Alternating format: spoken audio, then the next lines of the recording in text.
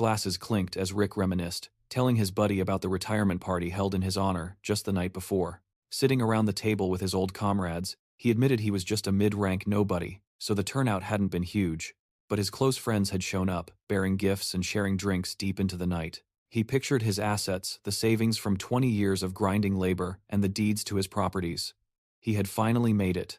All that remained was to live out his final days in peace. Rick's head snaps up. He's sitting on a bed, but the reality around him has shifted violently. Clutching his temples, he realizes with horror that he's waking up in the student dorms, the exact dump he lived in 20 years ago. He grabs his phone, staring at the date, 2018. He hurls the device against the wall and screams, "This has to be some kind of sick joke. Why now?" Just when he had finally started his carefree life, why was he dragged back to the starting line? Rick grips his head, spiraling into panic, demanding to know what he did to deserve this. While his mind races for an answer, he pauses, glancing at his wrist. The watch. It was a retirement gift, yet here it is, strapped to his wrist, decades before he received it. He remembers Jack's voice telling him this piece was incredibly rare. Rumors said it was a relic belonging to a legendary mage from the continent's history. Rick frowns, examining the artifact. He had been fiddling with it, studying its mechanisms right before he fell asleep last night. Suddenly, heavy pounding rattles his door. A voice outside demands to know why he's making such a racket. Rick sighs. He remembers this. The fool next door, the landlord's son who strutted around like he owned the place. Memories flood back of trying to sleep while this guy threw wild tantrums and parties. Karaoke nights, drinking binges, and then the nerve to come shake Rick down for cash while he was still half asleep. The mere thought of this punk drives Rick to the edge of sanity. He storms over and throws the door open. The landlord's son is standing there with a smug grin, eyeing Rick's gear. "Nice clothes you got there." He eyes the jacket made of monster leather. "I was thinking about calling the cops on you for the noise," the punk says, "but I don't want to ruin a young man's future. Tell you what, I'll turn a blind eye to your little outburst if you pay me a compensation fee." The bully reaches for Rick's wrist. "That watch." "Yeah, that should cover it." Rick's expression darkens instantly. He smacks the guy's hand away, fury radiating from his eyes, and delivers a devastating punch. Blood sprays from the bully's nose as he clutches his face. Rick doesn't hesitate. He drives a brutal knee straight into the guy's jaw. Looking down at the groaning mess on the floor, Rick sneers. "Why does a lanky piece of trash like you always insist on robbing the weak?" Rick steps over him to leave. It isn't nearly enough revenge for years of torment, but he decides to spare the worm's life for now. Rick shoves his hands into his pockets. He closes his eyes, taking a deep breath. "I'm moving out," he decides.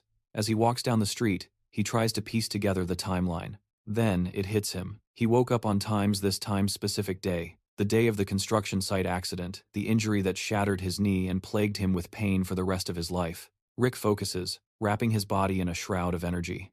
"Time to wake up," he whispers. Mana spreads through his veins. He has controlled this power for 20 years. Doing it now is as natural as breathing. He clenches his fist, testing his strength. He's malnourished and lacks muscle mass. "How the hell did I ever go to work in a body this weak?" he wonders aloud. He readjusts his backpack. First things first, he needs food. Scanning the city, he notices the construction sites surrounding the area. A grim realization washes over him. He knows why nobody noticed the small dungeon gate opening. In the original timeline, countless people died here because of the sudden monster ambush. Rick freezes. A portal tears open right in front of him. Civilians start screaming, shouting about monsters, and calling the police. Rick locks eyes with the beast emerging from the rift. He identifies it instantly. A spotted red dog. A vicious pack hunter with razor-sharp fangs. An old man nearby grabs Rick's shoulder, screaming at him to run.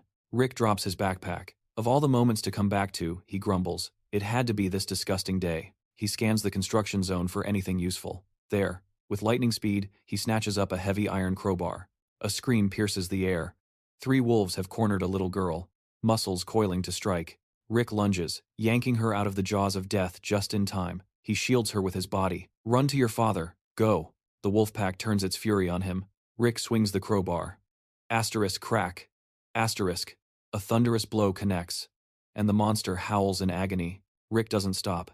He swings again, smashing the beast squarely in the face, gripping the crowbar with both hands for maximum lethality. Rick lands a devastating blow, his face twisted in a focused, primal scream as the wolf is sent flying by the impact. He stops cold, looking totally unbothered. Standing before the horde of monsters, Rick rubs his stomach and announces he is hungry, then casually asks, "Why are there so many of you?" For a split second, the monsters actually looked terrified. Rick is practically drooling. You guys look plump, delicious. The wolves instinctively back away from the predator in front of them. He hallucinates a simmering pot of stew, the memory of their meat's savory taste hitting him. This is gonna be great, Rick mutters, gripping his crowbar tight. Time to help the city clean up this mess fast. Rick charges straight through the pack, smashing into them. Asterisk, I might be physically 20 again. Asterisk, he thinks. Mid-swing. Asterisk. But I don't have the finesse I had at 40 yet. Asterisk. He weaves past a snapping jaw. Nice. My knees don't hurt at all. He vaults right behind the beast. He lands squarely on the wolf's head, crushing it, but instantly spots another enemy closing in from the rear. Asterisk. They just keep coming. Asterisk, he thinks, barely dodging a bite. Asterisk. One crowbar isn't going to cut it. Asterisk. He slips his watch off and wraps it around his fingers' makeshift brass knuckles. Bam! He decks the wolf right in the snout. He glances at the timepiece. Sturdy little thing. Standing amidst the pile of broken bodies, Rick pants. How many left?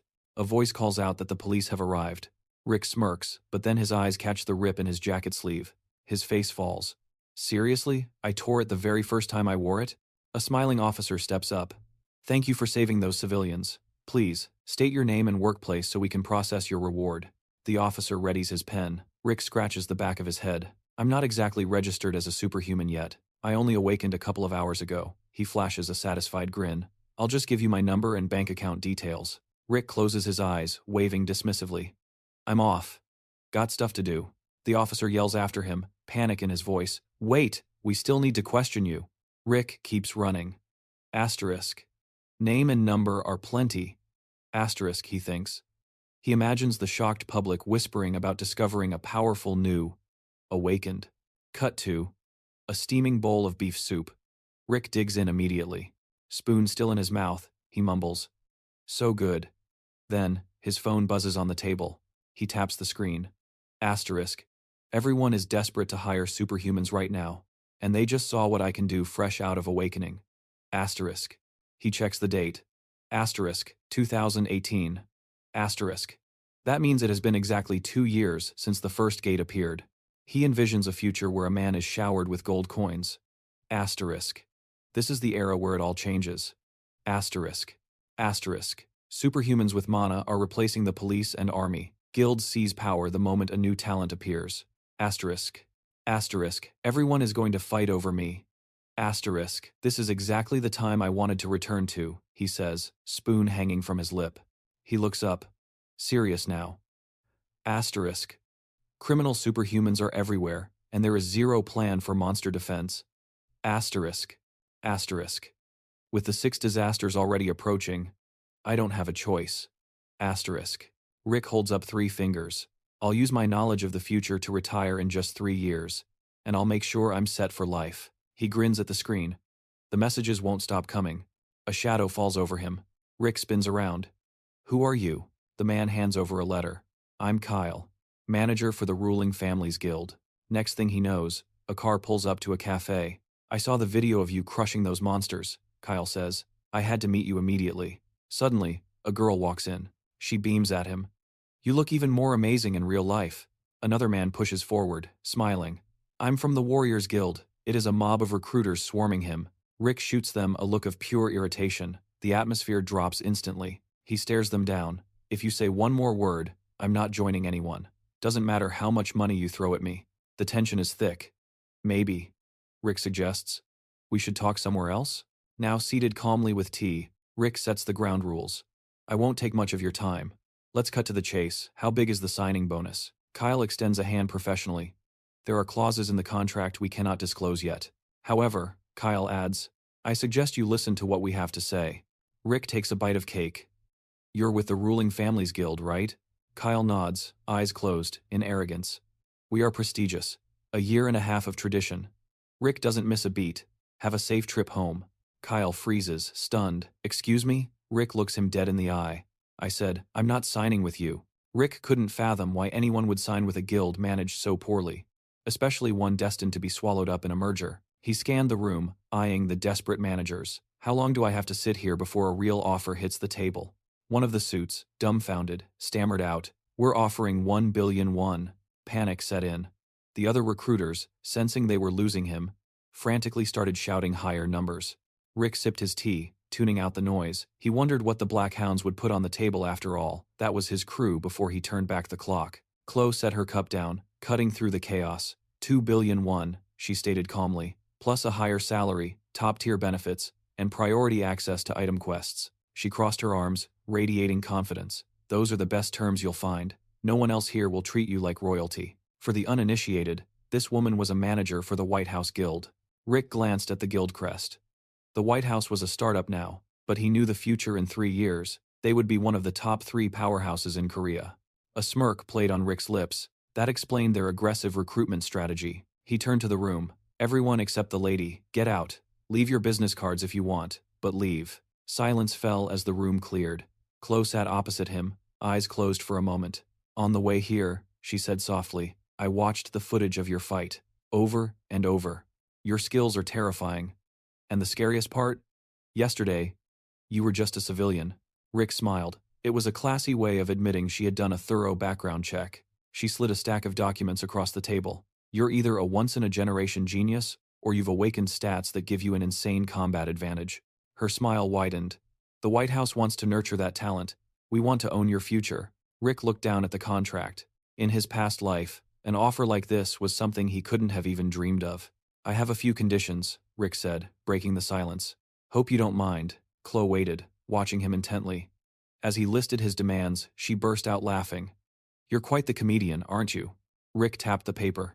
I'm serious. A 4-day workweek, fixed hours, and the absolute right to refuse any long-term missions. Chloe's smile vanished. She looked furious. You simply must be joking. Rick's expression didn't waver. Those are my terms. Take them or leave them. She rested her chin on her hand, studying him. Where does a rookie get this kind of arrogance? Rick locked eyes with her. Sign the paper, and I promise you won't regret it. Chloe stood up, the smile returning to her lips. I'll review these demands. Expect a visit in a couple of days. She winked at him before turning to leave. Next time, let's skip the coffee. I prefer drinks. Rick sat alone, rubbing his temples. He told himself her charms wouldn't work on him. She had no idea that he knew exactly who she was, the daughter of the guildmaster. Rick stood up. It was time to make things official. He headed straight for the Disaster Control Center, Korean branch. The superhuman support room was a mess. The girl at the desk looked flustered. The person in charge is out, she stammered. I'm new. I really can't handle this alone. Rick towered over the desk. I'm in a hurry, he said. Can we figure something out? The girl nervously tapped her keyboard. I'll try to contact my boss. Rick closed his eyes, exhaling slowly. He just needed to get this done and get out of there. Look, he said, I'm a physical type. I use brute force. No skills, no magic. He gripped his backpack strap. Nobody believes in magic these days anyway. The only way they would find out about his true power is if he showed them, and in this timeline, he had zero intention of doing that. They moved to the testing room. The request was simple. Lift the barbell. Rick's hand glowed faintly with blue mana. He hoisted the heavy iron over his head with a single hand, effortless. The girl gasped. You really are a superhuman. She quickly motioned for him to continue. Moments later, she handed him a temporary superhuman certificate. We'll contact you when the official license is ready, she said, her voice filled with awe. Rick froze. He saw someone walking toward the desk. He immediately thought about turning around and disappearing. It was Jimmy from the support service. Nothing but trouble ever came from that guy. Rick squeezed his eyes shut. He needed to make sure he never had to come back to this place again. Jimmy strolled up to the receptionist. New blood? He asked. That's Rick, she replied. The one I told you about on the phone. Jimmy spun around, a sneer plastered on his face. Well, look who it is, the super noob. Rick walked away, passing through the pollution control zone. It was a wasteland, closed off, destroyed, and abandoned to the monsters. But everything was about to change. The spatial gates were opening. 2 worlds were colliding, introducing the continent of Gaia, a realm of swords and sorcery. 1 year from now, the spatial gates will rip open on Earth, and humanity will crash headfirst into a terrifying new civilization. Rick pauses, knowing the truth. In all of Korea, only a single gate is set to manifest right here inside the control zone. He grins, eyes lighting up with greed. As soon as that signing bonus hits his account, he is buying this entire plot of land. Once those gates open, he will be filthy rich. But for now, he unzips his pack. It is time to gear up and hunt some monsters. Sudden shock freezes him. A scream pierces the air, "Leave now or die." Rick peeks out from his cover, expression hardening. That tongue. Is that the dialect of Gaia? Blue mana wraps around his legs. He vaults the fence, fading into the background. Blend in. Erase the presence. This is the skill that defined his career. Reconnaissance, espionage, secret assassination. He was the ghost sent to do the dirty work. Moving like a blur, Rick swears he will not get played again. A girl stands her ground against a group of men, frowning as she realizes she is cornered.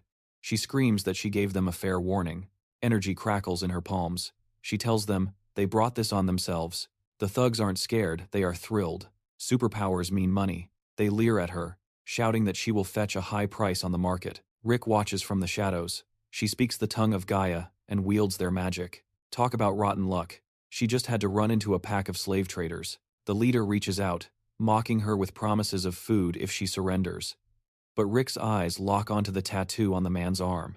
There is no mistaking that ink. That is the mark of the Red Snake criminal syndicate. Rick lands silently. He checks his reserves, just enough mana left before his concealment fades. It has been ages since he faced a Gaian. Blade in hand, he strikes. Metal pierces the bandit's chest. Blood coats the steel. Rick slaughters the rest of the crew in a heartbeat. The girl stares, paralyzed by the violence. As she stands trembling before him, Rick asks the obvious question. Is she from the continent of Gaia? Stunned, the stranger stammers. How does he know their language? Rick casually wipes the blood from his blade. Then, dead serious, he asks if she likes meat. Beaming with relief, she thanks her savior and vows to repay the debt one day. Rick just ignores the sentiment and asks how many servings she can handle. He presses on, catching her off guard. Did she cross the dimensional gate alone? He extends a hand. Where did she come from? Where is her home? Lily lowers her head. She refuses to speak. Rick sits down, realizing he is getting nowhere. Then, Lily whispers a plea for help. Frowning, she admits the truth. She is lost. She cannot speak the local tongue, and she is running on empty. She gathers a spark of mana in her palms. She can conjure fire, she explains, but it is weak. She looks miserable. Rick crosses his arms. He is busy. He is not a babysitter. If she wants his help, she needs to give him a reason. His expression turns stony. He gives her an offer. 1 month. She can stay, and he will teach her the language and the basics of this world. In exchange, she handles the housework and runs his errands. Lily blinks, confused, before lighting up. She can really stay? Rick answers by shoving a stack of dirty dishes into her hands. She smiles brightly, hoping they will get along. Rick points to the sink, but as she works, his mind races. A fire user, it cannot be. He pictures the future. The monster destined to incinerate half of Sela in 10 years has flame-colored hair and absolute control over fire. Her name is Lily. She is from Gaia. She is the future Fire Witch, one of the legendary 6 disasters. Rick rubs his chin. She looks so much like that monster. There is no doubt. They are one and the same. As he watches her wash dishes, he recalls the lore. The Fire Witch was kidnapped as a child, raised by criminals, and twisted into a living calamity. But now, he has a chance. He can stop one of the 6 disasters before she ever begins. Later, Lily trails behind him, asking where they are. Rick keeps a straight face. Welcome to the market. He decides to cook something special. Inspecting a slab of meat, he asks the butcher for a predator fillet. He explains the grim reality. After the first gate opened, a food crisis hit hard. Humanity had to adapt by eating monster meat. Right now, supply exceeds demand. The fools do not realize the truth, yet this meat is rich in mana, and it is the key to power. In this era, survival depends on the right gear. Rick scans the shelves, examining the products with a critical eye. He's loaded down with grocery bags, realizing that Lily's pathetic, wide-eyed look is a magnet for pity. It worked like a charm. Vendors practically threw freebies at them. Now, Lily stares at a fancy outfit, eyes sparkling, asking if she can really pick anything she wants. She points at a dress, practically screaming, "That one!" Rick's expression is stone cold. He ignores the fashion statement and shoves her into a cheap tracksuit. He sighs, telling her it's the perfect attire for blending into the trash heap they call home. Back at their hideout, Rick slams a frying pan onto the table. Tonight's special? A mana-enriched signature dish. Lily stares at the glop, asking if it's actually safe to eat. Rick insists healthy food always looks hideous. Surprisingly, she sniffs the air. It actually smells decent. Rick pulls out a box of fried chicken. He meant to save it for later, but seeing the soup, he figures they might need an emergency backup. Lily dives into the chicken, absolutely euphoric. She's squealing with joy. shouting that nothing has ever tasted this good. She declares a new life rule. From this moment on, it's chicken or nothing. Rick, clearly annoyed, threatens to dump the chicken into his mystery stew if she doesn't finish her meal. He starts shoveling the soup into his own mouth, muttering about how picky she is. He claims it's perfectly edible, but his internal monologue is screaming. One more spoonful of this toxic sludge might actually kill him. As he forces it down, he realizes the bitter truth. If he hadn't regressed to the past, he'd be dining on 5-star delicacies right now. Lily looks at the leftovers in horror, complaining that her tongue has gone completely numb. Rick orders her to wash the dishes and study. He needs absolute silence to meditate. He visualizes a silhouette within, focusing on the Great Sea of Mind technique. This art amplifies magic power and refines control. Blue mana begins to shroud his body. It's a technique he honed to perfection before his regression. The mana is surging, accumulating far faster than he anticipated. He visualizes the mana coalescing. In his past life, he struggled for every drop of power. But now, he can physically feel his dantian expanding. A grin spreads across his face. With this mana-rich diet and the mind technique, he won't just match his past self, he'll surpass him. He stands up, wrapping up the session, only to be betrayed by a loud growl from his stomach. Lily lights up, eagerly asking if he's hungry. Does he want some chicken? Rick turns, confused. The girl is practically in tears at the table, wailing about how much she hates his soup. 2 days later, Rick inspects his physique. The results are incredible for such a short window. At this level, he's ready to hit a dungeon or hunt for treasure. Suddenly, his phone buzzes. Chloe answers, her voice dripping with mock disappointment. She expected him to call first. Doesn't he care how she's doing? Rick frowns, cutting through the small talk. He's busy. How's the contract revision coming along? Silence hangs on the line. Rick presses her, asking if there's a problem. Chloe finally speaks. She convinced the guild leader, but there's a catch. Rick has to prove he's worth the hire. Rick's frown deepens. So, they want an interview? A confident smile returns. He accepts. Later, at the White House Guild headquarters, Chloe greets them. Rick introduces Lily as his half-sister. Lily stares at Chloe with wide eyes. Rick quickly adds that she grew up abroad, her Korean is rusty. Due to some unforeseen circumstances, she's his shadow for the time being. Lily flashes the pocket money she just scored, deciding right then and there that Chloe is an absolute angel. Chloe clasps her hands behind her back, assuring him not to worry. The guild doesn't pry into private lives. A man approaches, looking Rick over with satisfaction. The name's Bill. This guy is the real deal, the guild master of the White House. He shakes Rick's hand, apologizing that business delayed their meeting until now. He hopes Rick understands. Rick nods, no harm done. Let's just call my arrival a little field trip, Rick remarks. Bill gets straight to the point. He heard Rick added a bold condition. Double the contract fee if he aces the entrance test. Yellow energy erupts around Bill, the air thick with mana. He stares Rick down, wondering if the kid is really worth that kind of cash. Rick frowns, analyzing the aura. Bill lacks refined martial arts or magic circles, yet he's generating this overwhelming pressure through raw force alone. A monster is a monster. If Bill were just some average superhuman, Rick wouldn't have even bothered negotiating. Lily shrinks back in fear, but Rick just smiles. I'll show you exactly what I'm worth. Bill blinks, stunned by the sheer audacity and the fact that Rick didn't flinch. He turns to Chloe. Rewrite the contract. Give him what he wants. Bill closed his eyes and upped the ante. They would triple the initial offer. But there was a kicker. A 20 billion bonus if he passed the test and signed the contract on the spot. The protagonist flashed a grin. He liked Bill's style. The man was a total hotshot. Rick didn't hesitate. He was ready to start the test right this second. Deep within the White House's underground training complex, Bill laid down the rules. To pass, Rick had to defeat 3 of their guild members. Standard sparring rules applied. Go hard, but keep it non-lethal. Bill gestured toward a figure stepping forward Rick's first hurdle. His name was John. Don't let the baby face fool you. Despite his age, he was already an elite member of the First Guild Union. Rick slipped a combat device onto his fingers. He declared he didn't need a weapon, this gear would be more than enough. John seethed with rage. This rookie had barely awakened his powers, yet he was strutting around like he owned the place. Bill stepped back and signaled the start. John didn't waste a breath, swearing he would crush this upstart. Rick stood his ground, wondering why the kid was so worked up. As John charged, Rick realized he recognized him. He had read about this speedster in the magazines. His signature skill was speed. The longer he moved without stopping, the faster he became. A living bullet. Rick remained motionless, calculating rapidly. He needed to end this instantly, before John's momentum made him untouchable. John circled like a shark, building velocity. Rick frowned. He expected a head-on collision, but the kid was playing the long game. The spectators watched in awe, realizing John was pushing his acceleration to the absolute limit. Taking down a First Union member seemed impossible. To them, it looked like it was already over. At least Rick had guts. Chloe watched, terrified for him. Rick locked eyes with the blur that was John. "Time to die!" John screamed, rushing in for the kill. Rick's expression went stone cold. Bam! Rick planted a fist square in John's face. The fastest targets are the easiest to hit when they let their guard down. Rick frowned as he shook out his hand. He hadn't even needed to attack. John's own speed had done the damage, turning his face into a car crash against Rick's fist.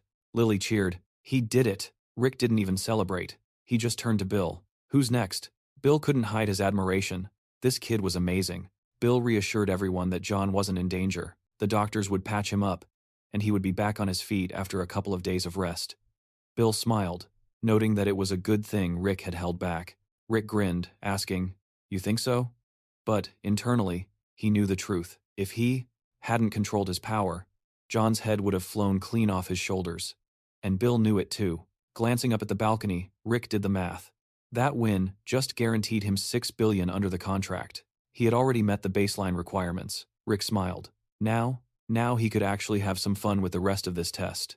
Lily shot him a puzzled look. "Why are you grinning like an idiot?" The scene shifts to the artificial forest training ground. A guide explained the White House structure. 2 associations, 6 teams each, 5 members per team. She flashed a crest. Rick's next opponent wasn't a grunt, he was the leader of the First Association's 6th team. Riley stepped forward, extending a hand. "Let's make this a good fight," he said, calmly. Rick wasn't buying the nice guy act. He glanced at the balcony. Riley was definitely one of the guys who wanted him dead. Rick raised his fists. "Ready when you are." Riley drew his sword, the metallic ring cutting the silence.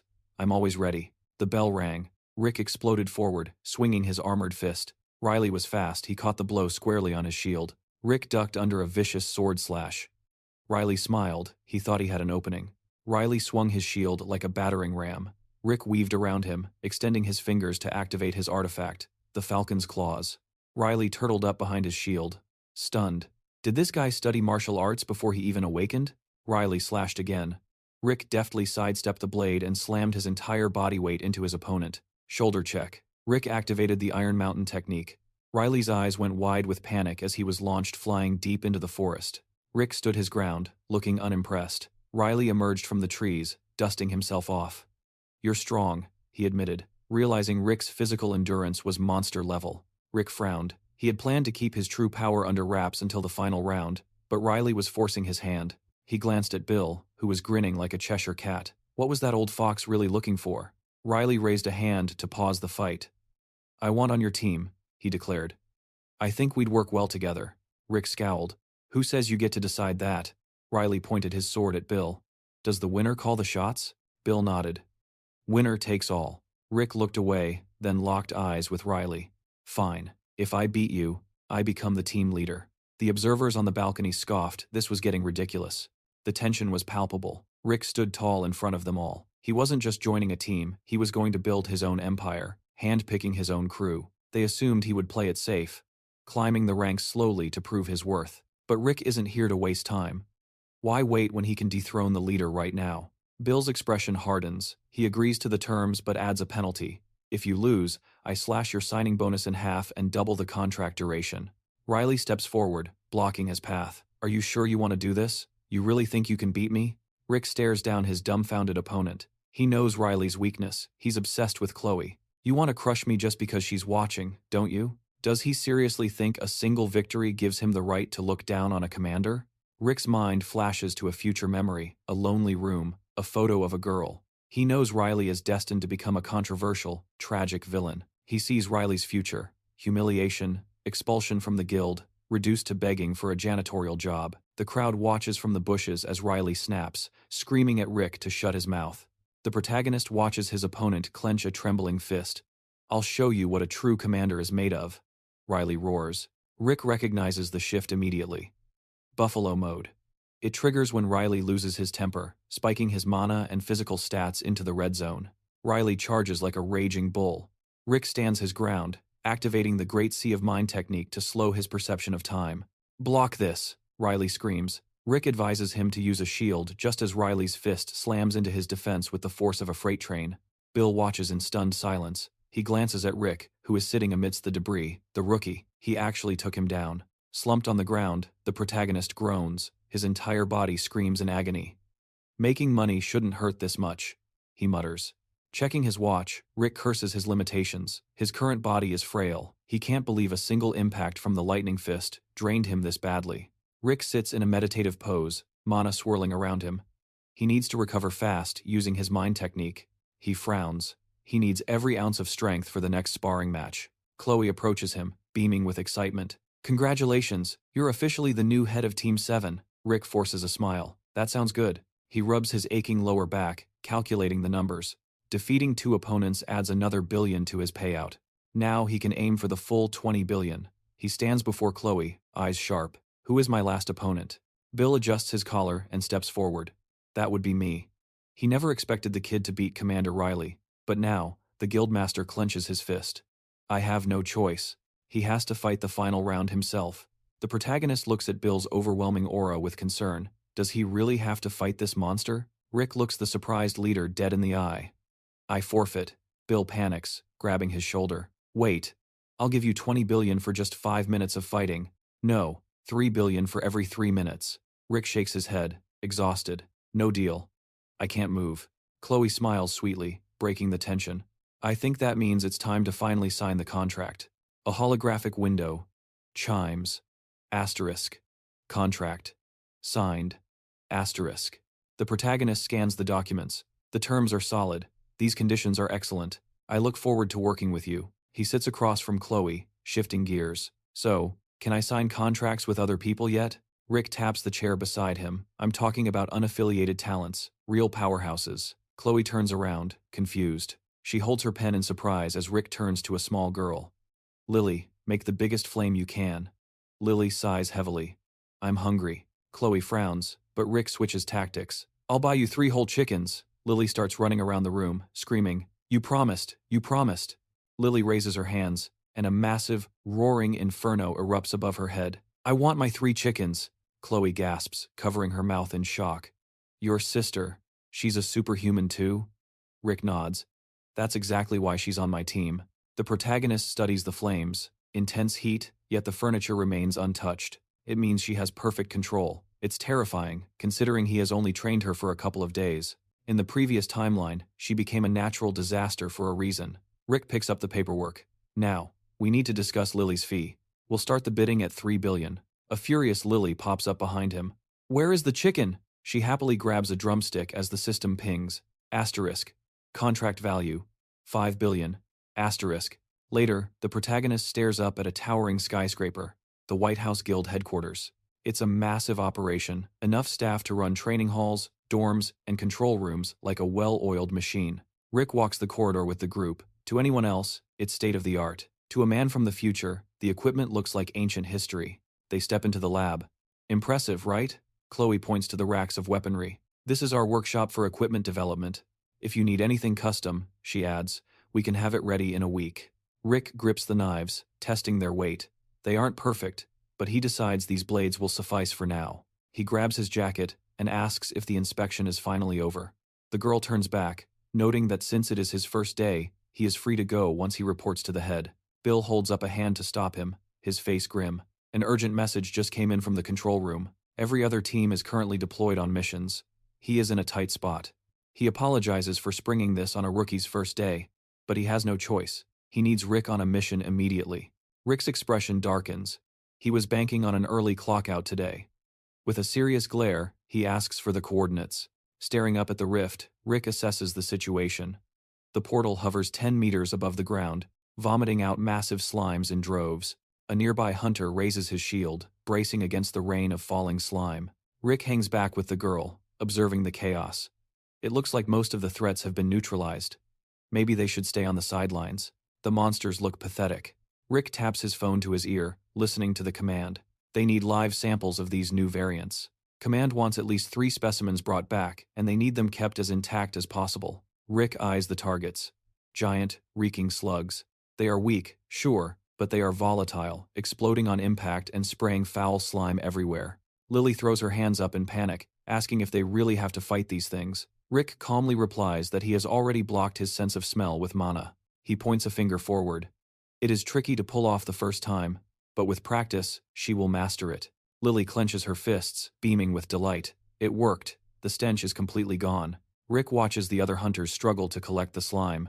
Nobody has managed a clean capture. The creatures detonate at the slightest touch of mana, and physical attacks without mana just bounce off them. Time to show them how it is done. Rick kicks off the ground, spotting a stray slug clinging to a tree. He slams his foot into the trunk.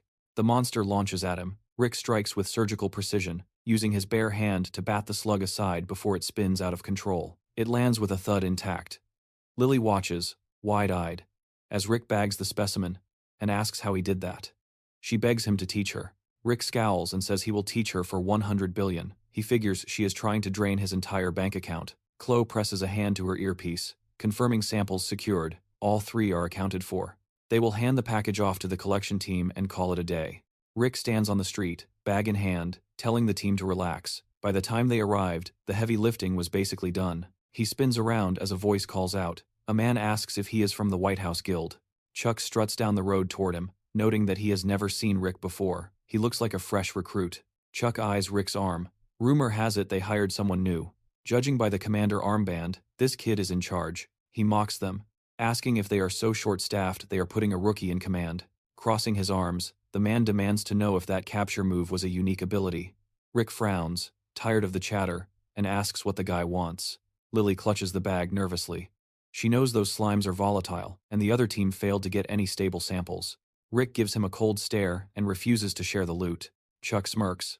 A refusal? He asks how old Rick is and why a kid is speaking to him so casually. The member of the ruling family's guild steps closer, telling Rick to use his head. They will share the battlefield often, so it is better to scratch each other's backs. Chloe shouts through the comms, telling Rick not to yield to them. She threatens to file a formal complaint with the guild leader. Rick looks at the bag in his hand. He knows this game. If he does not hand it over, they will try to take it by force. He tosses the bag aside and tells them to come and take it. Chuck laughs, saying he intended to do just that. Rick walks over to the slime bag and sits right on top of it. He dares them to try. The rival guild member frowns, claiming he was just trying to negotiate. Chuck clenches his fist, asking if Rick wants to handle this the hard way. Rick crouches in front of Lily, whispering a command.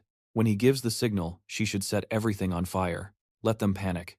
Lily takes a step back, asking if he really means to burn them. Rick looks at her seriously. If she lights it up, their problems disappear, only scorched earth remains. He thinks to himself that he won't let it turn into a total disaster. Chuck points a finger, shouting that as a senior hunter, he is going to teach this brat a lesson. Rick's gaze shifts past him to the sparkling portal. He asks what is wrong with it. Another slug bursts from the gate. The rival hunter frowns, yelling for everyone to prepare for battle. Civilians and hunters scramble down the street. A colossal snail materialized on the pavement. Watching Rick drag a heavy bag across the asphalt, the guy warned him if he took a hit, it was on his own head. Strolling down the street with the girl, our protagonist decided to stash the gear in the car first. The squad clashed with the beast, but their blades bounced off. Why wasn't it bleeding? Where was this insane durability coming from?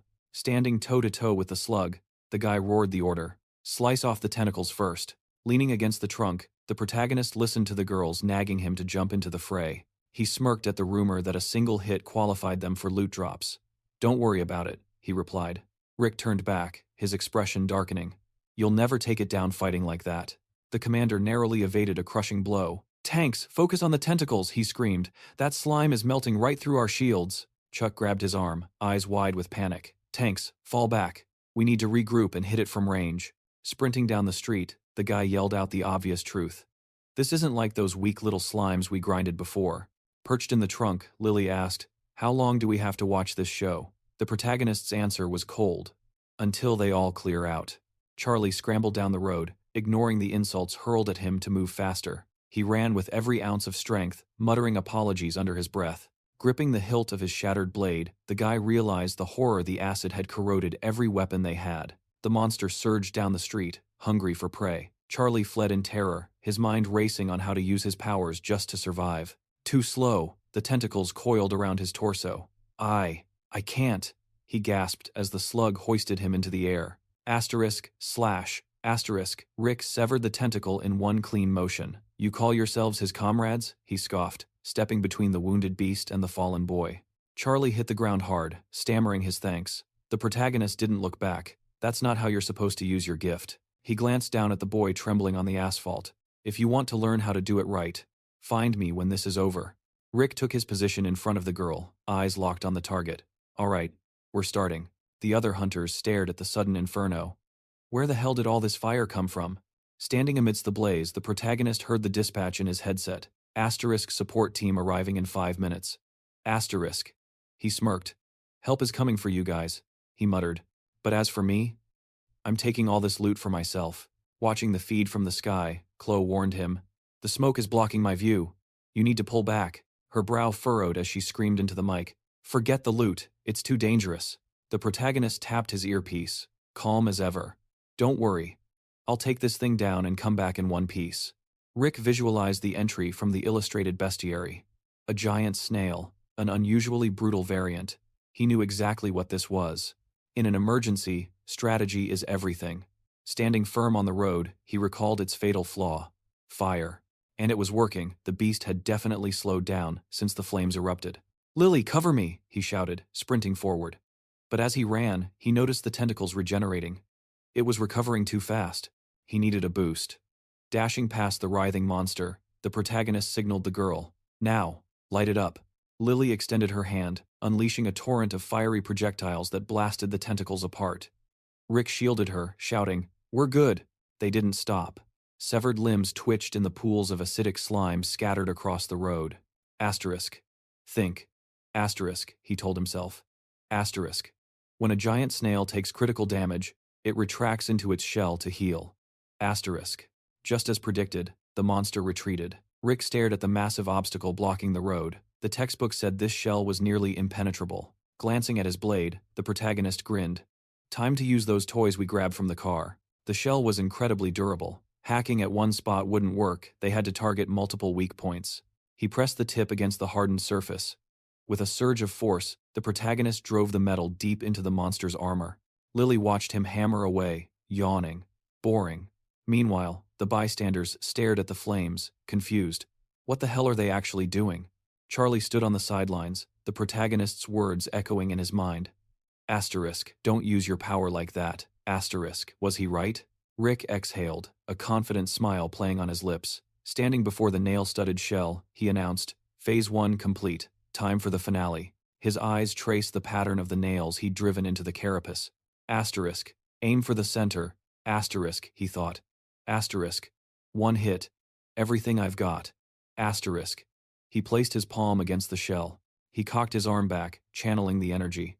Great Sea of Mind technique. Asterisk, asterisk. Lightning fist. Asterisk, asterisk. The impact was devastating. He squeezed his eyes shut as the nails acted like lightning rods, sparking violently. The shell cracked open. The protagonist clutched his throbbing arm. Collapsing onto the road, he recalled his training. Asterisk. I thought using this technique twice would be pushing it. Asterisk. Asterisk. But with this weak body, I can barely handle doing it once. Asterisk. Terror takes over as Lily kicks him, screaming to check if he's been fried. Rick just groans she was supposed to be times helping Asterisk, not making it worse. Rick drops to one knee, realizing the battle is won. He decides to maintain the firewall just a bit longer. They fought like hell for this, so every scrap of loot belongs to them now. He tosses chunks of the slime into his sack, lecturing the girl on how tender and nutrient-rich this monster meat really is.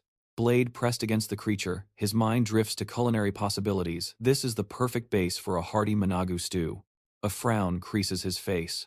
Through the comms, the second team captain's voice crackles in he's already been briefed on the situation. Reinforcements are inbound. Tapping his earpiece, Rick gives a cold command. Don't move in until he drops the firewall. As he slices through the tentacles, Rick realizes he still hasn't secured the core prize. The voice on the line assumes the two of them must be barely surviving against the slime. It is, after all, their first day. No need to go overboard. Rick seizes a chunk of monster flesh and signals the girl to kill the fire. The other team arrives just in time to watch the inferno fade away. Brock points a shaking finger, disbelief in his voice. Did they take this thing down alone? Rick just offers a weary smile. claiming it was a fight to the death. Pure luck, he claims. Chuck stands there, dumbfounded, demanding to know how a rookie pulled off a feat that the veterans couldn't handle. Rick claps a hand on Brock's shoulder, casually asking if they can handle the cleanup crew duties. Brock just nods, too stunned to argue. He strolls away with practiced calm, ignoring the frantic advice over the comms to report to headquarters for emergency treatment. Gazing out at the darkened street, Rick turns to the girl. She put in serious work today, and he lets her know it. He gestures to the feast spread before them tonight. She eats like a queen. Lily clasps her hands, eyes wide. This isn't a dream. She snatches up a pair of chicken legs, screaming that she wants to go hunting for snails again immediately. Rick slams his beer mug onto the table. That flavor? That's what makes life worth living. Damn straight. The girl stuffs her face, realizing he says that same line every single meal. But then, to Rick's horror, she happily mimics him, shouting, "Damn." Rick freezes. The old saying is true, you really have to watch your mouth around kids. He frantically wipes his mouth, lecturing her that it's a bad word. Forbidden. Asterisk. He times gets a pass, but she definitely does not. The cityscape is a ruin, every building choked by wild vegetation. Rick sits in meditation, realizing that even with his great sea of reason technique, this hangover is absolutely killing him. He squints through the pain. What did he expect after that drinking binge? The technique is for magical emergencies, not self-inflicted hangovers. Not worth it. Rick stares blankly at his phone, trying to count the missed calls flooding in this morning. He finally lifts the device to his ear, instantly getting an earful about why he's been ghosting everyone. It's Chloe. She assumes he's paralyzed with muscle pain from yesterday's overexertion and just sleeping it off. She asks, with genuine concern, if he's recovered. Picking his way through the rubble, Rick avoids the question, asking what she actually wants. Chloe gets to business. She's actively recruiting for his squad and needs his input on the roster. A digital interface pops up with silhouettes. Rick lists the requirements: squad leaders, combat support, medics, and a tactical operator to run comms from the control room. Chloe offers a knowing wink, and Rick adds that they'll even need administrative staff to handle logistics, scheduling, and the mountain of paperwork.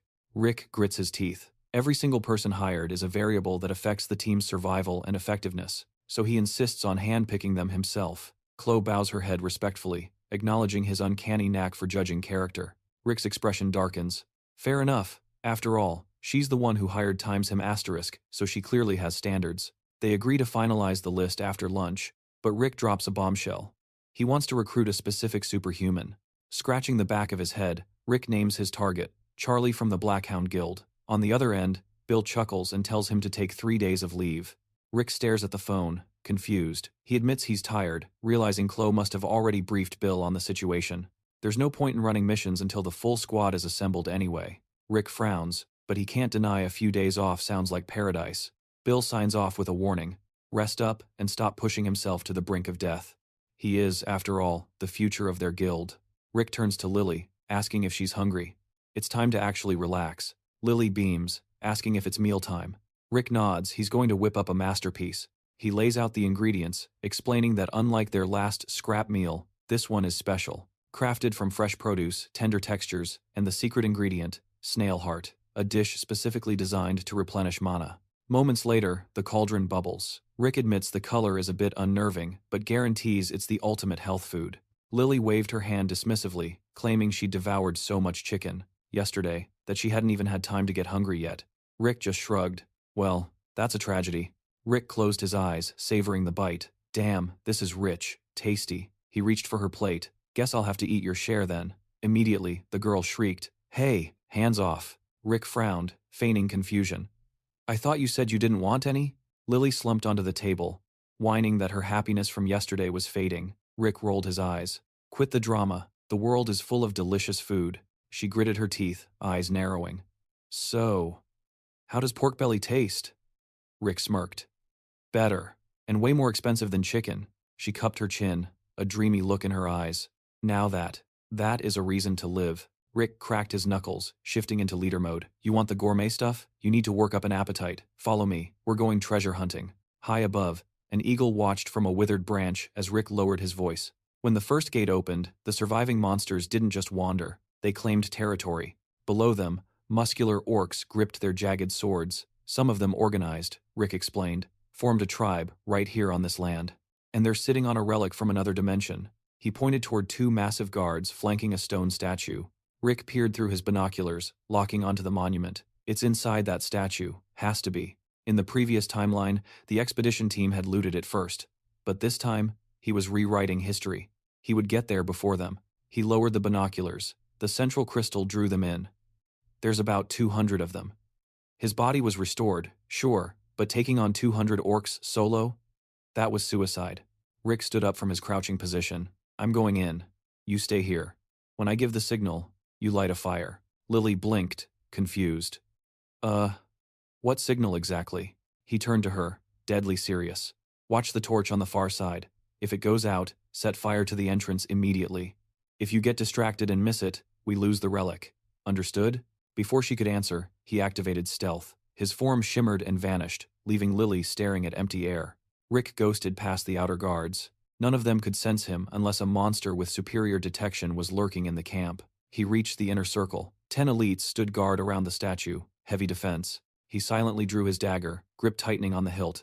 10 of them. I can take them down. Then he saw him. The massive figure in the center. The tribal leader. A mutant variant. The beast tore his shirt off, muscles rippling like steel cables. Rick remembered him from the past, the monster who had crushed the expedition team with raw power. Rick hesitated, hand hovering over a loose stone. That orc was a catastrophe waiting to happen. A direct fight was off the table. Asterisk, stick to the plan. Asterisk, he grabbed a rock and hurled it into the central fire pit. Sparks flew wildly. Up on the ridge, Lily saw the disturbance. That's the signal. The orcs stared at the sudden flare-up in confusion. The leader drew his massive weapon, roaring a command to find the source. Asterisk. Perfect. Asterisk. While they were distracted, Rick shifted his gaze to the statue. Now was his chance to smash it and grab the relic. Suddenly, the air warped. A shock wave slammed in front of him. The leader was already behind him. Asterisk. He smelled my scent? Asterisk. Rick sprinted forward, abandoning stealth. He's too strong. We have to bail. He dashed through the confusing mob of orcs. There was no point in hiding now. It was a full-blown sprint for survival. Lily leaned over the ledge. Did they see you? Rick screamed back. Run! Just run! The sky darkened above the canopy as they fled into the forest. Moments later, they collapsed in a small clearing. Rick scratched his head, panting. They hadn't run far, but the adrenaline dump left them totally drained. Lily caught her breath and pointed to a dark opening nearby. Wait, I know this place. I came out of that cave when I first arrived through the gate. Her eyes widened. Those weird guys, they were inside. They tried to capture me, so I bolted. Rick's mind raced, visualizing the Red Snake Clan emblem. Asterisk. This must be their hideout. Asterisk. Of all the luck. Who would have guessed they'd set up camp right next to a tribe of 200 orcs? A devious plan formed in his mind. He patted Lily's head. Asterisk, if I play this card right. Asterisk. A wicked smile spread across his face. We're going in. Lily recoiled. Do we have to? I really don't want to go back there. Rick held up a hand. Fine. You hide in those bushes. Sit tight and stay quiet. Contact me only if it's an emergency. Without waiting for an argument, he slipped into the cave. He reactivated his stealth. Inside, a guard sat on the floor. Rick narrowed his eyes. The Red Snake Clan wasn't just a ragtag group. This was a massive operation. He ventured deeper into the tunnels. Judging by the high-level security protocols, this was definitely their secret headquarters. But why build it in the shadow of the orcs? He spotted a chemist working behind a rack of lab equipment. Rick squinted at the substance on the table. Asterisk, white powder, asterisk. He turned around, spotting the insignia on a crate, a snake. They were running a drug lab. Then he gestures to the contraband, explaining the grim truth. The snake isn't just a drug. It's a bioweapon, forged from otherworldly flora. In the past, addiction spread like a plague. Victims lost their minds before suffering agonizing deaths. The authorities spent years chasing ghosts, but the investigation always hit a dead end. Who would have guessed they were operating right under everyone's noses? Rick slips past the kitchen staff, catching whispers of panic. They need to hurry. If they miss tomorrow's quota, they're dead meat. Rick runs the numbers. 100 armed enforcers of the Red Snake Group and 30 chemists on site. The protagonist locks eyes on the stockpile, quickly calculating the inventory. 50 kilograms of raw snake. He can't put an exact price on it, but the street value is easily in the trillions of one. A grunt reports to the boss, voice trembling. Demand is skyrocketing, but supplies are critical. They are running on fumes. An accident killed a worker yesterday, crying production to a halt. Rick listens from the shadows. They are kidnapping disposable labor people no one will miss to keep the factory running, but his reconnaissance is cut short. They've been spotted. The guards spin around in panic, screaming that they are blind and demanding someone hit the lights. By the time the beams cut through the darkness, the snake is gone. Under the pale moonlight, the protagonist calls out, "Lily, where are you?" The girl pops out of the bushes. "Are we done?" she asks. Rick smirks. "Done. We're just getting started. Time for a game of tag. Get ready." Lily hops into the empty crate as Rick warns her, "A lot of angry men are about to chase us. We just need to stay ahead of them. It's going to get dangerous, so keep your mouth shut." A soldier bursts through the foliage, spotting them. "He's over here! Catch that freak!" Rick laughs. "Come and get it, boys. Keep your head down," he whispers to the box. Hoisting the crate onto his back, the protagonist starts weaving through a hail of gunfire. He glances over his shoulder, the whole army is on his tail. Rick skids to a halt. "Well," he drawls. "Look at these familiar faces. It is the orcs." The orc leader roars, drawing his weapon and ordering a charge. The pursuing soldiers freeze, jaws dropping in shock. The protagonist sprints toward the monsters and shouts, "Lily, bail out!" He stomps the ground to launch himself upward, hurling the empty crate into the air. "He's lost his mind," the soldiers scream. The orcs look up, confused, as the crate crashes down right next to their leader. "That's our product. Kill the monsters and secure the snake," the soldiers yell. "We'll deal with that bastard later." A moment later, gunfire erupts as the commander screams for them to open fire. The orc leader stomps the earth, enraged, and charges straight into the muzzle flash. As the beast swings his massive sword, the protagonist crouches on the sidelines. Lily tugs at his sleeve, complaining she is hungry. "Patience," he replies. "Cleanup isn't always easy." Rick adds, "But we're on a tight schedule. Might as well wipe them out while they are distracted." A trembling soldier begs the orc for mercy, his courage shattering. The leader raises his weapon with a roar, but his eyes suddenly roll back. A blade bursts through his chest. "One less piece of scum," Rick mutters. The protagonist violently rips the blade from the monster's carcass. The remaining orcs stare at the protagonist in paralyzed terror. Rick notes the shift. With the alpha dead, the pack is no longer a threat. As the monsters scatter, the protagonist predicts the soldiers will be next. Rick swings a sledgehammer, smashing a nearby rock formation. The statue crumbles, revealing the hidden cache. 2 ornate bracelets tumble out. "Jackpot," the protagonist says. "These artifacts accelerate healing and boost constitution. By burning mana, they can also project a defensive barrier, and the effect amplifies if you wear the set." The protagonist slips one on, watching it magically shrink to fit his wrist. Instantly, his spent mana regenerates, confirming the item description was accurate. Lily eyes the loot. "Is that the treasure?" Rick beckons her. "Come here." He takes her hand. Lily blinks, confused. "Why?" She looks at the bracelet now on her wrist. "It has a protection spell ordinary people can't see," Rick explains. "Now we have a matching set." Rick looks at her critically. She is still too weak. Asterisk. "This tracker will let me find her if she gets snatched." Asterisk, he thinks. Asterisk. "Useful insurance." Asterisk. Aloud, he says, "We'll get dinner soon. But first, we need to head back to the cave." She asks why. "I'll explain later," he replies, pointing to the enemy stronghold. "For now, Lily, burn everything to the ground." Without hesitation, the girl conjures a massive fireball, and a pillar of flame engulfs the structure. "If I do this, I want the good food," she shouts. Rick breaks into a cold sweat. Asterisk. "If I starve her, she might actually eat me." Asterisk. Surviving soldiers open fire, screaming for his head. Rick calmly summons a shield. "Watch closely. The bracelet fuels this barrier," he explains. "Lily, try it. Once you master the mana flow, you can shape it however you want." The girl waves her hand, eyes gleaming.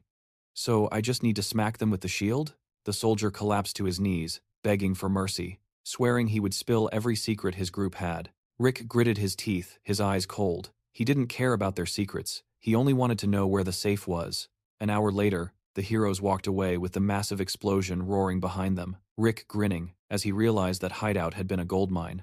He had scored a mountain of items on top of the cache, and he turned back to add that if she was done blowing everything to hell, she could drop the shield now. The girl looked up, eyes wide, and asked if they were going to make a run for it. Rick scanned the trembling soldiers, noting they had nowhere left to run, and stated flatly that there were about 35 members of the Red Snake and the drug manufacturers left. He wouldn't kill them, but he wasn't about to let them walk away scotangent-free either. Not after they helped create that abomination of a snake. Rick turned to a soldier and ordered the man to follow him, leaving the grunt scratching his head and asking why he was being called rice cake with red beans. The protagonist opened his mouth and roared that it was because he looked like one, ordering Lily to drag the man to his tent. He glared at the others, his voice darkening as he added that the rest of them would march to the guard post and surrender immediately. A moment later, Rick ground his teeth, annoyed by the endless questions, and shouted that if they didn't know the answers, he would beat them until the information suddenly came to them. As the soldiers cowered on their knees, Rick frowned, wondering why there were so many civilians wandering around a restricted area. He peeked out from behind the bush, calculating that if he dragged this lot to the police, they would probably turn around and report him and Lily too. He just had to hope the authorities wouldn't take their testimony seriously. A dark silhouette turned in the distance, and Rick noted instantly that they needed to establish a comms link with the Titan. He leaped down from the cargo container, deciding that the girl had put in good work today and deserved a reward, something tasty. Lily was already pounding her fists on the floor, throwing a tantrum and screaming that she was starving. Rick's face darkened as he feigned ignorance, but the girl opened her mouth and shrieked that he had promised her food that tasted like chicken. She snatched the bag, sniffing it suspiciously, noting that it smelled nothing like chicken and looked like a total mess. It was his mystery slugs again, and rice cake with red beans picked up the tray, screaming for them to just hand it over to him. He grabbed the meat, but the protagonist stopped him to describe the masterpiece. 2 pork breasts cooked to perfection, fried garlic, and seasonal green olives, wrapped in a sesame salad with lettuce, designed to be devoured in a single bite. Lily's face lit up with a smile. She grinned widely, shouting that it was unbelievable and delicious, while Rick watched, unimpressed, as half the food tumbled out of her open mouth. "Chew first, then talk," he scolded, closing his eyes as he overheard chatter that the local land was going cheap. He was certain he wanted to invest 10,000 peon, replying that you never know what the future holds. And just like that, the plot skipped forward as 4 days passed in a blink. It was time to get to work. Over the last few days, Rick had used the contract money from the guild to buy the land right next to his campsite, but lying back on the canvas, the protagonist sighed that living in a tent was getting boring. The guy Rice Cake heaved a heavy log onto his shoulder, a task Rick had entrusted to him. He placed a hand over his heart and shouted that for 3 years, he would handle the construction, the cooking, the cleaning, and everything else. "Leave all the work to me," he cried, grateful for the chance to start over and live an honest life from now on. Rick picked up his chopsticks, nodding that the man had better work hard for the next 3 years, while Lily, mouth full, shouted that he was an excellent cook. Rice Cake sat on his knees in submission, and the protagonist revealed that this cake was a unique specimen. Rick had struck specific pressure points in his bloodstream to ensure he couldn't escape. Until he regained his martial arts, he was powerless to fix it. The guy gripped a hammer, ready to work, while Rick noted the plan: use him as free labor for 3 years, then hand him some cash and cut him loose. Chloe winked at him, dropping the news that the man would be a temporary assistant for Team 7. "They're rookies, so they need someone with experience," she said, but Rick extended a hand, skeptical, asking if she was sure she was staying for a while. He insisted he would assign a replacement later, and Chloe smirked, replying that, of course, she was a busy girl. The protagonist's face fell when he heard the deadline: his official mission started tomorrow. That meant today was for cramming, memorizing everything in the dossier, and he thought back with regret that he should have rested more during those 3 days off. Rick stared at the paperwork, asking for confirmation that this was a mission to destroy a gate.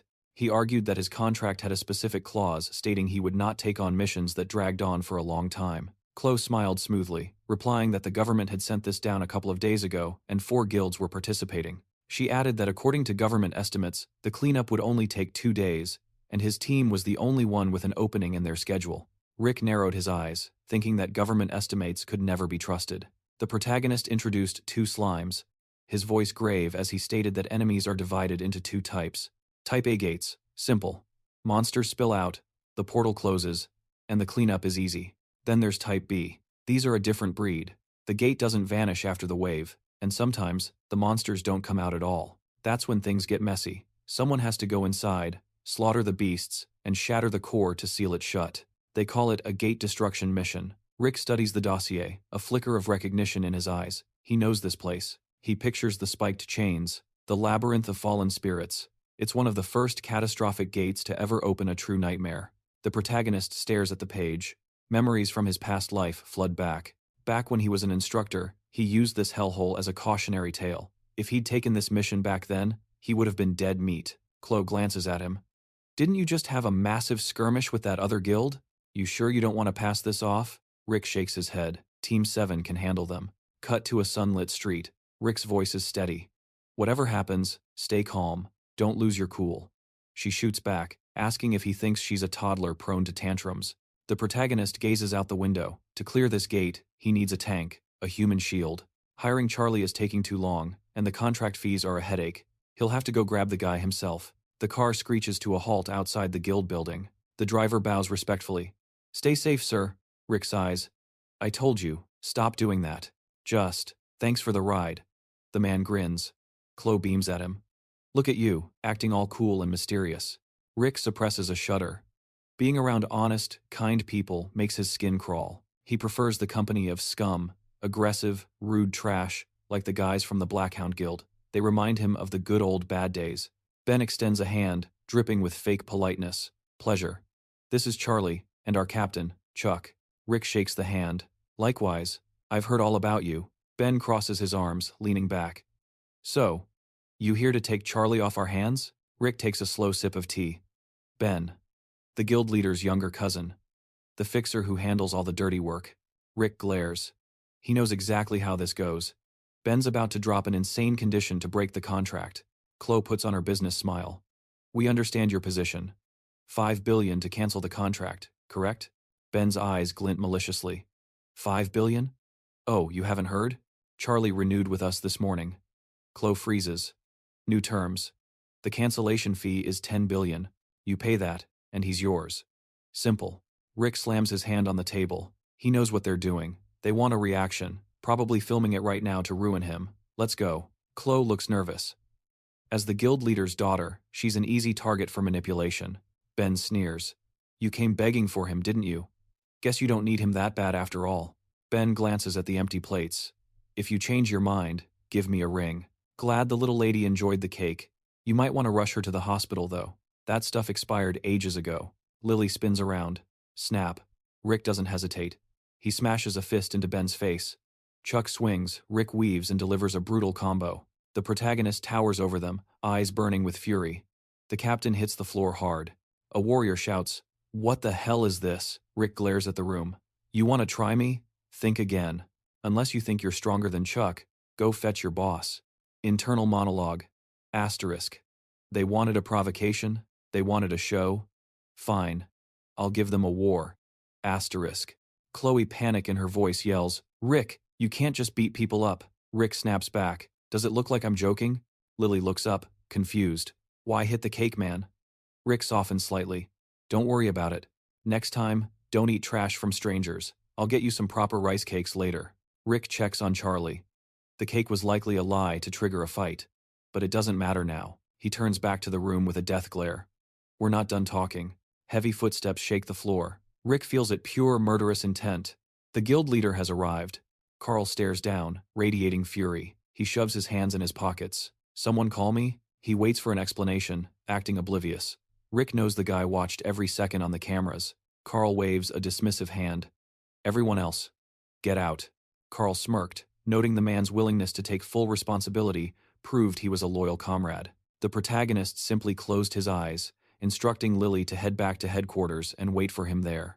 The girl stared up at him, her eyes gleaming as she asked if she could just burn the whole place to the ground. Rick grabbed her cheek, pinching it while telling her not to be stupid. If she dared to play with fire without his direct permission, she could kiss her beloved fried chicken goodbye forever. A moment later, Rick settled into the chair opposite him, asking bluntly what the man wanted. Carl slid a document across the table, proposing a partnership. Rick crossed his arms, scoffing that he was being asked to defect a move that would cost a fortune in contract termination fees. Carl shook his head, clarifying that he wasn't asking Rick to abandon his current guild. He raised a hand to silence the protest, adding that Rick could continue operating within the White House. All he required was for Rick to occasionally funnel information his way. Rick gritted his teeth as the man demanded he become a spy, promising the payout would be generous. Carl gestured toward the paper, urging him to read the terms himself. The offer was admittedly excellent. Rick asked what the consequences would be if he refused. Carl threw his hands up, replying that Rick would have to pay for the damage caused here, and if he pushed his luck, he might leave this room missing an arm or two. Suddenly, a roar came from outside. Bill was screaming for Carl to return Rick immediately, threatening to breach the perimeter if he didn't comply within 10 seconds. Rick's mouth quirked into a feigned look of surprise as he asked what his boss was doing here. Bill stormed in, noting that Chloe had reported Rick was locked inside. Rick smoothly lied, replying that he had offered his sincere apologies and they had been graciously accepted. He flashed a wide smile, adding that it seemed the opposition had been won over by his heartfelt sincerity. The protagonist's eyes sharpened as he recalled the earlier moment when told to read the contract. The terms had been lucrative, but the threat of violence for refusing had been just as real. Carl had been flushed with arrogance then, threatening that Rick would pay for his actions with a limb if he went too far. Now, Rick smiled broadly, noting that Carl's relationship with his sister-in-law seemed quite intimate. It surely wouldn't be an issue if that secret became public knowledge. He held up a hand, emphasizing the scandalous nature of an affair with a younger brother's wife. Rick suggested that if it was permissible, he could launch a full investigation into it. Carl froze, demanding to know how he found out. The man trembled with pure rage as Rick delivered the ultimatum. If he wanted the secret kept, he would accept Rick's counteroffer. First, Carl would release Charlie from his contract without any termination fee. Second, the price for Rick's silence was written right there on the paper. Rick sat back on the couch, recalling the original timeline where Carl had carried on that affair with his brother's wife for decades. They had eventually been caught, a scandal involving the younger brother and his wife that spanned years. The fallout was tragic. The brother and his wife committed suicide, and Carl was forced to leave the service in disgrace. Rick knew Carl would do absolutely anything to keep that future from happening. Meanwhile, Bill clenched his fist, shouting that the bastard was a cunning snake. He swore he wouldn't let them off easily and wanted to deal with Carl personally. Rick turned, hearing Bill rant that he should be grateful nothing happened, then noticed Lily was unusually quiet. He patted the girl's head, gently reminding her that not every problem needed to be solved with arson. Lily looked down at her shoes and mumbled that she was just hungry. Chloe smiled wryly, noting that the situation wasn't exactly ideal for a meal. Assuming she was in shock, the protagonist smiled widely and asked if Lily wanted to go get some chicken for dinner. He glanced at Chloe and Bill, realizing that despite the danger, they had come to rescue him. If the guild's safety was their only priority, they wouldn't have risked it. Joining the White House, it turned out, had been a brilliant decision after all. Later, Charlie nervously squeezed the straps of his briefcase and stammered a greeting. Rick pointed a finger, noting the guy was early, causing Charlie to bow hastily. A moment later, the protagonist handed him a mug, stating that the paperwork was already sorted out as of yesterday. From this day forward, Charlie was the team's tank. Rick stared him down, ordering the man to call him Commander, knowing full well Charlie had grown up in an orphanage. The guy was an introvert, cold and awkward when communicating with people. Because of that nature, the Blackhound Guild had treated him like trash. In the original history, he died effortlessly when the first disaster struck. The protagonist watched Charlie open his mouth to ask why a serious commander would choose a talentless tank like him. Rick simply answered, because he was needed. Charlie held out his hands, insisting he should clarify his specialty, in case the commander didn't know how useless it was. Rick grabbed him firmly by the shoulder, ordering him to freeze. He introduced him as the Stone Warrior, declaring that in 10 years, Charlie would be a supernatural hero, respected by the entire world. Rick tapped the guy's chest, thinking to himself that Charlie wasn't just a tank, he was a petrification specialist. He was looking at an unpolished diamond. His body feels significantly stronger. After testing it personally, the doubt is gone, he's definitely leveled up. Rick points a finger at him, calculating the potential. Charlie's petrification skill already outclasses Mink's. Give me a year. No. 6 months. Rick declares. And you'll be the top soul tank in the game. Charlie's jaw drops as he yells, "There's no way!" You called yourself a talentless tank, Rick counters sharply. So I'm going to force that talent into you whether you like it or not. Charlie reaches out, grinning broadly, accepting the challenge. The cook beams right back and shouts, "Order up. The special menu is ready." Rick stares at the thick purple soup. 3 massive bowls for each of them. It's a mountain of food designed to force-feed them power. The team gasps in unison when the deadline drops. They have exactly 4 days to prep for the labyrinth of fallen spirits. The beast roars, lunging forward. Rick weaves through the attacks effortlessly, barking orders. "You're a tank, Charlie. Stop flinching and act like one. If you feel sorry for dragging us down, then stand your ground and protect the team." Rick raises his dual knives, taunting the monster. "Come on, get in close and lock him down." Charlie extends a trembling hand. Rick notes the grueling regimen. For 2 days, the tank has choked down 3 bowls of high-density mana soup and 5 enhancement dishes daily. Charlie lunges, grappling the beast, but Rick shakes his head. The petrification hardening isn't triggering fast enough yet. The beast snaps its jaws, slamming into the big guy. Charlie clenches his teeth, screaming, "It hurts!" Rick glares at him, voice cracking like a whip. "Hold it for one more minute. You drop him now. You're eating 6 bowls of mana soup tonight." Rick glances at the girl, his mind racing. Petrification works like muscle fibers. The more you tear it down, the harder it grows back. Charlie needs to be broken to be built. "All right," Rick notes coldly. "Lily, you're up." Lily scowls, crossing her arms. "No way. I'm not doing it. I have to eat this garbage every day and you won't even buy me chicken. Fried chicken for dinner if you pull this off," Rick offers. Lily's eyes blaze. She conjures a massive fireball and shrieks, "Everyone, clear the area." A split second later, a charred, motionless body lies smoking next to a terrified Charlie. Rick grits his teeth in frustration. "You turned him into a charcoal briquette, Lily. I can't harvest a sample from ash. Control the fire, or no chicken." Charlie stares at the corpse, thoughts reeling. It's terrifying that she took down a monster like that with a single shot. Rick rubs his chin, pulling up the map overlay. "Check the radar," he commands. 8 one-horned white tigers exited the gate 20 minutes ago. They just need to hunt one more to secure the sample. Suddenly, Rick recoils, eyes narrowing at the sensor data. The Warriors Guild. They're closer than I anticipated. He's running out of time. The radar interface pings. Rick barks for a distance check. The dispatcher responds. Target is 2 kilometers away. The rivals are 1 kilometer out. Rick locks eyes with Lily. "I'm sprinting ahead. Follow at your own pace." Before she can answer, he blurs forward, tearing up the ground. Blue mana waves ripple around his body. The torture of training and force-feeding mana food is paying off. He hasn't reached his pre-revival peak, but the speed increase is massive. Ahead, he spots 2 rival guild members closing in on the beast.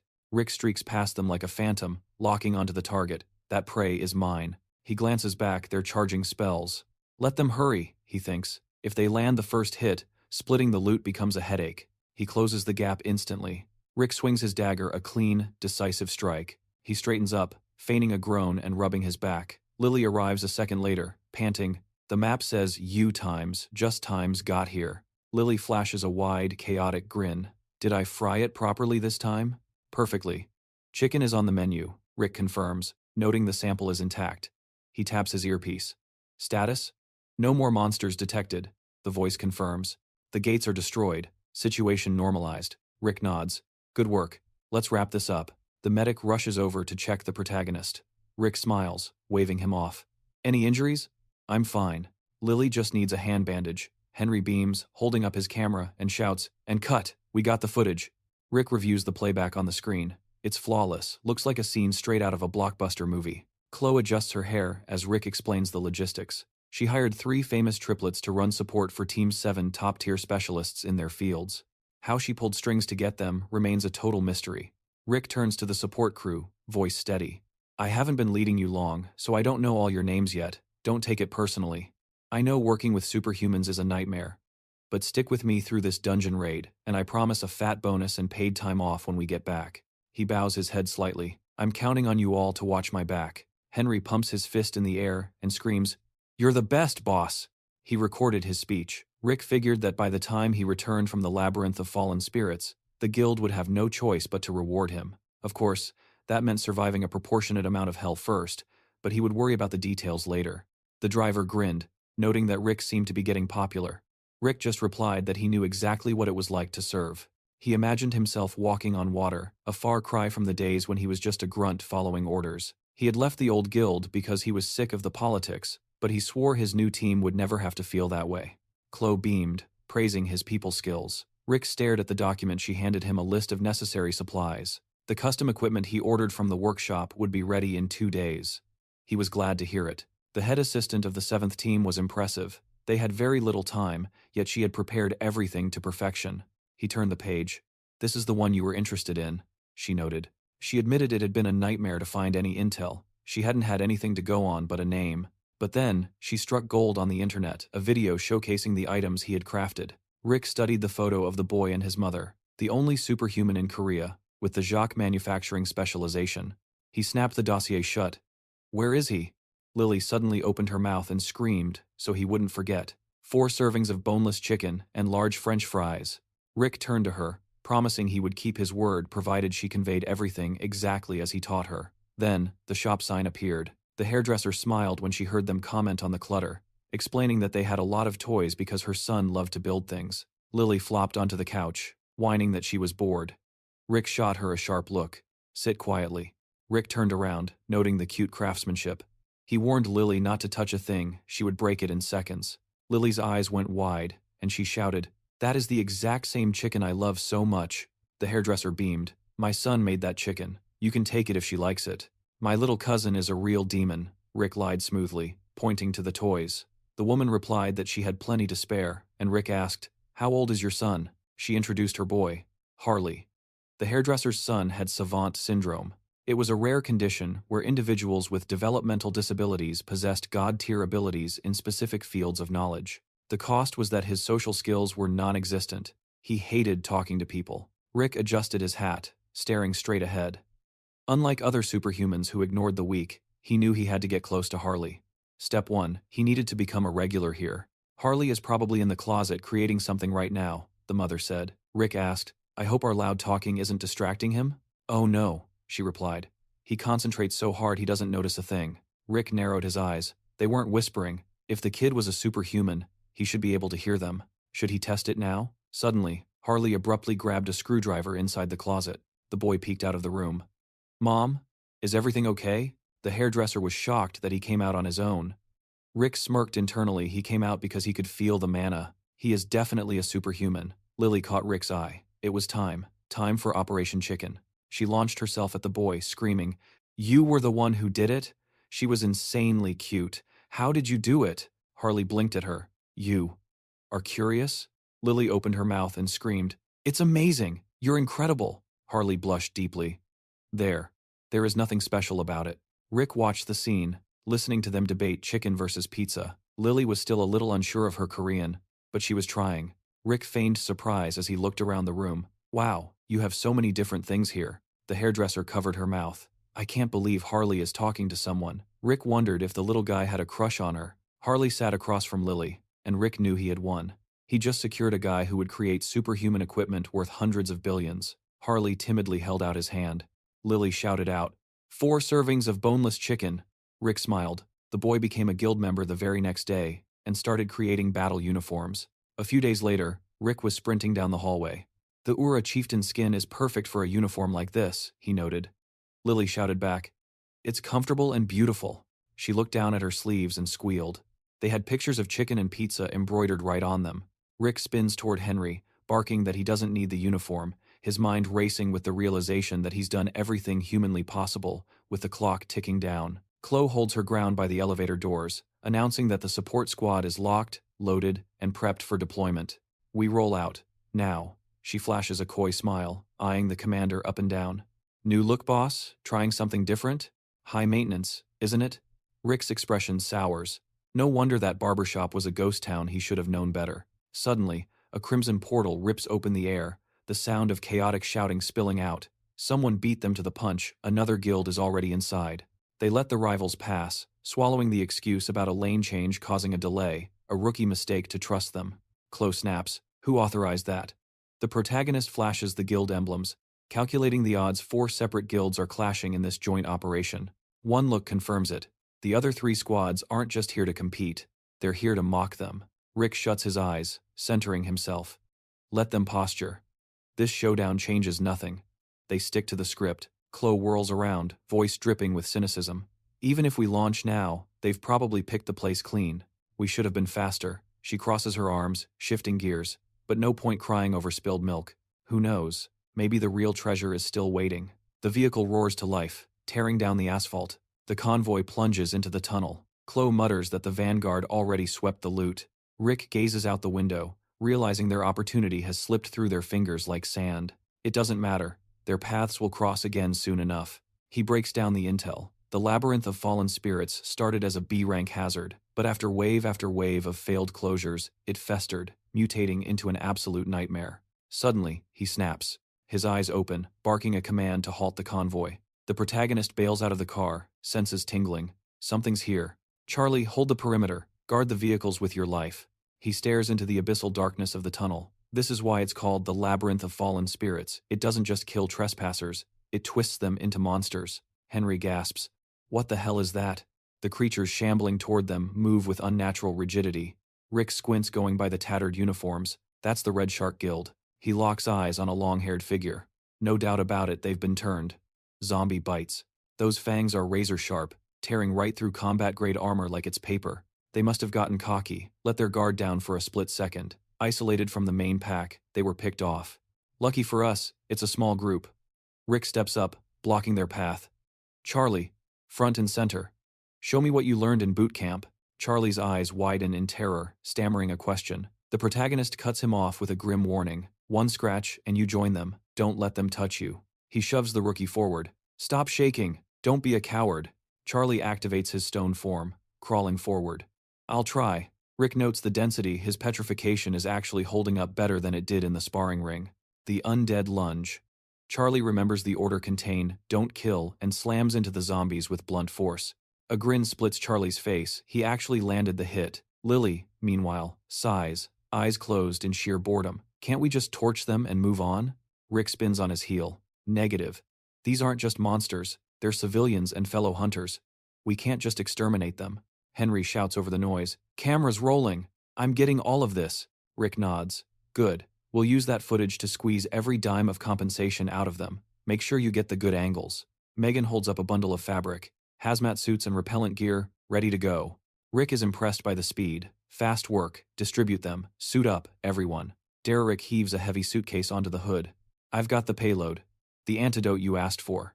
That's our lifeline in a hellhole like this, the protagonist declares.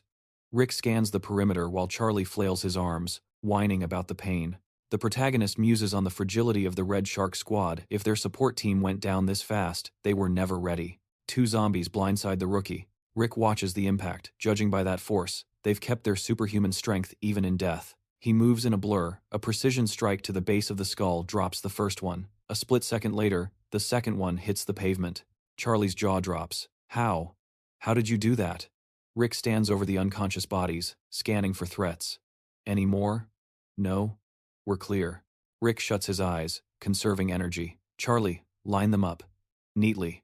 The protagonist eyes the medical bag. He didn't just bring aspirin, he packed a high-grade military-spec zombie neuralizer for exactly this scenario. Shadowy figures dance in his imagination as he recalls the lore. Post-bite, you have a 10-minute window. Once that clock hits 0, psychosis sets in. Give it 30 minutes, and the victim is gone, mindless, enslaved to the hive mind. The protagonist begins measuring the dose, his expression grim. Judging by the symptoms, they're way past the 30-minute mark. Even with the antidote coursing through their veins, their minds remain shattered, a lingering fog that won't lift anytime soon. Rick turns his back on them, barking an order to step aside. He needs absolute focus right now. He extends a hand, his logic cold and transactional. He saved their lives, so now, they belong to him. The hero grips his weapon, reasoning that those with even a shred of talent can simply focus on their task and get stronger in the process. But in a world where survival rates are abysmal, a man needs an arsenal of abilities. That is exactly why he traversed different dimensions in his past life. The continent of Ga, the sprawling vistas of Nuraim, the depths of the underworld, countless hours spent in hellish training. He survived then and survives now, thanks only to the magic and martial arts mastered during those interdimensional travels. The protagonist brings the whistle to his lips and blows. It triggers a memory. One of the most useful skills he scavenged from those worlds was a technique to control low-intelligence beasts. Standing before the dazed crowd, he declares that from this moment on, they are his army. The people offer vacant, compliant smiles, signaling their understanding. Whistle in hand, Rick issues his command. Since they are all in agreement, the hunt for the zombie bees begins now. Listen to orders, move out. Closing his eyes, he shouts the signal. He rushes into the fray, yelling that he's secured the queen bee, but the swarm is too thick. A mindless voice replies, praising him like a loyal dog.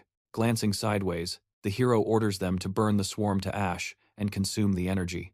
His minions respond with mindless approval. Flames erupt before him, a fireball ricochets off the cavern wall. He admits he didn't expect the members of the Red Shark gang to be this efficient as puppets.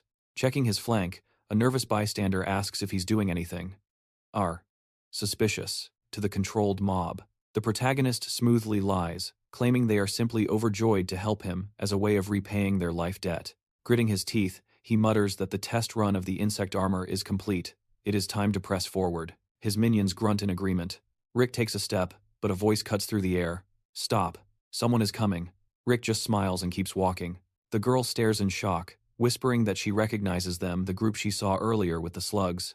Lily launches into an attack, announcing that the Warriors Guild has entered the fray. Rick closes his eyes, remarking sarcastically that he hopes they are also feeling grateful and ready to atone for their mistakes. He frowns, analyzing the battlefield. This is all proving far simpler than he anticipated. Glancing aside, a subordinate reports that monsters have raided the supplies and devoured everything. The hero demands to see the evidence. The girl blows her whistle, noting that judging by the tracks, the beasts are close. The mob surges forward with a roar. Watching them go, the protagonist thinks this is too easy. She loves controlling these wretched creatures, the red-eyed poison mice or whatever scraps of them remain. He shuts his eyes again. He prepared for a dozen worst-case scenarios, yet everything is sailing smoothly. But he cannot afford to drop his guard. The boss-level monsters are lurking somewhere in this darkness. Suddenly, a red beam tears through the air. A demonic bat grins from the shadows. There it is, the intermediate boss. Spinning around, Rick bellows for battle stations. "Leave the vehicles! Charlie, take the front line!" The tank responds with a guttural affirmation. The hero blows his whistle, confident in his strategy. He has thoroughly brainwashed the red sharks and the warriors. Since their minds are gone, the mirror's magic shouldn't work on them. As the cannon fodder charges, he warns the rest of his actual team. This monster projects illusions of anyone who gazes into its mirror, turning them into thralls. Caution is paramount. Frowning deeply, the protagonist screams at him to avert his eyes from the mirror. Turning back, the guy stammers. But Rick cuts him off, calling him a damn coward. Pointing at the blaze, Rick commands a firewall to block the enemy's advance. He orders a retreat of at least 2 kilometers. He will gather intel solo and regroup with them later. He stretches out a hand and blows the whistle again. Frowning, the girl asks if she can just torch the entire area. The hero admits he would usually agree, but orders her to douse the flames for now as he activates his concealment skill. Staring straight ahead, the guy asks if he will report his position. The girl watches him go, thinking he is nothing but a cowardly fool running away. Scanning the area, the protagonist hunts for the bat's location. He snaps his weapon into his grip. Rick tosses knives into the air. The monster locks eyes with him and smiles. The hero realizes with a jolt, concealment doesn't work on this thing. It flies erratically, zigzagging rather than charging straight. He needs to create distance to analyze its movement patterns. Grinning, Rick returns to the group, assuring them he isn't wounded. Standing before his team, the protagonist declares he will explain the strategy. "They are out of time, hurry!" The monster lunges with terrifying speed. Rick spins around, shouting that the beast is already here. "Technical support squad, fall back." The confirmation came through the comms immediately. Fortifications were set, and the team was pulling out. The front line locked their shields into place. "Excellent," the commander roared. "Battle stations, prepare for impact." The monstrous bat beat its wings, sending a shockwave through the cavern. A warrior screamed in defiance as the beast slammed against the shield wall. Seeing his opening, the hero launched himself into the air. Impact. He landed a heavy blow, but his expression remained grim. He turned to Lily. She reached out, her hand glowing with power. "Take it, now." The beast danced around the flames, letting out a mocking shriek. Lily grit her teeth, her eyes blazing with fury. "It doesn't matter. I'm not done yet." The creature lunged. Rick didn't flinch. He raised his shield to deflect the blow and swung his weapon in a vicious counter-arc. Lily raised her hands, conjuring a protective barrier just in time. Perfect timing. Rick thought. That's my girl. Rick spun around, tracking the beast's movements. Fast, but not fast enough. He narrowed his eyes. Let's see how long you can keep dodging my attacks. Slash. With a surgical strike, he severed the monster's claw. A wide grin spread across Rick's face. "I'll be taking that mirror now." "Much appreciated." As the beast fell, the dungeon doors materialized. Phase 1 was complete. The squad gathered near the exit, but the command was sharp and clear. "Don't get cocky. We've only just arrived. Stay sharp." Lily glanced away, disgusted. How long is that coward going to stay like that? Rick shrugged. "I'm leaving him be until the boss is down. Wake him up now, and he'll just get brainwashed again. Safer this way." A cloaked figure emerged from the shadows, walking with eerie purpose. Beneath the hood, skeletal eyes burned with cold blue fire. The spirit hunter lowered its head, muttering a dark incantation. Rick blew a sharp note on his whistle and charged. Hey, you one of my fans? Want an autograph? The skeleton glared, radiating pure malice. Rick just grinned. Come here, hugs are free. The hunter didn't laugh, it struck out with blinding speed. Rick grit his teeth against the impact. Okay, definitely a hater. The skeleton swung its weapon again, forcing Rick back. Asterisk. A little shy, aren't you? Asterisk, Rick thought, holding his ground. Asterisk. But you're tough. Asterisk. He signaled his teammate. Charlie, this is the moment you trained for. Now. The skeleton snapped its head to the side, letting out a piercing shriek as it unleashed a dark spell. Rick smirked. Asterisk, nice try, but that magic is useless on us. Asterisk. In a flash, the boys launched a coordinated strike on the skeleton. Rick wiped his face, thoughts racing. Asterisk. The demonic mirror we looted, combined with my little trick, it blocks the mind control completely. Your spirit connection is severed, pal. Asterisk. The spirit hunter recoiled in shock. Realizing his magic failed, he gripped his greatsword with both hands, preparing for a real fight. Rick winked. I love you too, sweetheart. He glanced sideways. Lily! Almost time for your big entrance. Understood, she called back. The skeleton's eyes flared with intense light. Summoning. Dark energy swirled as he called forth his minions from the abyss. Monsters materialized from the void spirit monkeys. Rick didn't blink. Asterisk. Monkey summoning magic? Please. I prepared for this ages ago. Asterisk. Flames erupted from Lily's hands, circling the skeleton in a ring of scorching fire. She thrust her palm forward. Burn it all down. Then we're going for fried chicken. The hunter stared at her, genuinely baffled by her priorities.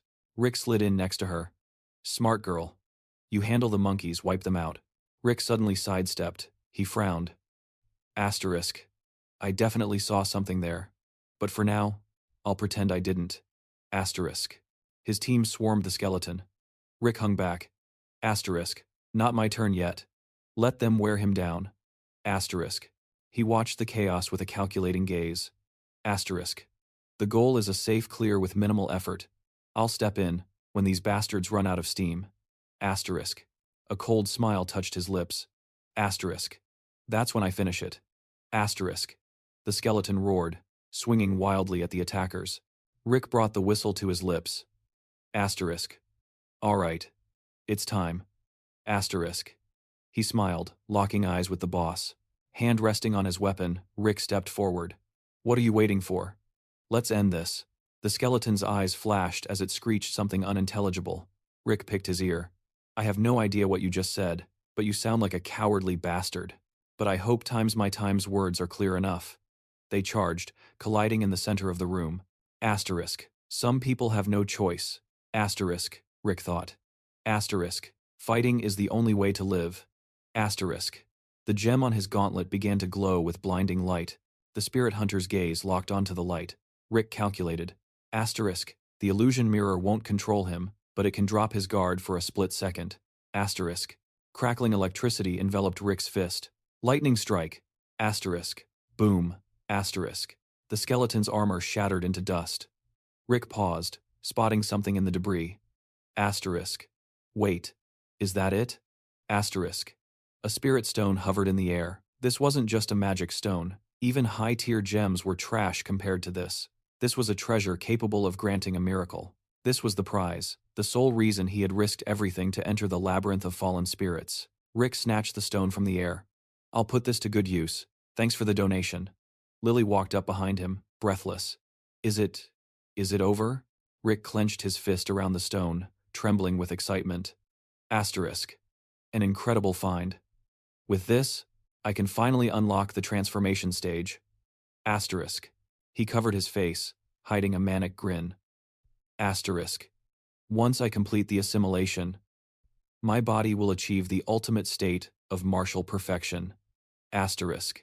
But none of that truly mattered to him. His real obsession was slowing down the clock he needed to halt his aging, to fully enjoy his retirement in a youthful body, a freedom that was only 3 years away. Lily stared at the object in his hands with wide eyes, asking what on earth it was.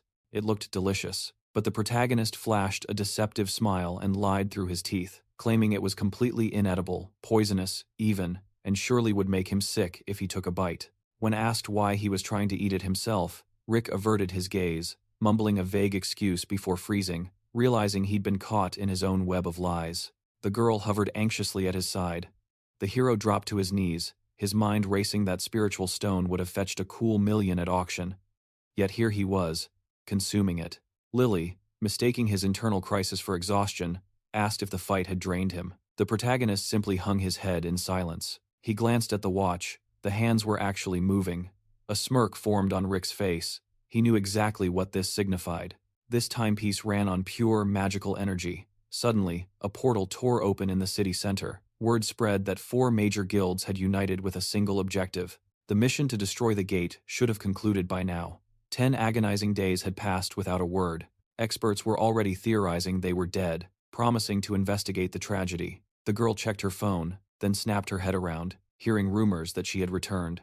Brock grinned arrogantly, declaring that the second team would drag the 7th team back in one piece, so there was no need for her to panic. Chloe lowered her eyes, her voice grim, as she admitted that no other guilds intended to send rescue squads. She knew his team was capable of clearing an air-rank dungeon, but she prayed for his caution. He had assured her before he left that she could rely on them. Standing before the swirling vortex, the man announced that it was time to move out. Suddenly, crimson beams erupted around the portal. Alarm bells rang out. Something was wrong with the gate. They were told to hold position and prepare for immediate combat. Out of the chaos stepped the hero, carrying the girl on his back. The man grinned, turning to face him.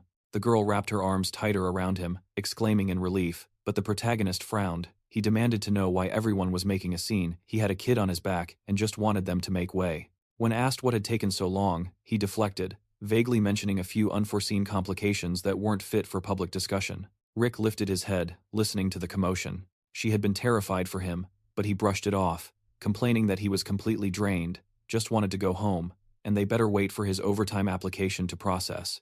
Later, inside the car, the news blared that thanks to the White House's 7th team, the superhumans from all guilds had returned alive. The report confirmed the gate had been far more catastrophic than the government had anticipated. The man beside him noted that the entire nation was currently debating his actions. Rick sighed, calling it nothing but a headache. He turned, asking what the weather was like outside while he had been stuck in the dungeon. It wasn't raining. The man confirmed there wasn't a single cloud in the sky as the car sped across the bridge. Then, from behind the horizon, a strange phenomenon appeared. It had emerged 4 days ago. Rick's expression darkened. This was no natural wonder. It was a harbinger, the omen of the first great disaster. A rainbow had manifested. The prophecy stated that gradually, color by color, the rainbow would begin to fade. And the day it vanished completely marked the beginning of the night of the 7 moons. Monsters would descend. A terrifying thought took hold. Hundreds of gates ripping open simultaneously, unleashing an endless torrent of beasts upon the world. In the past timeline, the girl had been sleeping peacefully while he had barely survived, cowering in a shelter like a rat. But this time, the script had flipped. Clenching his fist, the hero felt the surge of power. He was infinitely stronger than before. A sudden glow caught his eye. He looked down at his wrist, realizing this accursed watch had absorbed every drop of mana from the spiritual stone. Glancing sideways, the girl complained that the outfit was pinching her waist. The protagonist frowned, suggesting she just wear a jumpsuit instead. She shot back that jumpsuits were ugly. He asked her what exactly she expected him to do about it. Glaring at him, the girl demanded to know why Lily didn't own any proper evening wear. She pointed out that the wardrobe was filled with nothing but oversized home tracksuits. Rick raised an eyebrow, realizing she must have given her good clothes to Lily. It would be rude to refuse, so he told her to wear it for now, and if it got too uncomfortable, he'd let her change. Lily beamed, declaring it a brilliant idea. She called him a genius. The man smiled warmly, announcing the arrival of the heroes of the hour. It was tradition. When a team returns safely from a dungeon, the White House throws a massive celebration. He pulled the hero into a hug, whispering that he knew he would make it back alive. The protagonist cynically retorted that the man probably wanted to kill him himself. The girl looked at Lily, complimenting how well the dress suited her. Lily thanked her for the gift, and Chloe noted that her speech was improving every single day. Watching them, the guy asked if they would mind joining him for dinner. Lily gave an approving nod. Covering her mouth, the girl swooned internally. It was really him. He was adorable. The guy shifted his gaze to Lily. Gazing out at the crowd, the hero mused that everyone seemed to be thoroughly enjoying the evening's festivities. Meanwhile, back at the guild, a solitary black hound rested in the shadows. It was a scene he never dared to dream of. But the protagonist's reverie was broken as he looked away, hearing his name called. Eyes closed in contemplation, the man Bill asked Rick what his ultimate goals were. When Rick hesitated, he pressed him again. He was curious about what the youth of today truly desired. Was it to become the strongest in the world, or to amass untold wealth? Rick kept his eyes closed and replied calmly that his only ambition was to retire. The man looked shocked. Rick explained his plan. Save a fortune, build a massive mansion of 9,900 square meters, invite his friends, and live in absolute freedom. The girl closed her eyes and sighed, calling it a wonderful goal. The guy next to her smiled, agreeing that a peaceful life sounded perfect. Bill raised an eyebrow, asking why he didn't want to become strong. He insisted that if Rick just trained with him.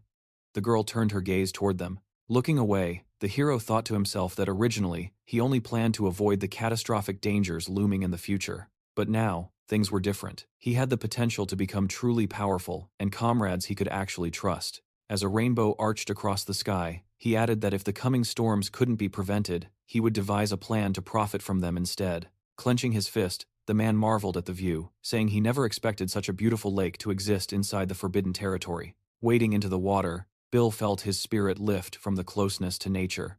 The protagonist smirked internally. He had tricked the leader and the others into a week-long vacation without losing a dime. Lounging on a picnic blanket, the girl turned her attention to him. Grinning mischievously, she held out the sunscreen and asked if he would smear it on her back, claiming she couldn't reach it herself. Rick looked at her deadpan and replied that she really needed to practice stretching. "Look at me," he said, effortlessly reaching his own back. She pouted, clearly unable to accept that logic. The other guys spun around, hearing the exchange, and eagerly shouted that if she needed help, they were available. She glanced at one of the guys and asked, "Who are you? I haven't even said hello yet." The guy's thoughts raced. He was convinced the beauty was interested in him. Archie placed a hand theatrically over his chest and introduced himself, adding, "But my nickname is Red Bean Rice Cake. You can call me that too," he added with a wink.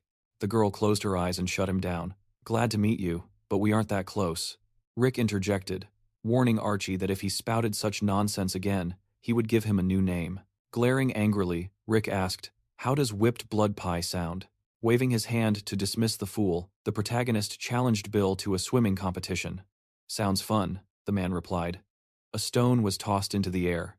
The rule was simple. Whoever reached the other side of the lake faster wins. The stone splashed into the water. Go. The man shot forward like a torpedo, frowning in concentration. Rick watched him go, thinking the man was basically Superman, freakishly fast. As they competed, Rick thought that thanks to this distraction, he could secure a big catch. Suddenly, Bill's expression shifted to pure surprise. A colossal monster erupted from the water in front of him.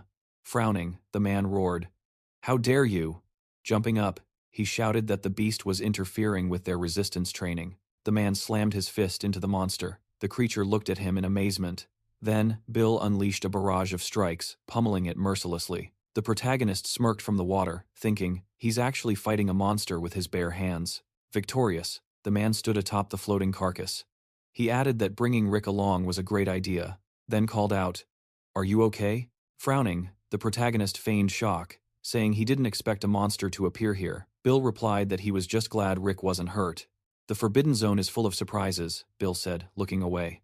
"We've swam far. I'm worried about the others.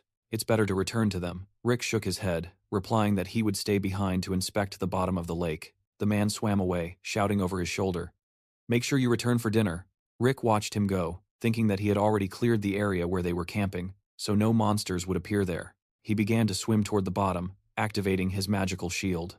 Looking away, the protagonist thought the Kraken only died because it got in their way. The real problem and the prize was waiting below. He swam down, thinking he didn't know how deep he had to go, but there was definitely treasure down there. Rick spotted a light in the depths. He stretched his hand forward, heart pounding he had found it. Now he could return to the guys, enjoy his vacation, and then come back here with his summon to retrieve it. Suddenly, a massive underwater typhoon materialized. The hero stared at it in shock. He tried to swim away rapidly, thinking, "What the devil is sucking me in?" Suddenly, his shield collapsed. He stretched his hand out in desperation. "Damn it," the protagonist thought, frowning as the darkness took him. "I said I'd be back soon." Back on shore, Lily turned around, hearing her name. Looking away, a guy told her to drink this before the commander returned and offered some strange food. She replied that it was fine. She insisted she would eat her fill before he returned. Scene shift. A cave appeared deep underwater. Water lapped against a rocky shore.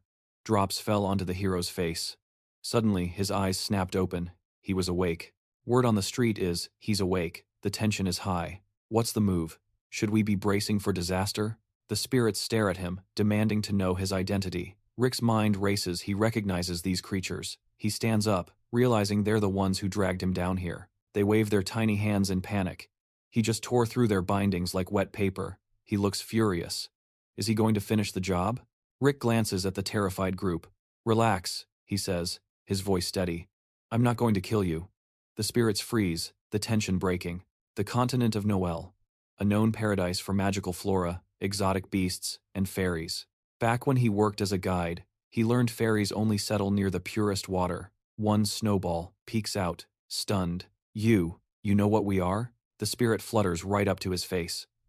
You've been to Nostell? Another chimes in. And he speaks our language. Rick cuts them off. Hold on, let's take turns asking questions. He frowns. In his past life, there was zero intel on what lived down here. If the timeline shifts too much, this could get complicated. They blink, confused. Why are we here? The fairies are trembling, genuine fear in their eyes. We lived in the lake, they whisper. Then suddenly, dragged into this dimension. Rick realizes immediately they're talking about the first gate. And then, the monsters came, they add. Fighting. Eating each other. The octopus killed so many of us. The kraken. They fled from the kraken. The fairy forces a nervous grin. That's why we hid, at the bottom of the lake. It was our only sanctuary. Rick crosses his arms, nodding. You've had it rough. Internally, he pieces it together in the original history.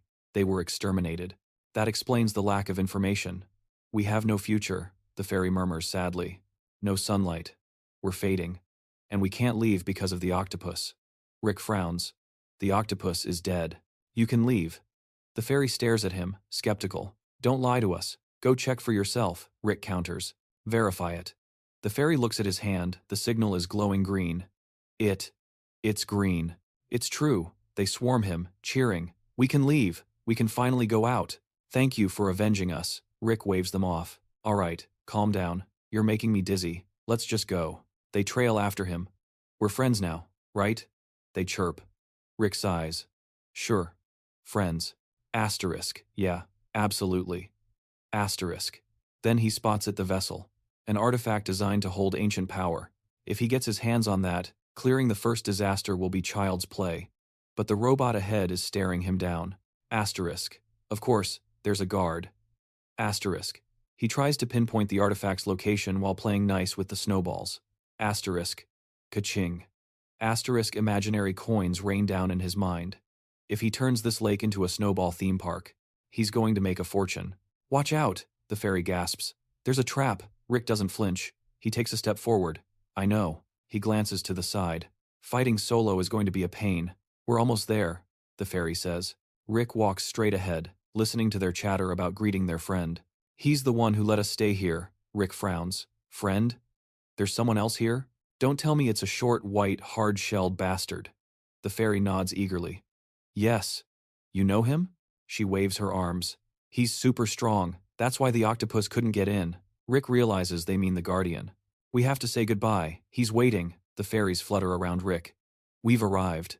Rick stares at the machine. What the hell is that? The robot's eyes flare. Intruder detected. Passage sealed. The walls start closing in.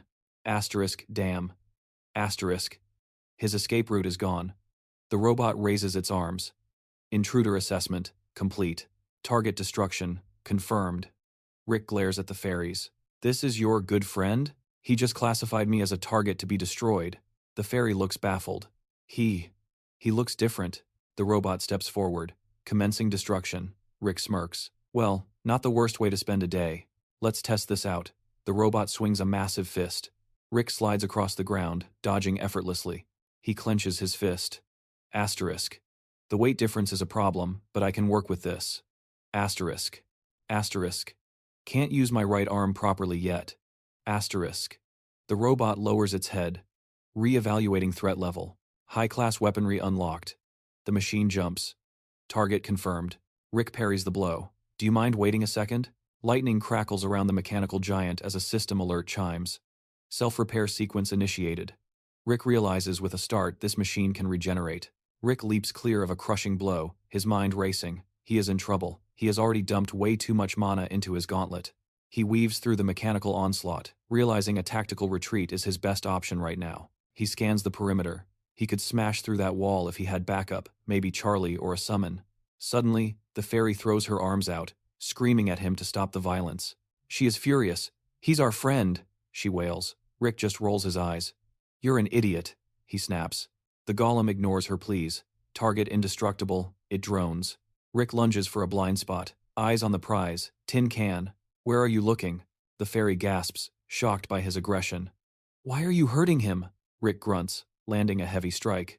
"Save the lecture for later." She clutches her head in panic, watching the other spirits beg the robot not to shut down. "We're all friends here, don't die." "You killed him!" the spirit shrieks, pointing an accusing finger. Rick wipes the dust off his hands. He swung first. It was self-defense. Besides, better the metal heap goes down than Rick himself. As the dust settles, Rick sits down to catch his breath. Qualifications verified, the robot announces mechanically. Test complete. Mission accomplished. Rick breaks into a grin. So, the robot times the key. Now he just needs to find the vault. The fairy is distraught, fluttering frantically. "I'm not your friend anymore." "Friends don't kill friends." "Relax," Rick says. "I didn't scrap him permanently. He can be rebooted." The spirit pauses, looking at the golem's intact core. "Wait, you're telling the truth?" Rick sighs, rubbing his temples. These spirits are a walking migraine. Modern tech cannot build a golem like this. But Rick knows a specialist in magical engineering who can jumpstart it in his sleep. He snatches the key dropped by the construct. But right now, we have bigger fish to fry. As he unlocks the hidden chamber, the fairy zips around him in awe. This place. It's never been opened before. Rick's eyes widen. Something very important was hidden here. And there it is, the drink of life. Found it. Rick grins from ear to ear. In an era where alchemy is still primitive, he just scored an infinite supply of high-grade healing potion in a self-refilling decanter. One sip confirms it. The quality is god tier. He could sell this for a fortune instantly. But it is worth more than gold. When the first calamity of the 7 moons hits and the monster army rises, this bottle will save countless lives. The fairy hovers closer, eyeing the glowing liquid with a greedy smile. "Gimme some," she demands. Rick pulls it back, taking a swig. "Hey, easy. There is only a little left in the cup. Just a taste." He relents. "I will give you a proper refill once it regenerates." She takes a sip and instantly bursts into a radiant glow. Apparently, it hits water spirits differently. "I feel so light," she chirps. "Great, enjoy the buzz," Rick says. "We will figure out the side effects later. I have got what I came for. Time to bounce." He grabs the deactivated golem. As they ascend through the water, the temperature starts rising rapidly. They breach the surface, gasping for air. But something is wrong. The fairy frowns. Why is the water boiling? Rick looks up at the inferno above the lake. Is she sleepwalking? Or just playing with matches again? It is Lily. Her eyes snap open, blazing with magic. She freezes when she spots him. If he had not shown up, she would have evaporated the entire lake. A man on the shore is screaming his lungs out. "Rick! Where the hell have you been?" Rick grimaces. If he had stayed underwater 5 more minutes, things would have gotten ugly. "It was an emergency," Rick calls back. Bill exhales, slumped with relief. "Thank God, you stopped her just in time." Another minute and we would have had no lake left. Lily rushes forward, desperation in her eyes. "Did you find him?" she asks, barely holding it together. "Yeah, call off the search," Bill says. Before Rick can react, Lily tackles him in a crushing hug. "Where did you go?" The fairy zips up, confused. Why is she bullying him? Rick gestures to the golem and the spirit. "Relax. Monsters? No, they are with me. They are new friends," he assures them. "I will explain the whole crazy story later." Asterisk thwack. Asterisk Lily headbutts him right in the chest. "It was dinner time," she sobs, pounding on him. "You weren't there. You vanished." She was terrified. Something had happened to him. She is a mess of tears and anger, refusing to let him go. Rick softens, looking down at her. He gently strokes her hair. "I am sorry," he whispers. "Forgive me for being late." Cut to the city streets. A guy is barking orders. "This area is restricted to our guild. Civilians, evacuate immediately. So much for time off." The vacation is officially over, and reality is crashing back in. A massive beast roars in the distance. Back to the grind. Mana-rich diets, brutal training schedules, and fighting for their lives. When the request comes to destroy the monsters, Charlie does not hesitate, he charges in first. Watching him fight, the protagonist realizes the kid's growth rate has shattered all expectations. A true prodigy. If luck holds, he will be a key player when the first disaster hits. Great work, the hero says. Now, stand back. The girl frowns. Give me a minute, she says, taking aim. Okay, potatoes. Flames burst from her hands. And fries. Lily grins through the smoke. All done. You owe me a monster burger set for this. Checking his watch, the protagonist shakes his head. You're 5 seconds late. One burger only. Lily gasps. No way. Charlie grins, stepping forward. Can I join dinner too? Suddenly, bam. The protagonist strikes something unseen. Charlie jumps back in shock. It is a shadow goblin hidden in the darkness, waiting for the perfect kill shot. Rick frowns, scolding him. Forget dinner, get your head in the game. Charlie looks down, chastised. Sorry, I'll just stick to protein shakes and extra training today. The hero watches them, sensing the high morale. Keep it up, he orders. Gripping his weapon, he realizes his skills have finally matched his previous life's peak. He glances back. Shadow goblins? Barely worth the effort now. His mana reserves are overflowing. At this pace, he will surpass his old self in no time. He stares at the shimmering rainbow in the sky. Beautiful, but in 2 weeks, it vanishes, and the monsters will descend. To survive the Night of the Seven Moons, he needs a plan. He needs resources. First, overwhelming firepower to incinerate the beasts the moment they breach the gate. Second, a strike team to shatter the core. He slams a stack of papers down. The strategy to save the city is right here. His hand glows with energy. But a fence isn't enough. Stamina recovery and healing for the superhumans are critical. He has the healing covered. Now for the rest of the preparations. Back at the office, his secretary walks in. Sir, allow me to report on the potion sales status. Sales launch this week, she confirms. The hero nods. Monitor everything closely. If there is a hiccup, I want to know immediately. He frowns. And the conditions for the food distribution? Approved, she replies. But honestly, we don't even need to advertise. The superhumans will be lining up around the block. She slides the pricing report over, grinning. Portions are fixed. And the markup? Let's just say it is lucrative. She looks at him expectantly. Did I do good, boss? Then, a surprise. The golem is operational already? She asks, shocked. Nobody else could handle it, but he says he has got it under control. Rick stands off to the side. Just rely on me, sir. He smiles, confident he can handle the burden. And why is he working so hard? A promised trip to the zoo with Lily. The hero glances at the next file. He looks at them. In his past life, these were the friends who attended his retirement party. Now, sitting in the car, he realizes his interference has shifted the timeline. There is no guarantee they will stay together, unless he ensures it himself. Chloe turns from the front seat. Need anything else? I want to clear the workload before your week-long vacation. The protagonist looks out the window. How long is the commute to the office from here? About an hour, the driver replies. An hour? He grins. That is quite the trek. Is it too hard on you? The hero asks. No, I'm fine, Rick insists, but then hesitates. Though, wouldn't an apartment near guild headquarters be better? The hero makes a decision. Rick, get an apartment ready. Chloe smiles as he continues. Find a place with enough rooms for your whole family. I'm paying for it. Rick tries to protest, but the hero cuts him off. It is fine. She nods. Order received. Closing her eyes, she thinks, asterisk. What a strange, generous man, asterisk. Rick eyes him in the rearview mirror. Sir, I can't. You'll be more comfortable, the protagonist insists. And I have too much money anyway. Don't refuse. Rick blinks hard, closing his eyes. Is he dreaming? Is it his birthday? The hero knows money is trivial thanks to the potions.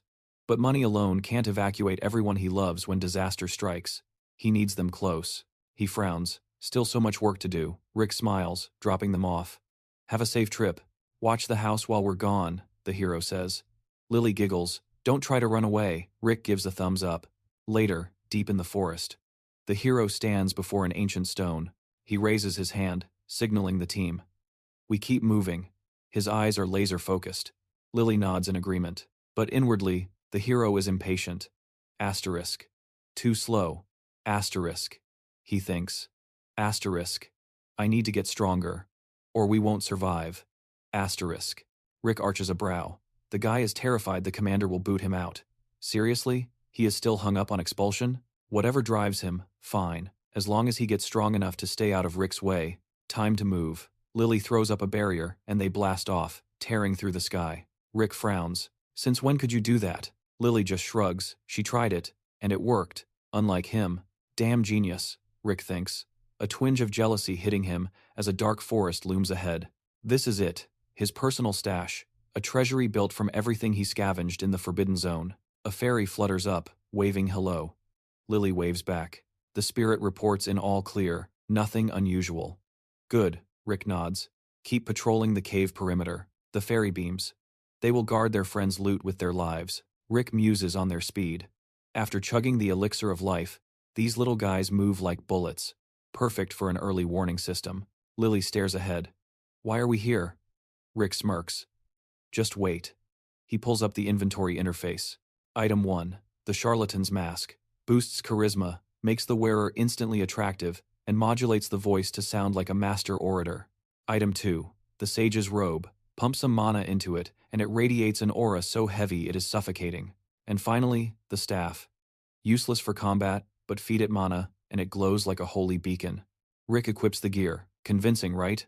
Lily frowns. Your voice. It's weird.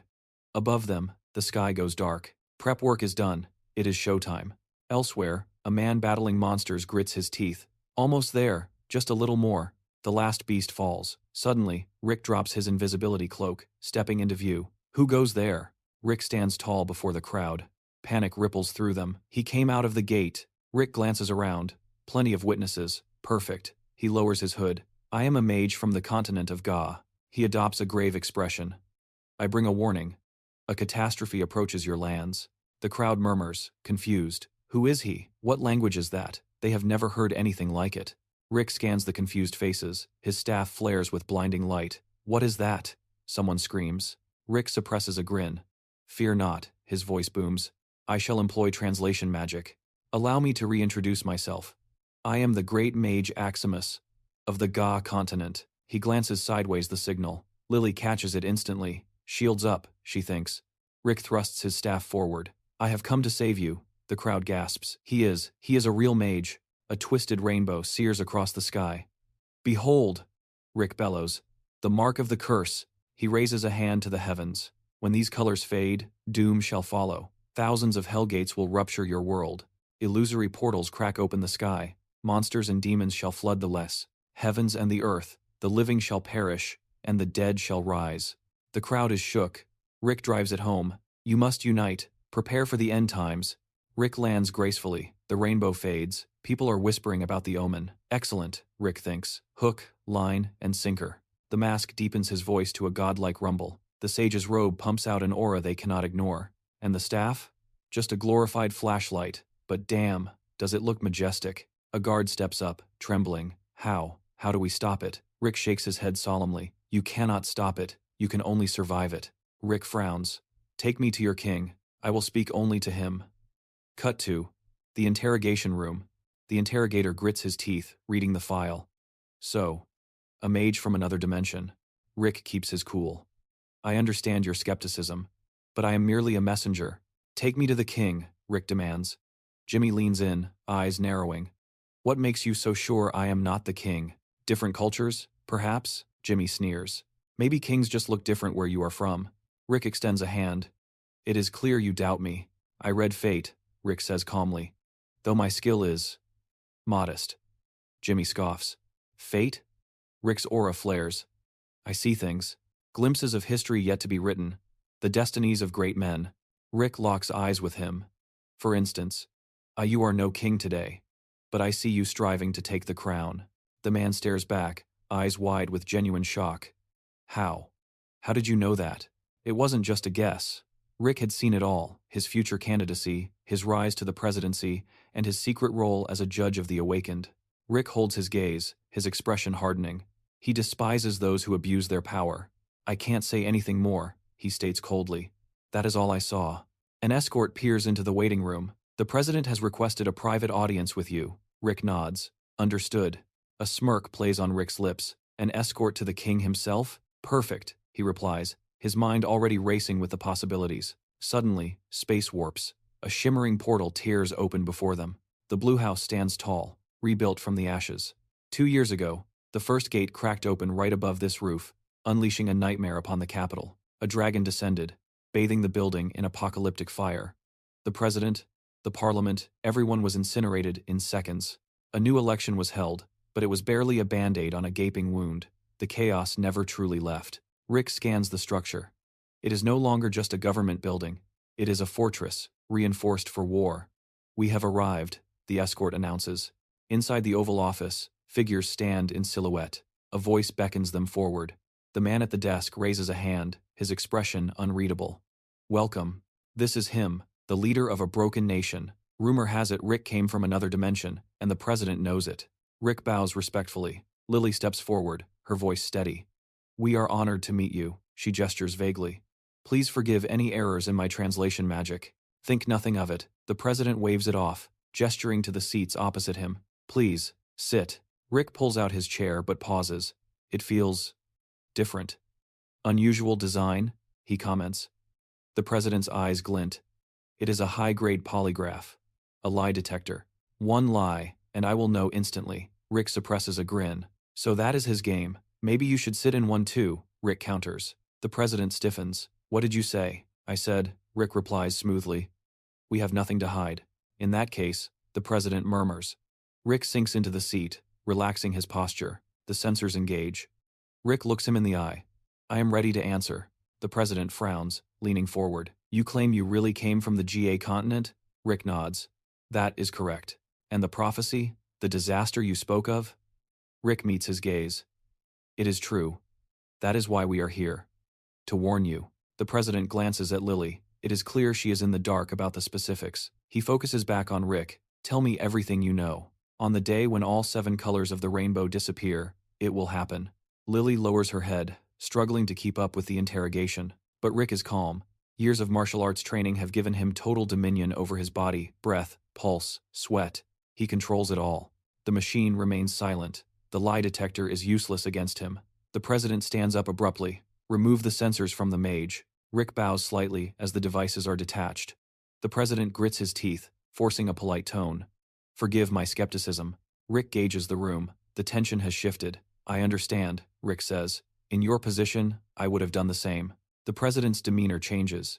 He looks desperate. "Before this, disaster strikes. I have a personal request." Rick blinks, caught off guard. "You want help? To flee to our continent?" The president forces a smile, sweating slightly. "It is safer there, isn't it? You traveled here, so surely you can take me back." Rick raises an eyebrow, disgust creeping into his voice. "Are you serious? You are the king of this nation. You would abandon your people to save your own skin?" "I am no king," the president snaps, his voice trembling. "I never asked for this burden. It was forced upon me. I will give you anything, money, power, name it." He clutches his chest, eyes wild. "I am sick of this hellhole. Every day I wonder if it is my last. Just take me away. Me, my family, my friends, please." Rick stares at the pathetic figure before him. He expected a leader, not a coward. He grabs Lily's hand. "I misjudged you," he says coldly. "We are leaving." The president panics, shouting after them. "Wait! You said you came to help!" Rick stops, but does not turn around. "I don't need your money, and I certainly don't need a coward." He walks toward the door. Offer declined. Behind him, the whimpering stops. The president's voice drops an octave, steel, replacing the fear. "I was hoping it wouldn't come to this." Joe crushes the terrified mask he was wearing. A sudden, oppressive aura fills the room, wrapping around them like a suffocating blanket. Rick stiffens. That energy. It feels like a curse. The shaking coward is gone. Rick lowers his head, a slow grin spreading across his face. "What is so funny?" the president asks, his voice resonating with power. Rick turns, locking eyes with him. "How long were you planning to keep up the act, Joe? Or should I say, the real king?" Joe's expression shifts, impressed. "How did you know?" Rick taps his temple. "I pay attention." A blinding light erupts behind the president, forming a massive constellation. The Star of Destiny shines bright, illuminating the Korean flag in the background. This is Joe, the hero of the collapse. When the first gate opened, he didn't run. He awakened, rallied the police, and stood as a shield for the innocent. He rebuilt the Blue House from rubble and took the helm of a sinking ship. He dedicated his life to order, to restoration, to survival. He is no coward. He is the legend everyone knows him to be. Inside the nerve center of the response team, the commander takes the floor. Before the strategy session begins, he presents the mage who delivered the prophecy. The hero steps forward, his voice steady. "My name is Aximus, and I suggest you listen very carefully to what I have to say." Staring down the room, the protagonist outlines the catastrophic danger ahead, noting internally that every heavy hitter in the country has gathered here. Eyes closed, the director weighs the threat. 10,000 monsters, they will be formidable. Carl looks away in disgust, while Bella stares dead ahead. Mike buries his face in his hand. These are the first awakened, the absolute apex, the 5 strongest warriors recognized since the beginning, the legends who crushed the monsters and brought stability to a chaotic world. The director frowns, his decision made. "I intend to declare a national state of emergency. Effective tomorrow morning, we will prepare for total disaster. I need your full cooperation." Carl slams the table. "How can you believe this fairy tale?" Mike nods. "Agreed. The guy looks like a con artist." Whispers of dissent erupt, declaring an emergency without proof is reckless. The president raises a hand, bellowing, "Enough. I have verified the intelligence. Have you forgotten the hell that broke loose when the first gate opened? The entire city was consumed by flames. If this turns out to be nothing, we rejoice. But we will not be caught unprepared." The hero closes his eyes, the weight of potential slaughter pressing on him. "If we aren't ready, the losses will be catastrophic. I have worked too hard to let this world fall." Suddenly, a figure lunges. The hero snaps to attention and attack? No, he's reaching for the mask. "Take it off." The protagonist watches in shock. Mike grins, irritated by the secrecy. "Stop fidgeting, just stand still." "I'm just removing the mask," Lily calls out, confused. "What do you think you're doing?" Mike snatches at the face covering. "Why hide your face? Afraid we'll recognize you?" The mask clatters to the floor. The room freezes. A furious screech fills the air. It's a cat. The hero quickly retrieves the mask. She isn't human. Mike's grin falters. "Whoa, calm down." He realizes he's made a massive mistake. The protagonist grits his teeth, improvising rapidly. For the purring race, showing their face to humans is a mark of ultimate shame. That is why she has worn a mask every moment of our journey. The crowd's eyes widen in realization. He thinks back, thank God he coordinated this cover story with the kid beforehand. Holding the mask, he adds, "This artifact disguises her voice and acts as a curse, transforming the wearer into a cat if removed by force." The director glares at Mike. "Apologize." Immediately, Mike shifts uncomfortably, realizing his instincts were dead wrong. Now he looks like the villain. The cat waves her paws indignantly. Mike bows his head. I apologize for removing the mask without permission." Rick suppresses a grin. "The little girl is a natural. She's playing the role of a cat perfectly." Cut to the press conference. The leader stands at the microphone. "I address you today to report a crisis threatening South Korea." Behind him, tanks roll out. The announcement sparks brief confusion, but society adapts with terrifying speed. The military, police, and superhuman guilds mobilize instantly, beginning large-scale combat drills. Later, the director turns to the hero.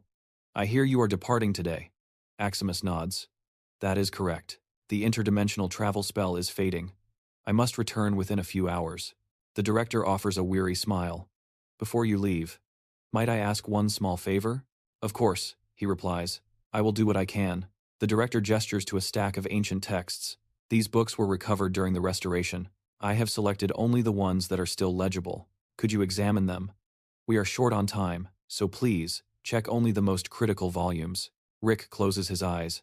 "My knowledge is meager, so do not expect miracles." Internally, he scoffs. Asterisk. Does he see me as a great sage or just free labor? Asterisk.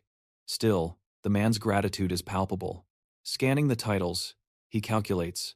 Scanning the titles. Asterisk. Aside from spoken tongues, the only scripts I can read are from Gaia and Murim. Asterisk.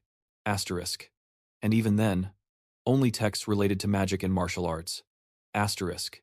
He pauses at a specific volume. These are the secret records of the Emperor of the Sword. He cracks it open. Asterisk. I knew it. This is the language of Murim. Asterisk. A legacy left by the Sword Emperor himself. He stares at the pages. What on earth is this book doing here? Rick wasn't buying it. He had serious doubts that this was the original manuscript. He needed to go over the book with a fine-toothed comb. Staring right at the cover, our hero muttered that this thing looked like it was penned by the devil himself. He pressed for details. The messenger pulled out his phone, confirming that at the recovery site, there were no other artifacts found, no sword, nothing. That was a problem. The sword was infused with demonic energy. It possessed anyone foolish enough to hold it, turning them into a slaughterer. Rick nodded grimly, promising to investigate the matter immediately. A thought crossed his mind: it would be perfect if they could also locate the legendary heavenly divine sword, once wielded by the Sword Emperor. The hero smirked when the report confirmed no sword was found, just some tattered clothes, and this ominous book, in the ruins of a destroyed cave. Glad to hear it, he lied. Internally, he thought, asterisk, damn it, asterisk. Closing his eyes, he declared the book too dangerous to be left alone. He would take personal custody to seal it away. Our king is far too busy for trifles, he warned. Do not bother him with this. The messenger froze in place. Legend spoke of the author's origins, born as the illegitimate son of the prestigious Namong clan. Though the heavens blessed him with unparalleled martial talent, his bloodline made him an outcast, suffering endless discrimination. Barred from the family's cultivation methods, he snapped when his mother passed. He raided the archives, stealing every secret manual and elixir the Namong family possessed. Flipping through the pages, Rick scoffed. The introduction? A total snooze fest. He skipped the end history he already knew by heart. The Sword Emperor, having ascended to the realm of a high-class master, battled the heavenly dragon. He won by a hair's breadth, only to vanish into thin air. Lily stared at him, whining that she was bored out of her mind. Rick didn't even look up. Go play by yourself, he muttered. If you're that bored, grab a book. Just stop pestering me. Before he finished the sentence, the girl darted away. If you're going out, be back by dinner, he called out. Finally. Silence. Now he could enjoy some solitude.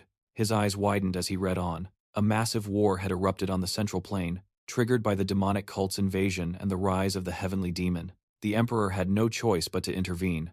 Only after years of battling the heavenly demon's atrocities did he return to the Middle Lands. Rick sighed. Asterisk. This guy really loves the sound of his own voice. Asterisk. Turning the page, he hunted for the real treasure. Where is the heaven-destroying mind technique? Why is there so much filler? His eyes dropped to the bottom of the page. Finally, here's the meat of it. Rick set the book down. All right. One try. Instantly, arcs of lightning crackled around his hands. He closed his eyes, visualizing the 3 pillars of meditation. First, accumulation, gathering internal energy within the dantian. Second, stability, balancing that volatile power. And third, emission, the explosive release of that energy. A yin-yang symbol materialized in his mind. While his usual Great Sea of Mind technique focused solely on stability, this was different. The heaven-destroying mind technique created a perfect harmony of all 3 levels. In other words, it was the ultimate meditation tool. Gritting his teeth against the pressure, he realized why martial artists in the Muram risked death for this power. That's enough for today. He glanced at the clock. Lunchtime already. Why wasn't the kid back yet? Suddenly, a disturbance made him spin around. He stared at a rift tearing open in the air. What the hell is that? A massive minotaur crashed to the ground. A gate! Monsters are coming! The crowd screamed in terror as the beast rose. Rick surged forward, deploying a magical shield. Frowning, he barked orders. Stay behind the barrier until reinforcements get here. The magic would hold. And this gave him the perfect opportunity to test the raw power of the heaven-destroying mind technique. The monster roared, swinging a massive mace. Rick hesitated if he used high-level magic here. He'd level the royal palace along with the beast. Physical force was his only option. The minotaur slammed its weapon into the earth, shattering the pavement. Rick launched himself into the air, landing a devastating blow. He landed in front of the creature, confused. Why are you so frail? It was definitely a minotaur. The beast swung again, but Rick looked up, eyes glowing with new power. He intercepted the attack effortlessly. A grin spread across his face. The monster wasn't weak. Asterisk. He times had just become exponentially stronger. He needed to master the other spiritual methods, fast. Suddenly, Lily descended from the sky. I'm back. Rick glared at her. Where have you been? Lily shrugged. Just grabbed a bite with a friend. Rick shook his head. You made a friend? In that short amount of time? Before he could scold her, the sky ripped open again. A massive portal formed, spewing out a horde of minotaurs. Rick's frown deepened. I really didn't want to trash the royal palace, he muttered, power gathering in his hands. But with these numbers, I don't have a choice. Raising his hands to the sky, he roars a command for the fire to turn into rain and purge the enemy ranks. Watching the inferno, a bystander whispers that this is truly the ultimate magic. A thought crosses his mind. In the distant future, a statue of this great sage will surely stand proud in the square of the Blue House. Standing before the hero, the elder bows low. vowing that they will never forget his kindness. Rick shakes his head, replying that he only did what was necessary to stop the disasters. The elder opens a small box, insisting it is a token of their gratitude. It is an insignificant gift, but please accept it. Rick immediately waves his hands in protest, shouting that he absolutely cannot take it. Rick glances at the jewels inside, and the man warns him playfully that if he refuses, they simply won't let him go back home. In that case, thank you very much, Rick replies. Internally, however, he is screaming, asterisk.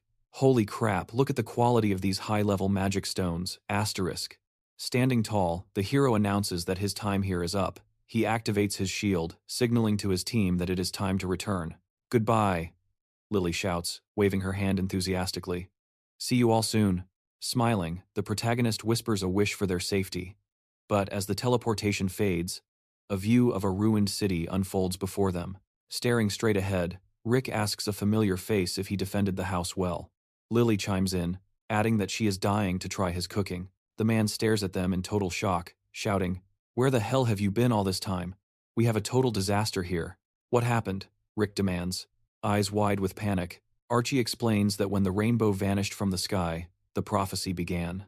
According to the president, countless gates are about to rip open. Rick looks away, his expression solemn. "You're right," Chloe nods, agreeing it makes sense, though Archie looks confused as to why they seem so calm, almost as if they are laughing. Closing his eyes, Archie sighs and reports that Mr. Charlie has already gone to an emergency meeting. "He told me to update you the moment you returned." Rick nods approvingly.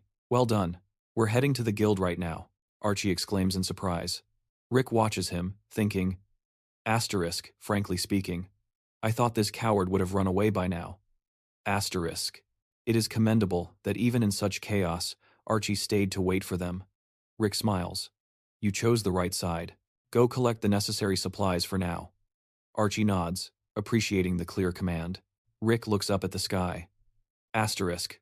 We have less than a week. Asterisk. Aloud, he orders. Let's move. Everyone to the guild. Suddenly, a woman storms up to them, furious. Where the hell have you been? We had an emergency meeting. I called you endlessly, but you turned your phone off. She frowns deeply. Do you have any idea how serious this situation is? Rick points a thumb over his shoulder. Relax. That guy already told me everything. Archie grins and greets the girl. She blinks, recalling they met at the lake once. Long time no see, she says. I honestly thought you would have evacuated. Ignoring the small talk, Rick cuts in. Are there any free rooms in the guild? We're staying here for a while. Chloe grabs his arm, whispering urgently. What was behind the gate? She quickly adds that she will call an escort for him, but right now, she insists, it is critical that you meet the leader immediately. Rick turns to Archie. Move all the luggage to our quarters and get some rest. Archie salutes. Consider it done. Chloe looks away nervously. You know, you were the only one who didn't show up for the emergency meeting, even the leader. He is seriously pissed off. Rick shrugs casually. So I didn't answer my phone on my day off, and he's mad about that? Striding into the office, Rick faces the commander. Charlie looks up, surprised to see that Rick has lived well during his absence.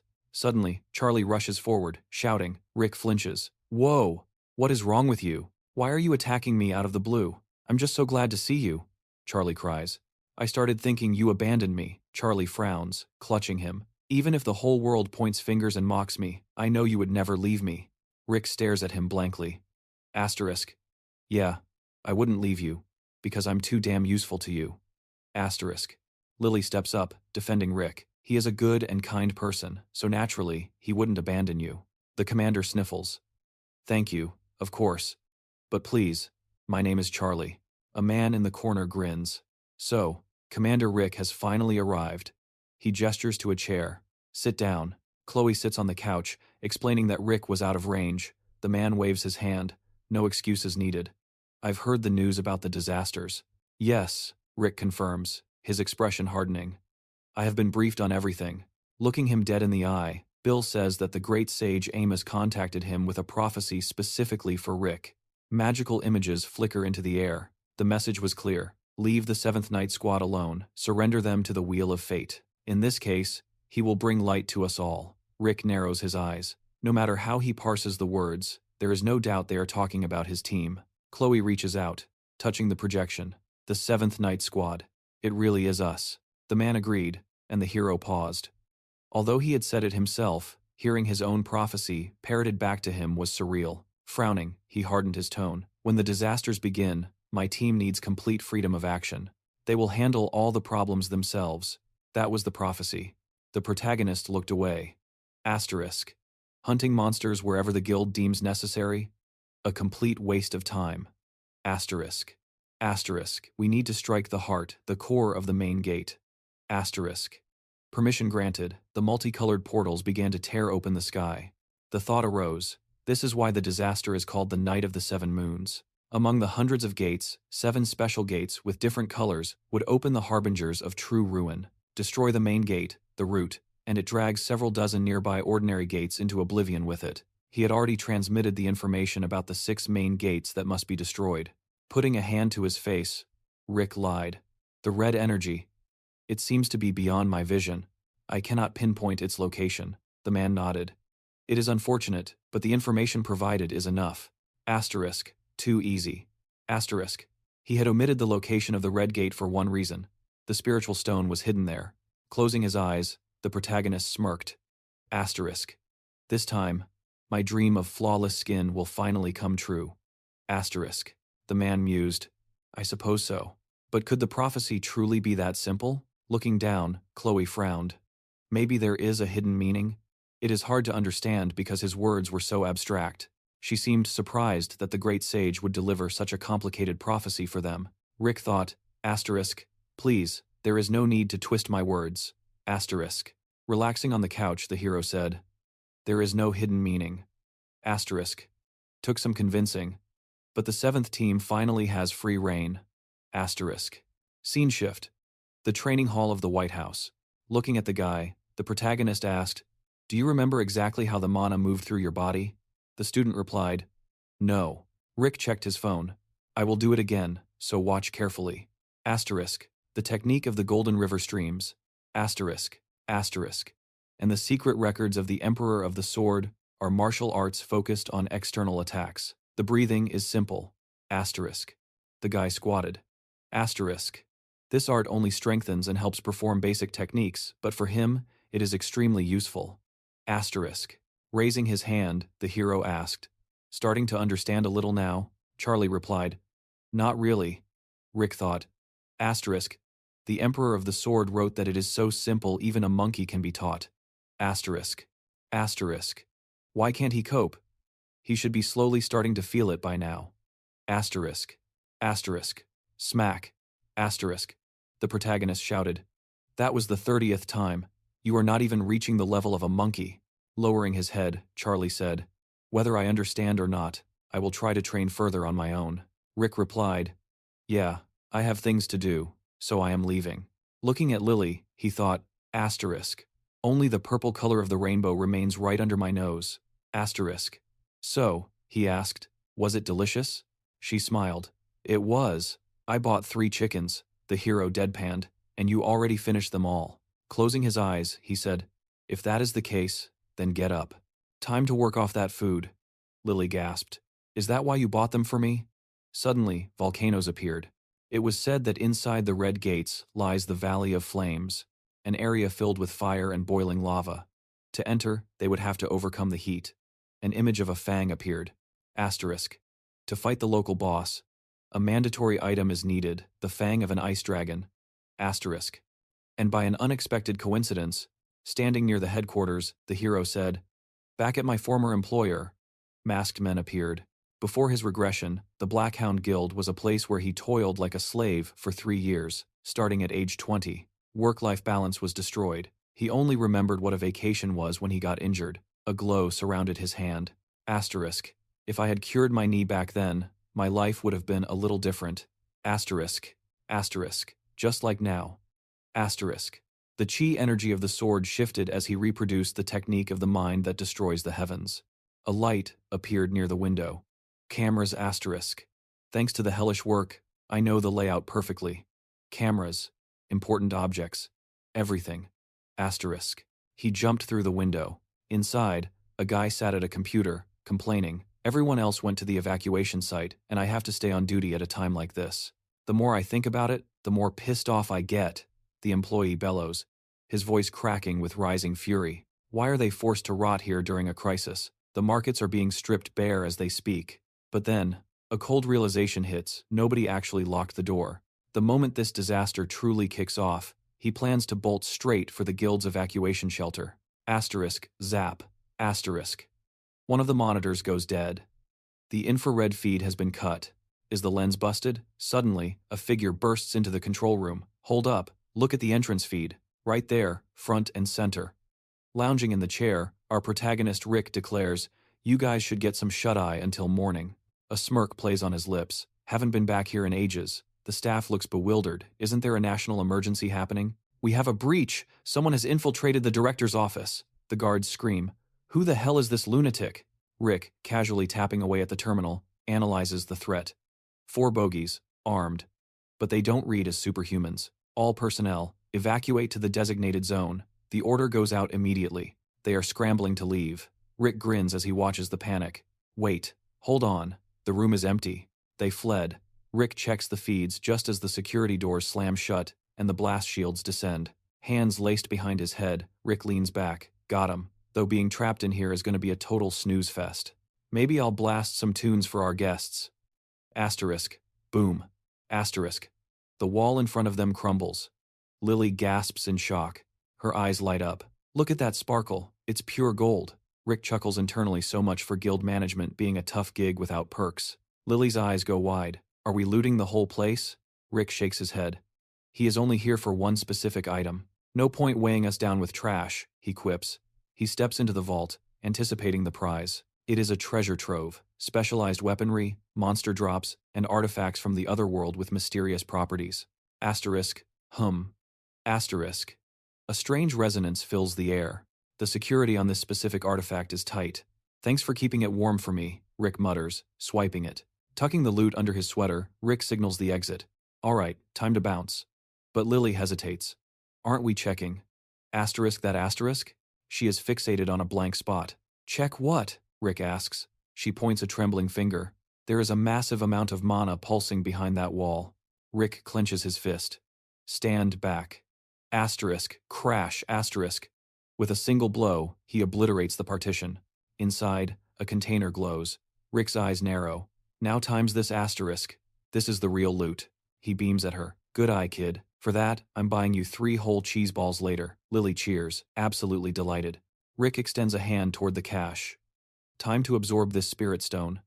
I'm going to devour every last bit of energy here. He stares at his palm.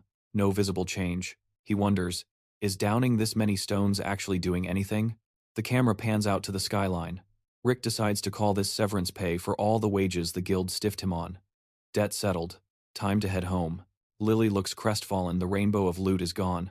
Rick sighs, promising, I'll get you some next time, okay? Later, Rick walks in with a massive grin. His team asks, You look awfully happy. Score big? He dips his head, hiding a smirk. Let's just say, a ray of sunshine finally hit me. I finally collected all the back pay that miserable company owed me. It was a hefty sum, but the ledger is balanced now. His colleagues nod sympathetically. You've been through the ringer, man. Rick grits his teeth as the comms link establishes. Gear check complete. You guys read me? The response is crisp, loud and clear. He turns, a serious frown etching his face. Everyone suited up? Lily squirms. This is incredibly uncomfortable. Charlie chimes in. And these outfits are humiliating. The tech support cuts in. Miss Lily, that armor offers maximum defense. And Mr. Charlie, your combat suit utilizes the latest flexible nanotech. It is custom-made gear, just for you. Charlie squeezes his eyes shut, mortified. Do I seriously have to strike this pose during combat? Rick laughs. Trust me, once you activate your petrification skill, you won't care how you look. Charlie shudders, realizing the ability might petrify. Certain time-sensitive areas too. Lily steps up. Rick, those people you asked about? They have been safely transported to the evacuation zone. Perfect. Lily smiles softly. They are your friends, right? You should go see them. Faces from his past flash through his mind. Rick shakes his head. No. Now isn't the time for reunions.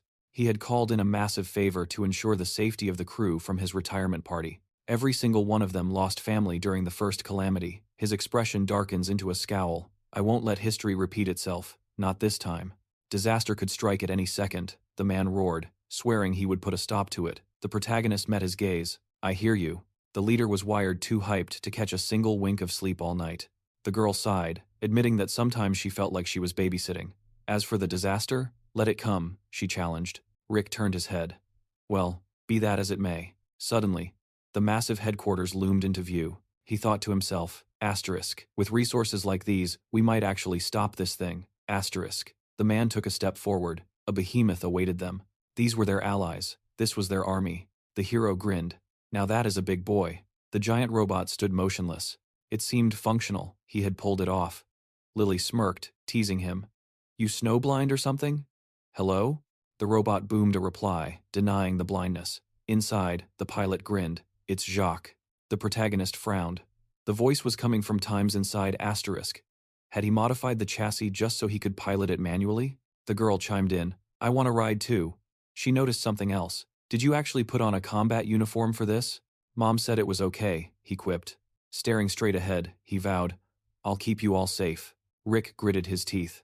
There's a time and place for love. Suddenly, a shout cut through the air. Look over there. The sky shifted into unnatural hues. Panic erupted. The hero clenched his jaw. It's starting. Chloe, get back to the command post. Countless portals tore open the sky. The protagonist glanced sideways, hearing the murmurs of fear. There are too many of them. Asterisk. This is only the first wave. Asterisk, he thought. Asterisk. And they're already shaking in their boots. Asterisk.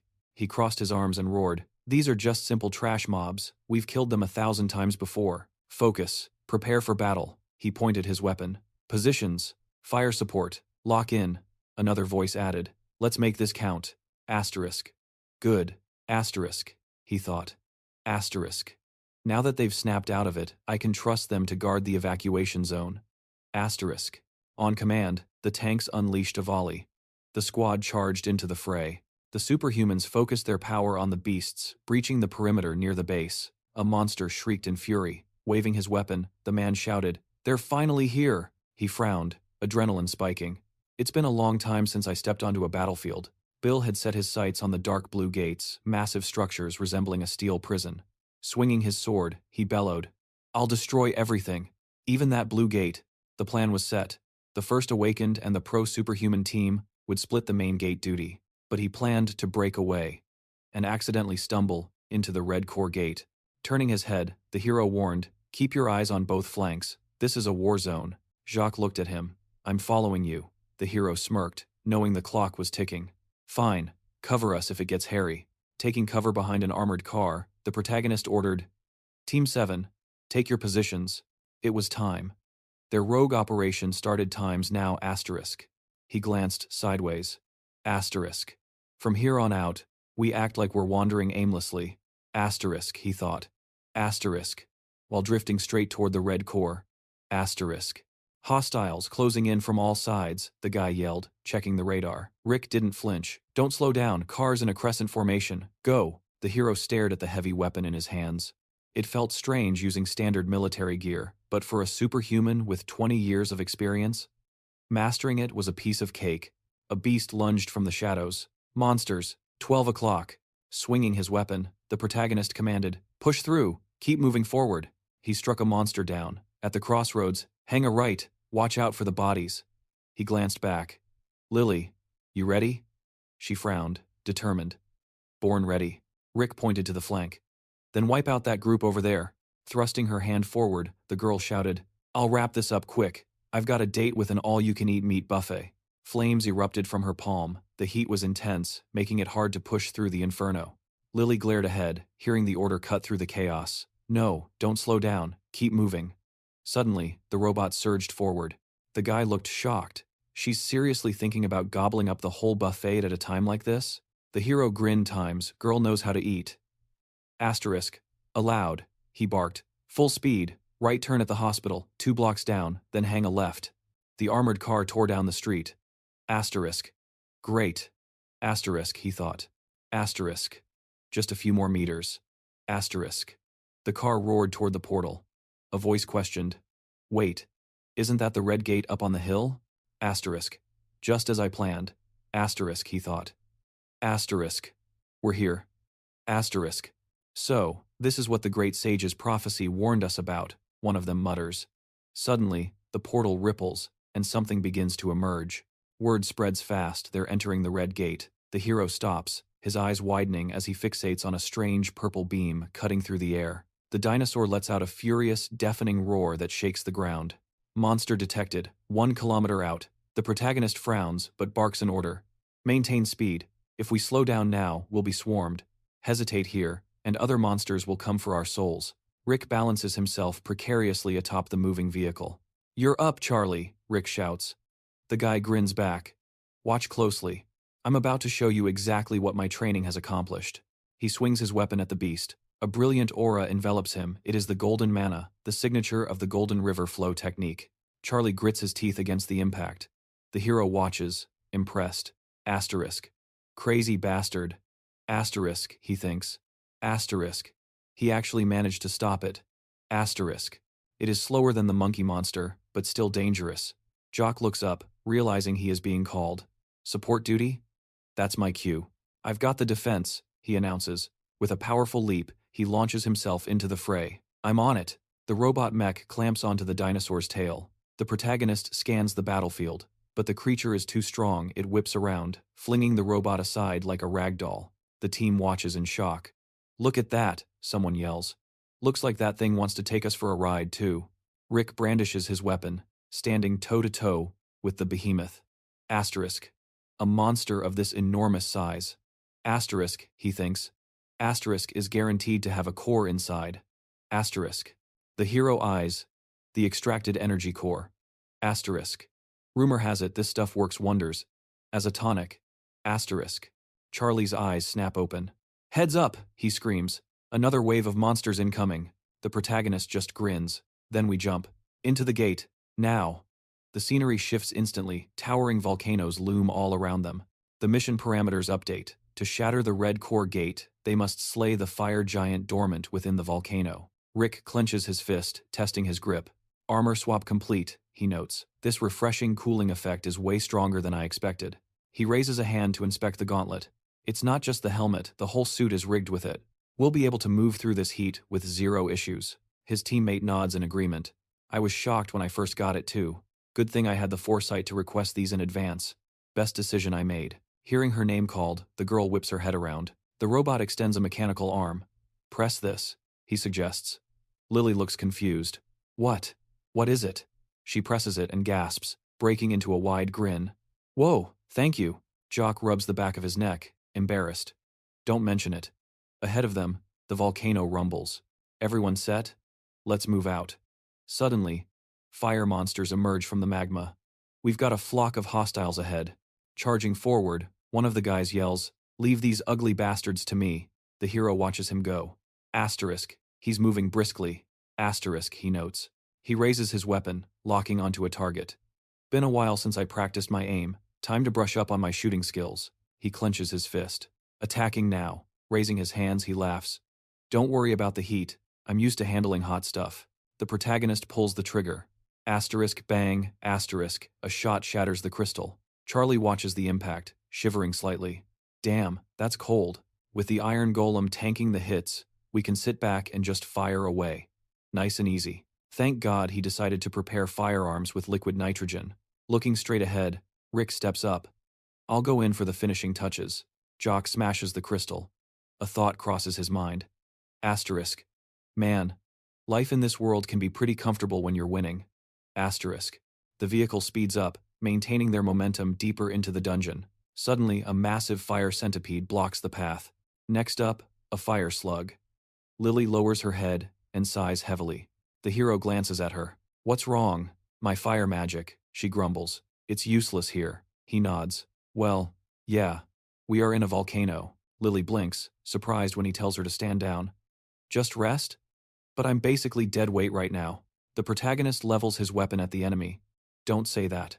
Once we clear this zone, you'll have plenty of chances to go wild. Just save your energy for then. I don't want to wait, she replies. But a small, confident smirk plays on her lips. The convoy rumbles closer to the base of the central volcano. Rick frowns. Hold up a second. Stop here. He assesses the situation. Asterisk. Smooth sailing so far. Asterisk, he thinks. Asterisk, but that lava lake ahead? That's a massive problem. Asterisk. Coast is clear, no monsters by the shore. Bring me one of the monster corpses we killed earlier. A teammate hauls a giant rat carcass forward. Here, he grunts. Take it. A dragon-like head breaches the lava surface. See that? The hero warns. If we had tried to cross without checking, we'd be dead. The protagonist looks away, calculating. We need to catch that creature first. Do we have a giant fishing rod? Hell, even a disposable one will work. Rick stares at him. You want to fish for that lava snake? He pauses, then shrugs. All right, let's give it a shot. Rushing forward, the guy calls out for a pause. Rick spins around, throwing his hands up. Just great. While waiting on the rod, they need to pick the bait. The guy looks away, nervous, as Rick suggests settling it with a round of rock, paper, scissors. Suddenly, a shout rings out. Charlie rises high above the lava, but the monster snags the rope. The robot pulls back with everything it's got. Hearing the command, the monster lets out a deafening scream. Charlie locks onto the weapon, eyes narrowing. I'll handle this, he says. He needs to get inside to use it. Suddenly, a massive blow strikes the monster, and the robot tightens its grip on the tether. Pull! With everything you have. Suddenly, the massive snake crashes to the ground. Glancing over, the hero asks if he is all right. A mumble is the only reply before their gazes snap forward in pure shock. Staring at the volcano, the protagonist prays they aren't seeing what he thinks they are seeing. But luck is not on their side. A fire giant rises from the crater. It must have woken up from the commotion. Great. Now they have to completely rethink their strategy. The monster slumps onto its side. Rick's mind races first, deal with this snake, and then get the hell out of there. He leaps up, grabbing the monster by its tail. Swinging his weapon, the hero screams, "Attack from the left. Now." Got it, Shock yells back, launching an assault on the beast. Damn it, this creature will not give them a single second to regroup. Their attacks are bouncing right off. Just how thick are these scales? Suddenly, the beast launches a counterattack. Jumping aside, the protagonist screams, "Dodge it!" He frowns, steeling himself. He has enough combat experience to handle a monster of this caliber. Glancing down, Rick notes the robot's self-healing function kicking in. Fall back anyway, he orders. Draw its attention away. Charlie turns, acknowledging the order to return to camp for repairs before rejoining the fight. Rick gives him a sharp nod of approval. The hero swings his sword, accepting the reality. If he has to fight alone, then so be it. Fine by me. So far, he is holding his own. The monster lashes its massive tail, slicing the air near him. Reports come in, they are scanning the perimeter with cameras. But compared to the snake in front of him, the protagonist lowers his head, grimacing. The bastard on the mountain is the real problem, isn't he? Yeah, comes the reply. It's about 40 meters tall, and despite that size, it is closing in way too fast. Swinging his blade, he realizes that the closer it gets, the more terrifying its scale becomes. He has to finish this before time runs out. This attack was orchestrated by the first awakened, sure. Gritting his teeth, Rick adds, but the one standing in his way now is me. What do I do? He breathes out, mouth slightly parting as his mind races. Lily turns to him as the order goes out. Everyone to the vehicles, fall back to the deep rear, and wait for my signal. The main character is on the ground. His crazy plan is to trap the snake monster right in the lava lake. He strikes the beast, aiming to escape before the fire giant fully awakens. He stands his ground, gripping the spear tight. This is the final hunt. He has the trump card, the ice dragon's fang, pulsing with energy. It is an impeccable plan. Standing near the volcano, Rick commands, all members of the 7th team, retreat to the rear. Wait for me there. Touching his earpiece, he listens to the frantic protests, asking how they can possibly leave him behind.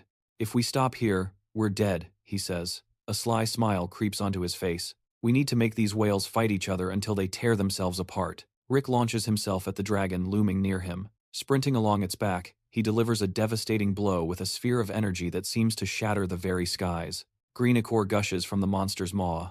With a fluid motion, Rick slices its tongue clean off. Rick lands nearby, breathless. I'm here, he says into his comms. Did everyone make it to the safe zone? Blood trickles down his leg. Someone is breaking formation, trying to run back to save him. He bolts forward. Don't let the kid come back here. Even if she fights you, hold her back. Ahead, the massive lava giant dominates the view. The giant opens its mouth, seemingly surprised. The snake locks eyes with Rick as he jumps onto it, but the fire giant is right on top of them. Rick strikes the snake hard, The fire giant stares down with glowing yellow eyes and lets out a low, earth-shaking growl. Then, the two titans lock eyes. The giant swings, smashing its fist into the ground, and the snake. Green blood splatters everywhere. The giant's hand is covered in the snake's slime. Rick crouches behind a boulder, watching the chaos. Now that is a heavyweight fighter. Clutching the artifact, the thought flashes through his mind. Wait for the perfect opening, then drive the ice dragon's fang home. But it will only work if he strikes directly into the area near the heart. Tightening his gloves, he waits for the split second to plant the fang in the sternum and vanish. The monster straightens its massive arm. From behind, the snake coils around the giant, strangling it. The protagonist casts concealment magic, gripping his weapon. He lunges, striking the stone skin. A direct hit to the giant's eye. The colossus erupts into chaotic flames. The snake rears its head back and screams in terror. Its eyes burn with a hellish light, moving with terrifying speed. Rick grips the artifact tight, fighting back the madness, threatening to consume his mind. A brilliant blue aura erupts from his feet as he unleashes a heaven-destroying energy sphere. With a burst of speed, the protagonist launches himself onto the giant's chest. The monster swipes at him, its massive hand crushing the air where he stood. The beast strikes the ground, shattering the earth. But when it pulls its hand back, the man is gone. Only a blur of orange hair remains as he flashes past. Lily strikes a pose, hands on her hips. You know, you'd be dead meat without me. She flashes a confident grin. Consider this, me working off my food tab. The monster roars, turning its gaze toward them. Lily extends her hand, ready to obliterate the beast, but Rick stops her. The giant's maw glows white-hot, and a torrent of fire spews forth. Rick clenches his fist, exhaling sharply. Lily watches in shock. Wait, he can eat fire? Rick closes his eyes, trying to formulate a new strategy, but Lily steps up, clenching her own fists. If he can do it, so can I. She opens her mouth and begins to inhale deeply. The monster rears its head, staring at her in confusion. Standing side by side, they form a circuit of power. The giant actually recoils, realizing Lily's control over flame far surpasses its own. The beast's outstretched hand trembles. It has been drained dry. The fire is gone. The strategy is absolute insanity. By consuming the flames, Rick secured a victory he never thought possible. With the red gate shattered, the remaining portals collapse in a chain reaction. Reconstruction begins immediately. The disaster was contained faster than ever before, and waves of citizens and companies volunteer to rebuild the city from the ashes. Rick sprints across the construction site, barking orders. We need this finished today. That beam is wrong. He grabs a massive pile of construction materials, lifting it effortlessly. Where does this go? He slams it onto the ground. The protagonist turns and smiles. It is a rare sight hunters from the superhuman guilds almost never lower themselves to manual labor. He clenches his fist. What use is a hunter who just chills in the guild hall? If help is needed, you run to provide it, period. He pours water into cups for the exhausted volunteers. Take a break, everyone. Eat something. A worker speaks up. But what about that guy doing nothing? He points to a man sprawled on a lounge chair who mutters, Hey, my wounds haven't healed yet. The workers laugh at him. Look at your face. It's snow white. You look like you've never faced a hardship in your life. Rick slams his hand on the table. I'm done eating. He stacks his plate. Do you need help with anything else? He stands up, dusting himself off. Let's wrap things up here and move to the next sector. Follow me. Charlie yawns, opening his mouth to mutter a reluctant agreement. We cut to a young man gazing into a crystal sphere. 31 days have passed since the catastrophe, and the interdimensional gates remain sealed. The prophecy holds true. The gates have remained dormant for the last few days. The city skyline rises again, thanks to the relentless effort of the citizens and the superhuman guilds who spent weeks clearing monster corpses. Normality has returned. Rick sits peacefully with a book. A girl leans in. Is it boring doing nothing? He smirks. I love it. My dream is to be a slacker for the rest of my life. Lily walks in holding a box. Speaking of unemployed people with too much money, Chloe enters and calls out to the commander. She pinches his ear, examining him. Your skin. It's become perfect. It is the result of the Spirit Stone transformation. A complete rebirth of the flesh. The protagonist is briefly engulfed in phantom flames. He can now enjoy his retirement in a body that refuses to blemish. Rick flashes a finger, heart lit with flame. Just a little cosmetic procedure I underwent a few days ago. The girl gasps, hands on her chin. Can you give me the contact info? Rick shakes his head. Sorry, they went bankrupt and closed shop. Chloe closes her eyes, annoyed. Stop being so greedy with your secrets. She sighs. Is that why you came here? She hands him a stack of documents. I'm here to report on the potions. We've expanded to 3 production facilities, but supply still can't meet demand. Partnership requests are piling up. We see the potions on screen. They have become a sensation, playing a critical role in the post-disaster recovery. Crafted from the drink of life, they are currently distributed exclusively by the White House. Workers treat their injuries with the liquid. Even those destined to be crippled for life have made full recoveries, and the mortality rate has plummeted. Chloe picks up the next file, regarding the body of the fire giant. Rick waves his hand. Skip the details. He rests his hand on his bag. Just set aside 20 kilograms of skin, bones, and blood for me. You can handle the rest. Chloe nods solemnly.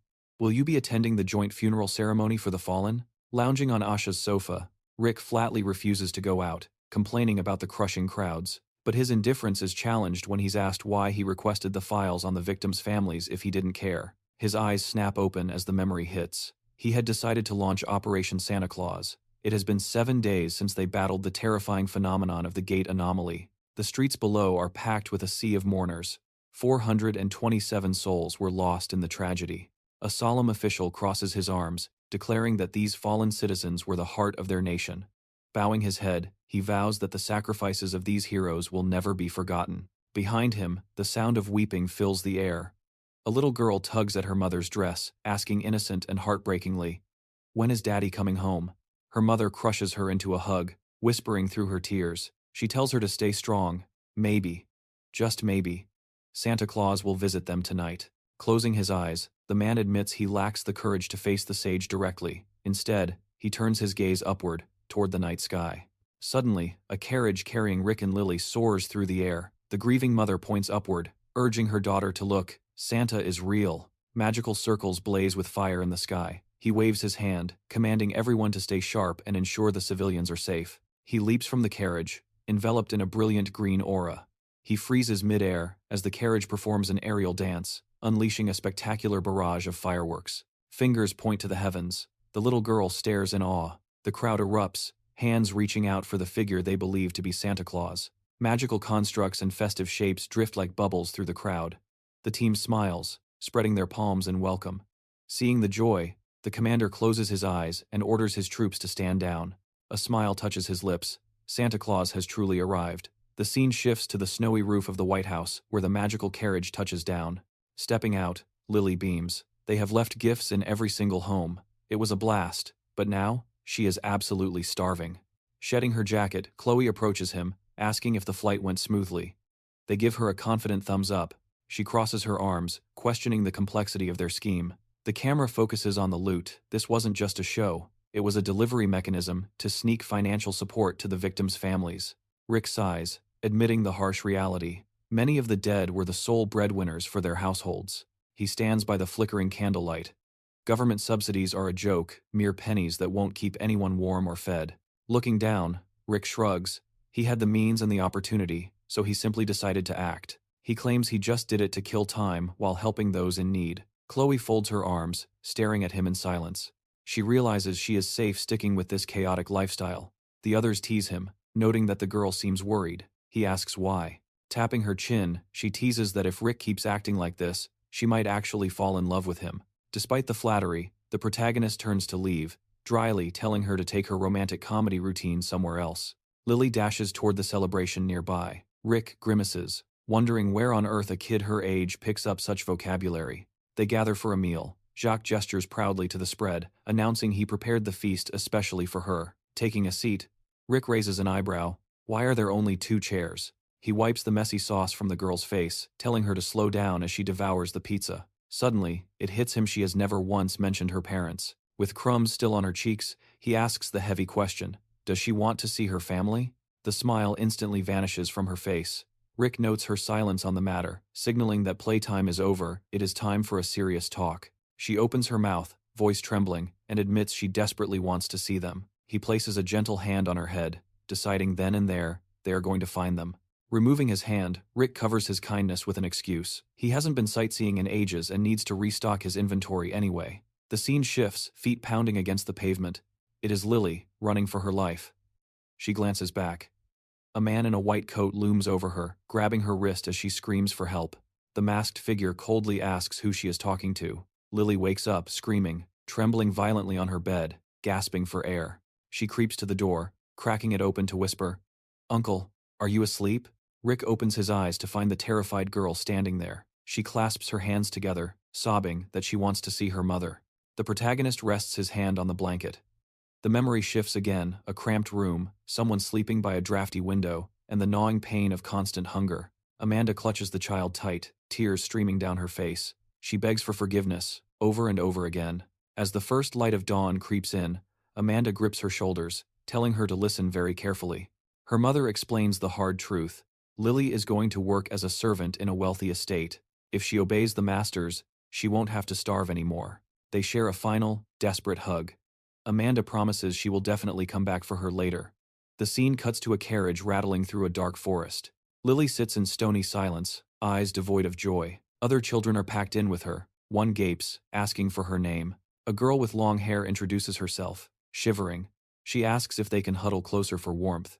She scoots over, murmuring thanks, and asks Lily's age. Suddenly, the carriage curtain is ripped open. A harsh voice orders them out. The children stand on a dirt road. This isn't the city they were promised. The crack of a whip striking the ground silences them all. A masked man steps forward, his voice cold. "Better keep your mouths shut and follow us quietly." The girls huddle together in a damp cell.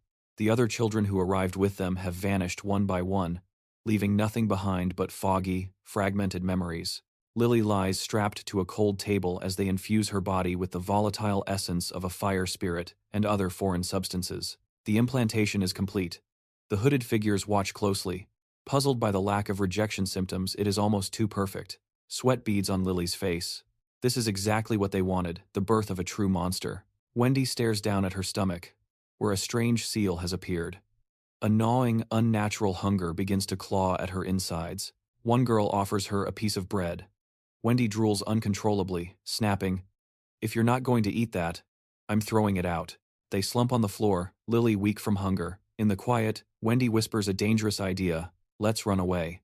Wendy clutches a stolen crystal to her chest. Lily looks up and gasps, her friend's hair color has completely changed. Squeezing the crystal against her heart, Wendy begs her to run. Lily opens her mouth and nods. Okay. Night falls. A guard grabs them, sneering that if she had just admitted she was awake earlier, she wouldn't have had to rot in that cell. Sharp icicles shoot from her hand, but a green aura flares around the man, deflecting the attack without leaving a single scratch. He grins maliciously. "You're going to make a fine puppet. You'll do exactly as I say." Wendy grabs Lily's hand, resolving that even if she has to die fighting, she will never go back to that cage. Blue energy explodes everywhere. Wendy screams for her friend to run. Lily, lying on the floor, looks up just as flames erupt from her own body. Lily's hair shifts color, matching Wendy's. Panic rising, Wendy raises her hands, shouting at Lily to focus and pull herself together. "This is our only chance. Go!"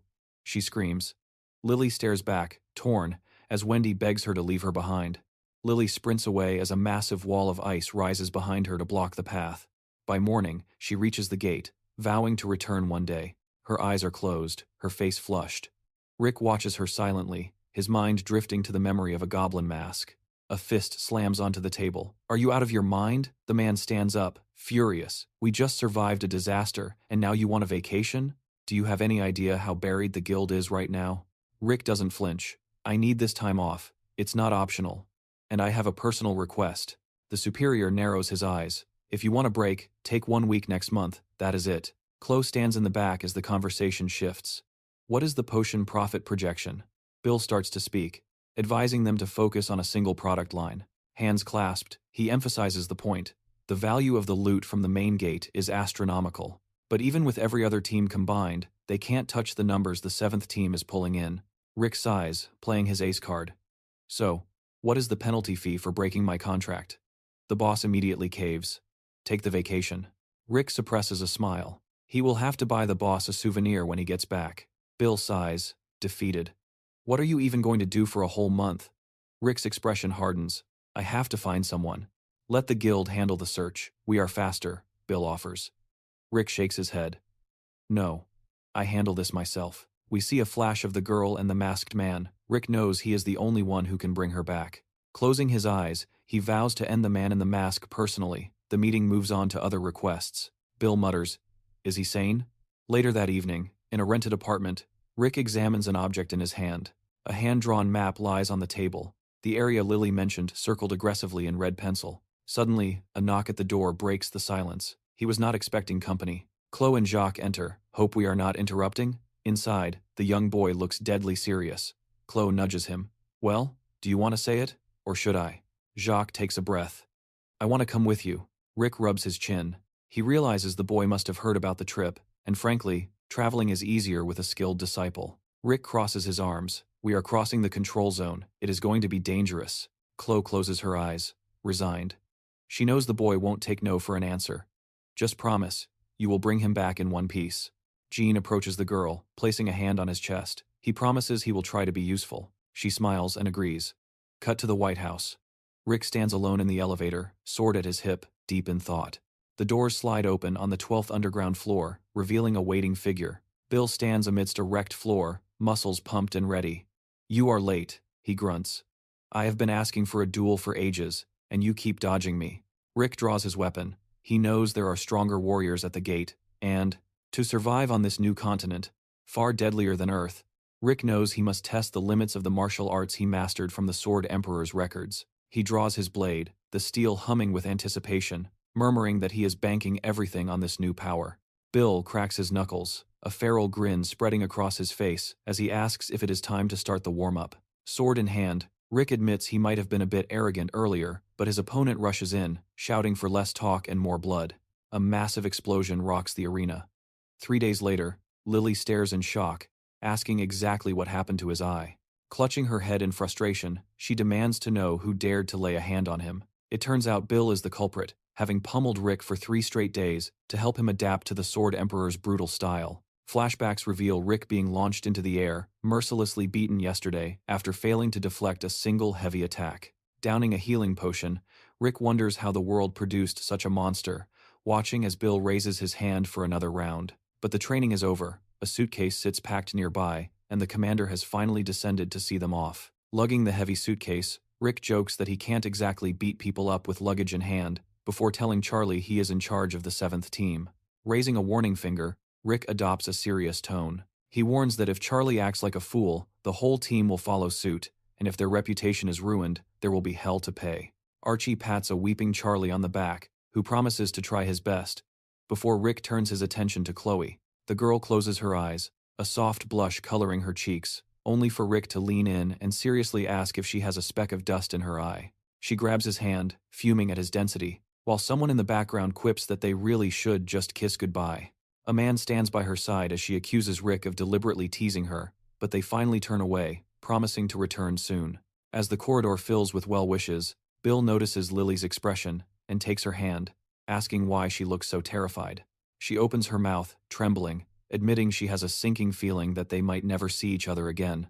Gripping her shoulder firmly, Bill tells her not to worry, assuring her that the commander is far more powerful than he appears at first glance. His mind flashes back to Rick, duplicating swords out of thin air, a memory of the terrifying power the protagonist hides. Squeezing her hand, Bill vows to challenge Rick again later, but until then, he will dedicate himself to special training. Rick shoulders his backpack, feeling a sudden wave of unease. As they arrive at the shelter in the Forbidden Zone, Jacques approaches, and Rick waves off his concern, reminding him that he promised a safe trip to the other dimension to rescue Lily's mother. Jacques pulls out his phone, mentioning casually that he made some modifications to the golem. He taps a command on the screen, and a massive creature materializes beside them. The golem shifts and twists, transforming into a horse and carriage.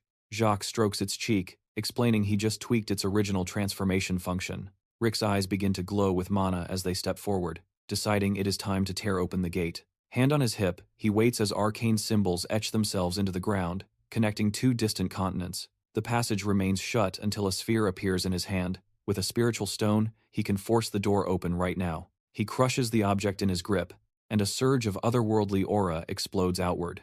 A magical circle flares to life around him, and he orders everyone to board the carriage waiting near the swirling portal. Lily begins to tremble, her eyes widening in fear, but Rick sits beside her, announcing they are moving out, and she forces a brave smile. The carriage thunders into the portal, vanishing instantly, leaving the gateway standing alone in the silence. On the other side, chaos reigns, houses are burning, screams tear through the air, and men are slaughtering villagers in the streets. An old man is tied to a pole, pleading with his captors and asking how they can commit such atrocities. The leader points a weapon at him, threatening a gruesome end if he doesn't keep his mouth shut, while a young man hides near the wall, listening. One bandit draws a sword to execute the elder, and the hiding boy realizes he has to act just as a carriage bursts from a rift in the air. It slams onto the ground with a heavy thud, leaving Rick wondering if the teleportation spell is supposed to be that violent as the door creaks open. Putting a finger to his cheek, Rick groans that if he had known the landing would be this rough, he would have walked. Stepping out into the smoke, he immediately locks eyes with the armed men surrounding them. He quickly shuts the carriage door to keep Lily safe inside, gripping the handle as he realizes they picked the perfect moment to crash the party. Rick turns to face the carnage, seeing Ethan shaking beside the bound old man and children crying in terror. A terrifying blue aura flares around the main character as he coldly asks if these bandits have any idea what village they are standing in. He remarks that with a portal opening nearby next year, the property values here are about to skyrocket, so it is a shame they won't live to see it. Ethan collapses on the floor, pleading for his life. He realizes too late that Rick isn't just some traveler, he's a mage who has ascended to a level of power Ethan couldn't even fathom. Desperate, he clutches a heavy coin purse, offering every last copper as a reward for salvation. Rick weighs the pouch in his hand. He only planned to trade a few magic stones for quick cash, but this situation has evolved into a much more lucrative opportunity. Two thugs stand frozen, exchanging nervous glances. They know deep in their gut they've just kicked a hornet's nest. The leader sneers, gesturing dismissively at his incompetent lackeys. He points out that the trembling wretch beside the mage is their target, and his backup should be arriving any second.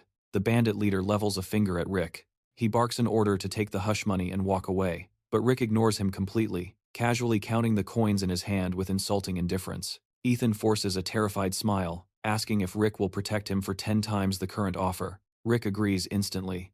Dropping to his knees, Ethan confirms the price, 700 gold. The thugs grab Ethan by the shoulders, sneering that he'll pay with his life instead. Ethan trembles violently, convinced he's about to be executed on the spot. Reinforcements arrive behind the leader. Rudolph, losing patience, screams for his men to open fire before the mage can cast a spell. A shimmering barrier materializes around Rick, deflecting the bullets harmlessly. He calmly opens a dimensional door, calling for the children. Lily steps out first, tasked with handling the flames. She raises a gloved hand. The surrounding buildings are engulfed in an inferno, but the fire suddenly swirls, sucked straight into the girl's palm. She shoves the concentrated flames into her mouth and swallows. Grimacing, she complains that the fire leaves a terrible aftertaste. Rudolph, witnessing this madness, screams for the battle ogre. A massive ogre lumbers forward, a necklace of fangs rattling against its chest. Jacques mounts his iron horse, shouting for everyone to scatter. Ethan's jaw drops in pure shock. Standing beside him, Rick has already summoned a towering golem to intercept the beast. The ogre swings its massive weapon with bone-crushing force. It connects with the golem, but instead of stone shattering, the ogre's weapon snaps like a twig. The monster stares at its broken hilt, dumbfounded. The golem counters with a skull-crushing blow, slamming the ogre into the ground. The bandits scream in terror, realizing their only option is to run. One thug freezes, his path blocked by a wall of fire. Before he can turn, his comrade is gutted, collapsing with a fatal wound to the stomach. Rick is a blur of motion, slicing through the enemy ranks and severing a bandit's hand. Suddenly, he pauses, his attention shifting as a voice calls out. Rudolph has the village elder in a chokehold, a blade pressed to the old man's throat. Ethan begs Rick to stop, revealing the elder is his benefactor, panic in his voice. Ethan relays the demands: extinguish the fire, dismiss the summons, and drop the sword, or the old man dies. In the blink of an eye, Rick vanishes and reappears directly behind Rudolph. A single flash of steel, and the bandit leader's head falls from his shoulders. Rick stands over the headless corpse, noting that this was his first field test of the skill. The lethality is satisfactory. Spotting a piece of parchment near the body, Rick crouches to retrieve it, looting the corpse for answers. Later, Ben bows deeply, thanking them profusely for saving the village. A feast is spread across the table. He insists on paying them, noting that if Rick only cared about money, he wouldn't have wasted a priceless potion to heal the injured villagers.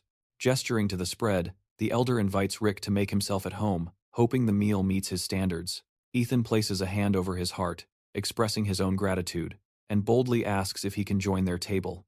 He points to the barrels, signaling he's ready to celebrate.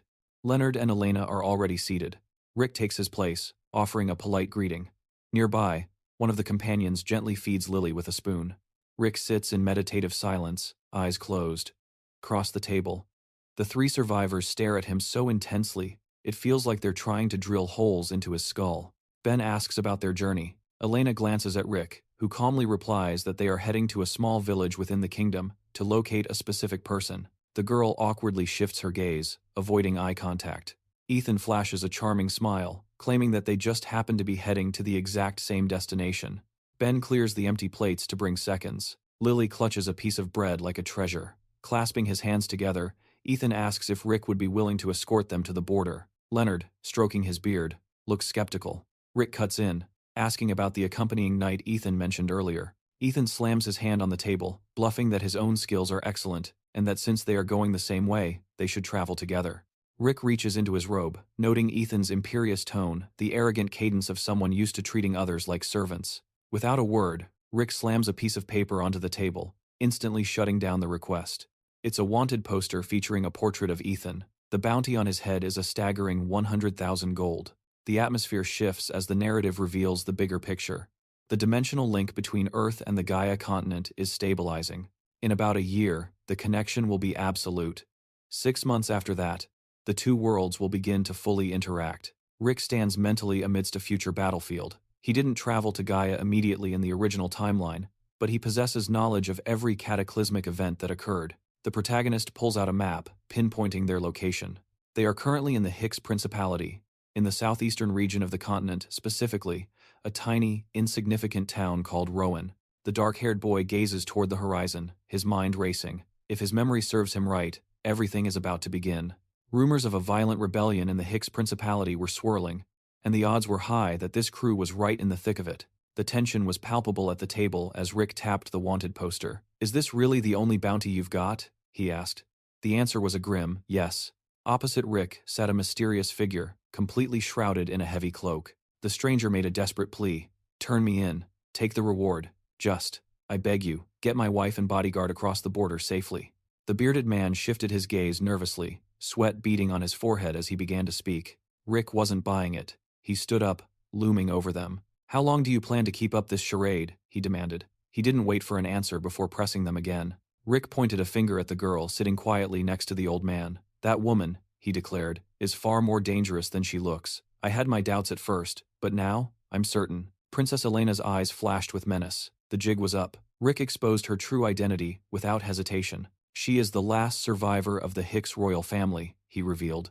"The only one left after the uprising burned her kingdom to ash." The bearded man in the cloak cursed, jumping to his feet to confront Rick. "Who the hell are you?" he roared. Rick just smirked. "Honestly, I took a wild guess. Looks like I hit the jackpot."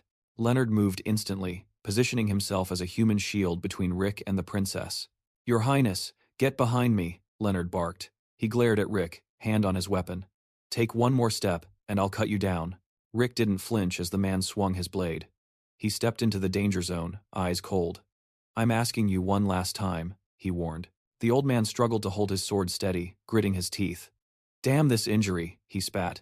"If I were at full strength, you'd be dead already." Rick effortlessly sidestepped, tripping the old man. "Excuses," he scoffed. He turned back to the cloaked figure. "I just want to talk." "Stay back," the man panicked. Magic crackled in the air, a fireball ignited between a mage's palms. "Take another step," the mage threatened, "and I'll burn you to cinders." Ethan's jaw dropped in horror. "Are you insane?" he gasped. "You can't use that kind of magic in here. It's forbidden." Lily, sitting calmly next to Jacques, finally spoke up. "Hey, Sparky," she called out to the mage. "You make a mess while we're eating, and you're gonna be scolded," she finished, glancing at her friend. "Right?" The guy nodded vigorously, terrified, and having absolutely no clue what was going on. Rick moved faster than sight, slamming a fist into the mage's face. "Did I say I was gonna eat you?" he snapped. "I said I offered to times talk asterisk." The old man scrambled back to his feet, rushing to flank Rick. He screamed at Rick, face red with rage. "I don't care what you call yourself. Even if you're our benefactor, I won't let you touch the princess." Ben charged, sword raised high. "I may be a village chief now," he bellowed, "but I was once a knight, and I will give my life to protect her." Rick sighed and delivered a swift, brutal chop to the back of Ben's head. The old man crumpled to the floor behind Rick. "Can we all just calm down now?" Rick asked wearily. Suddenly someone screamed, "Princess, run!" Ethan clenched his fists, cursing his own powerlessness. "Over my dead body." Ethan yelled, eyes wide with desperation. You won't lay a finger on her while I'm breathing. Rick started to retort, but a sharp voice cut through the chaos. Stop. The girl in the hood lowered her disguise. I knew this day would come eventually, she said, her voice trembling but resigned. She clutched her cloak tight. I'll go with you quietly, she promised. Just, please, leave the others out of this. One of her companions turned to her, eyes wide with panic. Your Highness, no, don't do this. Elena placed a hand over her heart, standing tall. I am ready, she said to Rick. Take me. Rick looked at her, annoyed. Would you stop painting me as the villain? He groaned. You guys attacked times me asterisk, remember? And who said anything about killing you? She extended a hand, hopeful. Does this mean you won't turn me into the rebels? Rick scratched his head. Well, I'm still weighing my options.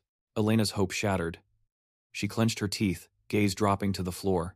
I knew it, she thought bitterly. He's scum, just like the rest. She whipped off her cloak, throwing it in Rick's face. I'm done doubting. Suddenly, Elena was airborne, magic surging around her as she launched herself at Rick. Rick dodged the attack effortlessly. His hand flew to his dagger, but she was fast teleporting right behind him. Rick glanced back, genuinely impressed. Okay, he thought. She's got a few tricks up her sleeve. Didn't expect that. A chair crashed over. Drop the weapon, Elena screamed. She grabbed Lily in a chokehold, a blade at her throat. Make a move, and the girl bleeds. A drop of sweat rolled down Rick's temple. You're playing a dangerous game, princess, he warned. Meanwhile, Jacques dove over the table not to save Lily, but to shield his food. Elena blinked, looking down at her hostage. Lily was, casually eating a sandwich. Lily chewed thoughtfully. You gonna keep quiet? She asked the princess.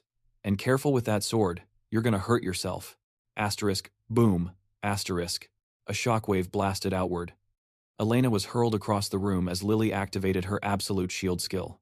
Elena crashed to the floor. Give up yet? Rick asked. In response, she snarled and flung a volley of throwing knives. This is ridiculous. Rick deflected the blades without breaking a sweat. He lunged, activating his concealment technique, vanishing from her sight before the final strike. He clamped his hand over the girl's face, stifling her protests. She squirmed, her muffled cries demanding he unhand her this instant. Rick smirked, noting she had more fight than he expected. Let's see if you're really royalty, he taunted. The blonde averted her gaze, scoffing at his insolence absolute sacrilege. Elena's knees buckled.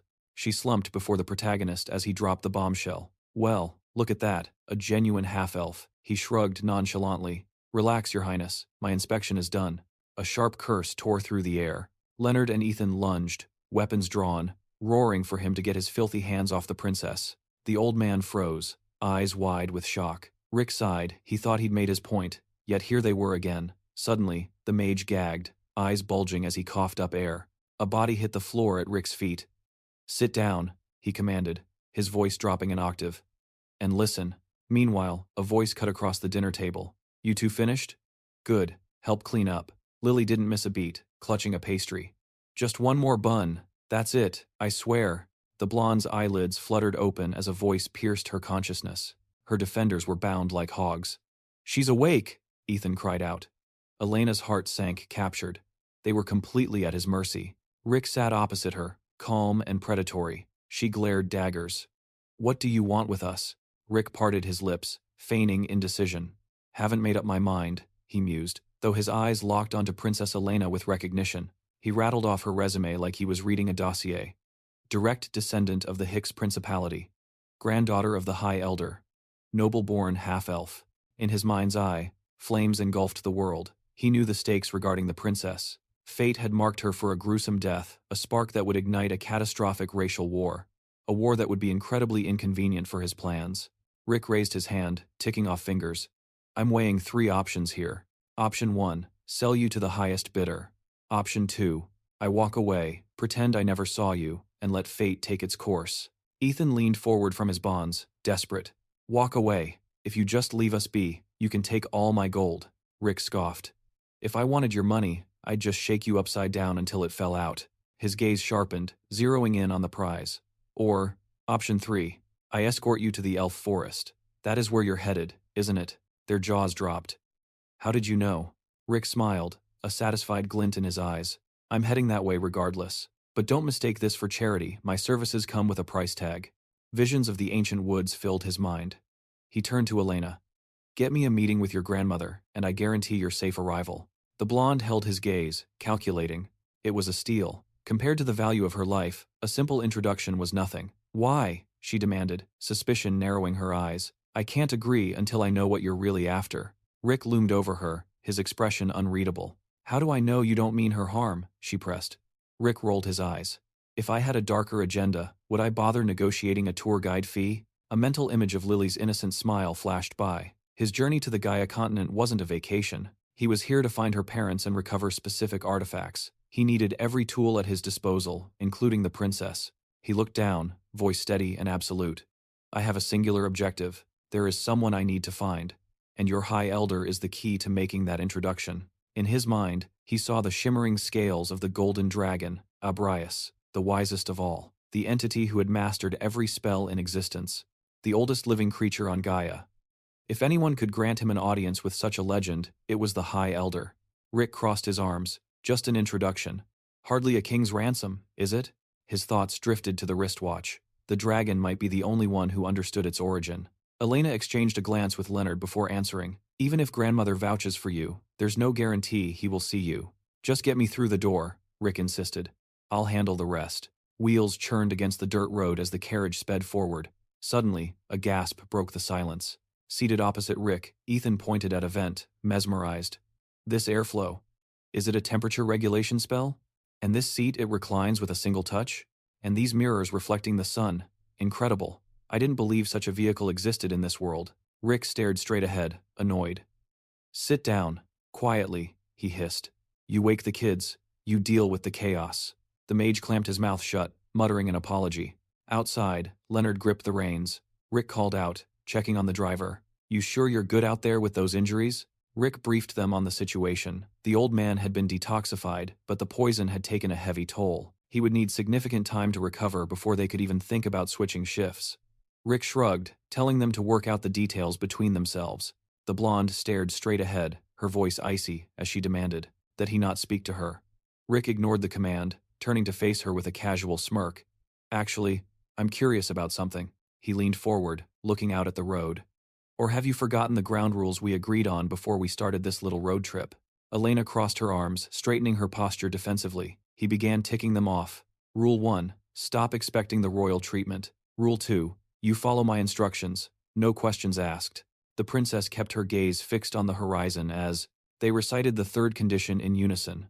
Until they reached the elven forest and met the High Elder, the royal seal remained his collateral. Her fingers interlaced tightly as she mulled over the terrifying reality. The seal left at the palace was a decoy, a secret so deep even her own guards were in the dark. Yet somehow, this guy had sniffed out the truth. He knew she held the real artifact. Rick sat opposite her, studying her expression. So, what's the master plan after we get to the forest? Elena didn't hesitate. I take back the royal seal. Fine by me, Rick said, leaning back. I don't plan on keeping a souvenir like that anyway. Her eyes went wide with indignation. You think I plan to hide in the woods forever? Rick countered smoothly. Why not? A quiet, peaceful life. Sounds pretty nice to me. The tension in the carriage thickened. I will rally all the forces under my command, she declared. I will punish the traitors and reclaim my country. Rick sighed, shaking his head. So, you want to start a war? I really wouldn't recommend it. He crossed his arms, his demeanor shifting. But hey, do what you want. Elena glared at him. Are you suggesting I just forgive the monsters who murdered my parents? The guy offered a faint, enigmatic smile as he looked out the window. I'm just warning you. If you spend your life obsessed with revenge or chasing success, you're going to miss out on your golden years. You sound like a nagging old man, she scoffed, scrutinizing him. I can see it in your eyes. You were born lazy, overly optimistic. Rick didn't deny it. That is my way of life, princess. Sunlight filtered through the trees, illuminating the path just as a sharp order brought them to a halt. Elena flinched, fear flashing in her eyes. Rick's voice dropped. Looks like that pursuit squad finally caught up to us. Leonard's jaw dropped as he turned to Elena.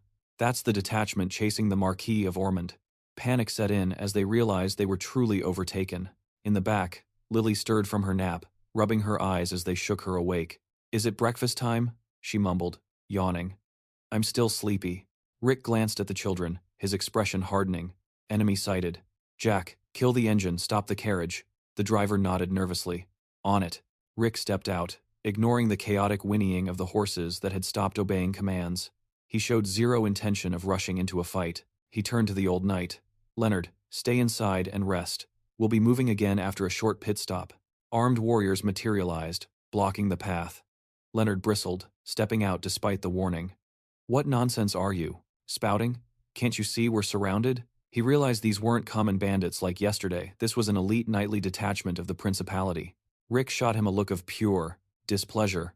"I said everything is fine. Get your ass back in the carriage." The warriors fanned out, executing a perfect encirclement maneuver. A man with a thick mustache stepped forward, casually opening his palm in greeting. "Leonard. It's been a long time." His eyes darted to the vehicle. "Is the half-elf inside?" The hooded old man roared in fury. "Shut your mouth, Viscount! You vile traitor!" He stood his ground before the enemy leader. "Which Viscount are you talking to?" Klaus sneered. "It's Count Klaus now. Try to keep up." He laughed, a cold, grating sound. "And don't talk to me about titles. Calling a mangy dog like you a hero gives me stomach cramps." The armored man drew his sword, holding it steadily. "That is an undeserved title. You never even reached the rank of swordmaster. A true hero requires skill." He signaled the knights behind him to hold back. "I'll handle this worthless trash myself. Don't interfere." The soldiers bowed in agreement. Leonard extended his hand, shouting a curse. Klaus moved a blur of speed. He parried effortlessly, knocking the old man's weapon flying. Steel flashed. A wet thud. Leonard gasped as the blade pierced his chest. The Count raised his sword high. "And this is the final blow." Klaus looked away, frowning, then jumped back in shock. A sudden strike from Rick had sheared his prized mustache clean off. Rick stood over the princess's bodyguard, uncorking a vial. "Drink up. That's an expensive potion, so don't you dare die on me." Klaus lets out a blood-curdling scream, not in pain, but in pure, unadulterated rage over the ruin of his precious mustache. As Leonard's body goes limp, the mage catches him just in time, following Rick's urgent command to get the old man to the safety of the carriage. The Count looms over Rick, his face twisted in hate, spitting out, "You bastard! Don't expect a quick end. I'm going to carve your soul into ribbons with my aura blade." Unfazed, the boy meets his gaze and asks, cool as ice, "Do you really think that aura blade is some kind of legendary feat?" Rick raises his sword, settling into a stance as he declares, "Because guess what? I can create one too." Klaus recoils, shouting in disbelief, "A cheap bluff. A brat like you can't possibly wield aura." But their blades clash with a thunderous impact, proving him wrong. Rick glares menacingly through the steel, taunting, "I thought you were supposed to be exceptional? Is it true you're stuck at the basic level of mastery?" The boy effortlessly parries every strike, driving the Count into a frenzy of curses and desperate vows to finish him off. Klaus swings his sword wildly, the air screaming with the force of his blows. But Rick narrows his eyes, realizing that despite the tantrums, this opponent is far more dangerous than he looks. His mind flashes back the grueling sparring sessions with Bill just days ago, the ancient records of the Sword Emperor. His body remembers every lesson, every shift in power. Yet, defeating a monster like this with sword art alone feels like an impossible climb. The blades lock again, and the Count sneers. "Is that all you can do? Run away like a rat?" Rick's jaw drops in mock surprise, his eyes wide as he retorts, "I don't even know how to answer that. I haven't even started trying yet." A sinister glow erupts behind Klaus as he bellows, "You are no knight, boy." Rick lands a heavy blow on the old man, but the Count slashes through the afterimage, screaming, "You cowardly creature! Do you dare call yourself a swordmaster?" And then, with a precise slice, Klaus's mustache is severed once again. He begins to swing his blade in a blind fury, screaming at the top of his lungs, before ordering his men, "Attack the carriage, kill them all, spare only the princess." The knights roar in acknowledgement, vowing that no soul will escape their steel. Jacques sits calmly atop his steed, surveying the threat. "I'll handle this," he says, and suddenly, a massive mechanical titan materializes on the battlefield. "Will you fight alone?" the girl asks, trembling, to which he replies, "I am more than enough." The enemy warriors freeze, murmuring in confusion as the horse transforms. His mechanical limb glows with energy, leaving the knights stammering, "Is he a mage? What is that thing?" The robot charges, crushing the knights' formation as their screams fill the air. Rick stands his ground against the Count, who stares in shock, gasping, This cannot be." "Focus on me," Rick commands, drawing his attention back. The man grips his hilt until his knuckles turn white, cursing as he vows to see this through to the bitter end. Klaus slices his own hand with the blade. eyes manic as he concludes that the only way to win is to kill the boy right now. Rick watches, tense, as the Count's body begins to emit a dark, suffocating energy. He realizes with horror that it is a demonic sword. Klaus points the corrupted blade at Rick, sneering, "You're well informed, aren't you?" before wishing him a painful death. Rick flexes his hand, taunting him one last time. Compensating for a lack of skill. Are we? Desperate. The Count activates the cheat tier artifact, asking if Rick really thinks he can survive what comes next. The weapon pulsating with dangerous power. Enveloped in a blood-red aura, Klaus laughs. "I can handle this power, but where will you run now, little rat?" Rick parries the heavy blows, but the sheer force is too much. Cracks begin to spiderweb across his own blade. Dark energy surges into the broken steel, and Rick is blasted backward by a massive stream of aura. He coughs up a mouthful of blood, staggering. Klaus stands over him, laughing maniacally, while Lily reaches out, screaming his name in terror. Torrents of fire erupt toward the Count, but he simply orders his sword to devour the flames, absorbing the magic instantly. The robot steps in to shield the girl, its pilot announcing he will try to hold the line. Jacques watches with grim focus, warned that the situation is too dangerous for direct combat. Klaus stands triumphant before Rick, savoring the moment. "Finally," he says, "the taste of a real battle. Now, stop these childish games." Rick clenches his fist, wiping the blood from his lip. "Fine," he says, "I'll show you what a real cheat item looks like." The Count roars, charging forward with a death wish. As the enemy closes in, Rick swings his fist, unleashing a blinding stream of pure energy that screams toward the target. Elena watches with bated breath, while Lily stares in open-mouthed delight at the spectacle. A deep trench is gouged into the earth as the blast clears. Rick thinks to himself, first time using this. I set the output to 25%. He notes, impressed. More useful than I thought. An ominous aura swirls around the enemy sword, reacting to the hit. Rick inspects his weapon, not a single scratch. The durability is incredible. He squints at the Count's blade, a flicker of recognition crossing his mind. I know that sword. Visions of slaughter and drained corpses flood his memory. Quote, that has to be it. The demonic sword salad. The cursed blade that grants immense power in exchange for blood. However, the demonic energy within the blade is a parasite. It devours the user's mind, driving them to madness, which is why this cursed weapon never stays in one pair of hands for long. Rick examines the dark steel, and now that he sees it up close, all doubts vanish. This artifact only surfaced during the peak of the Great Racial War. He is 100% certain. He never imagined such a catastrophic object would simply drop into his lap. Legends claim it possesses the highest stats of any demonic sword in existence, yet he has zero desire to wield it himself. And selling it? That just guarantees blood on his hands by proxy. As their carriage rumbles through the dense forest, Rick muses aloud about trading it for a holy sword later. Leonard ignores the sarcasm, gazing outside to ask, "How much farther to the border?" Rick, seated opposite them, answers without missing a beat. "We are almost at Randall. We need to secure a pass there. Once we leave the city, the border itself is another 3 days' travel." The old bodyguard nods grimly. "Understood. Though, I do not know if my body can hold out that long." Princess Elena turns to him, panic in her eyes. "Don't say that." Leonard offers a weak apology, explaining that he is a shadow of his former self, and even magic cannot replenish his drained vitality now. The moonlight catches Elena's sharp profile as she declares that his presence alone gives her strength. She commands him never to speak such weak, defeatist words again. Rick flips through a book, completely ignoring the emotional moment. When asked what he is reading, he shrugs effortlessly, just killing time to relieve the boredom. Elena and Leonard stare at him, stunned by his utter indifference. The old man opens his mouth to request a favor, but Rick cuts him off instantly. "Don't even try it." Rick slams the book shut. The bodyguard persists, pointing out that Rick hasn't even heard the request yet. Finally, Rick signals him to speak. Rick opens his palm, setting the terms. He might consider it, but only if Leonard spares him the nonsense about restoring their kingdom. He knows the drill titles. Money. They will offer him everything. The blonde princess sits silently beside Leonard, begging him to stop lowering himself. But the old man's hands tremble as he speaks. He only cares about getting her safely across the border. Memories flood Leonard's mind, endless nights on horseback, the glory he once held. He was a veteran of several wars, hailed as a hero. People praised him, calling him a man destined to become a swordmaster. But that pride shatters as he faces the bitter truth. He failed his king, and he failed to protect Her Highness from the traitors. Leonard looks down, crushed by guilt. He is no longer her shield. He has become a heavy burden balanced on her shoulders. Rick stares out the window, his voice cold and final. I heard you, and I am not interested in anything else you have to offer. Night falls, and torches flicker ominously at the entrance to Randall Fortress.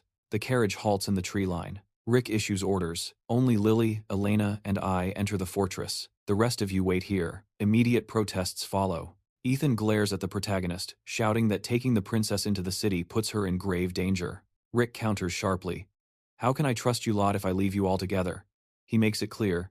He is taking her as insurance so the others don't try anything stupid. Standing before the blonde princess and the mage, Ethan is indignant.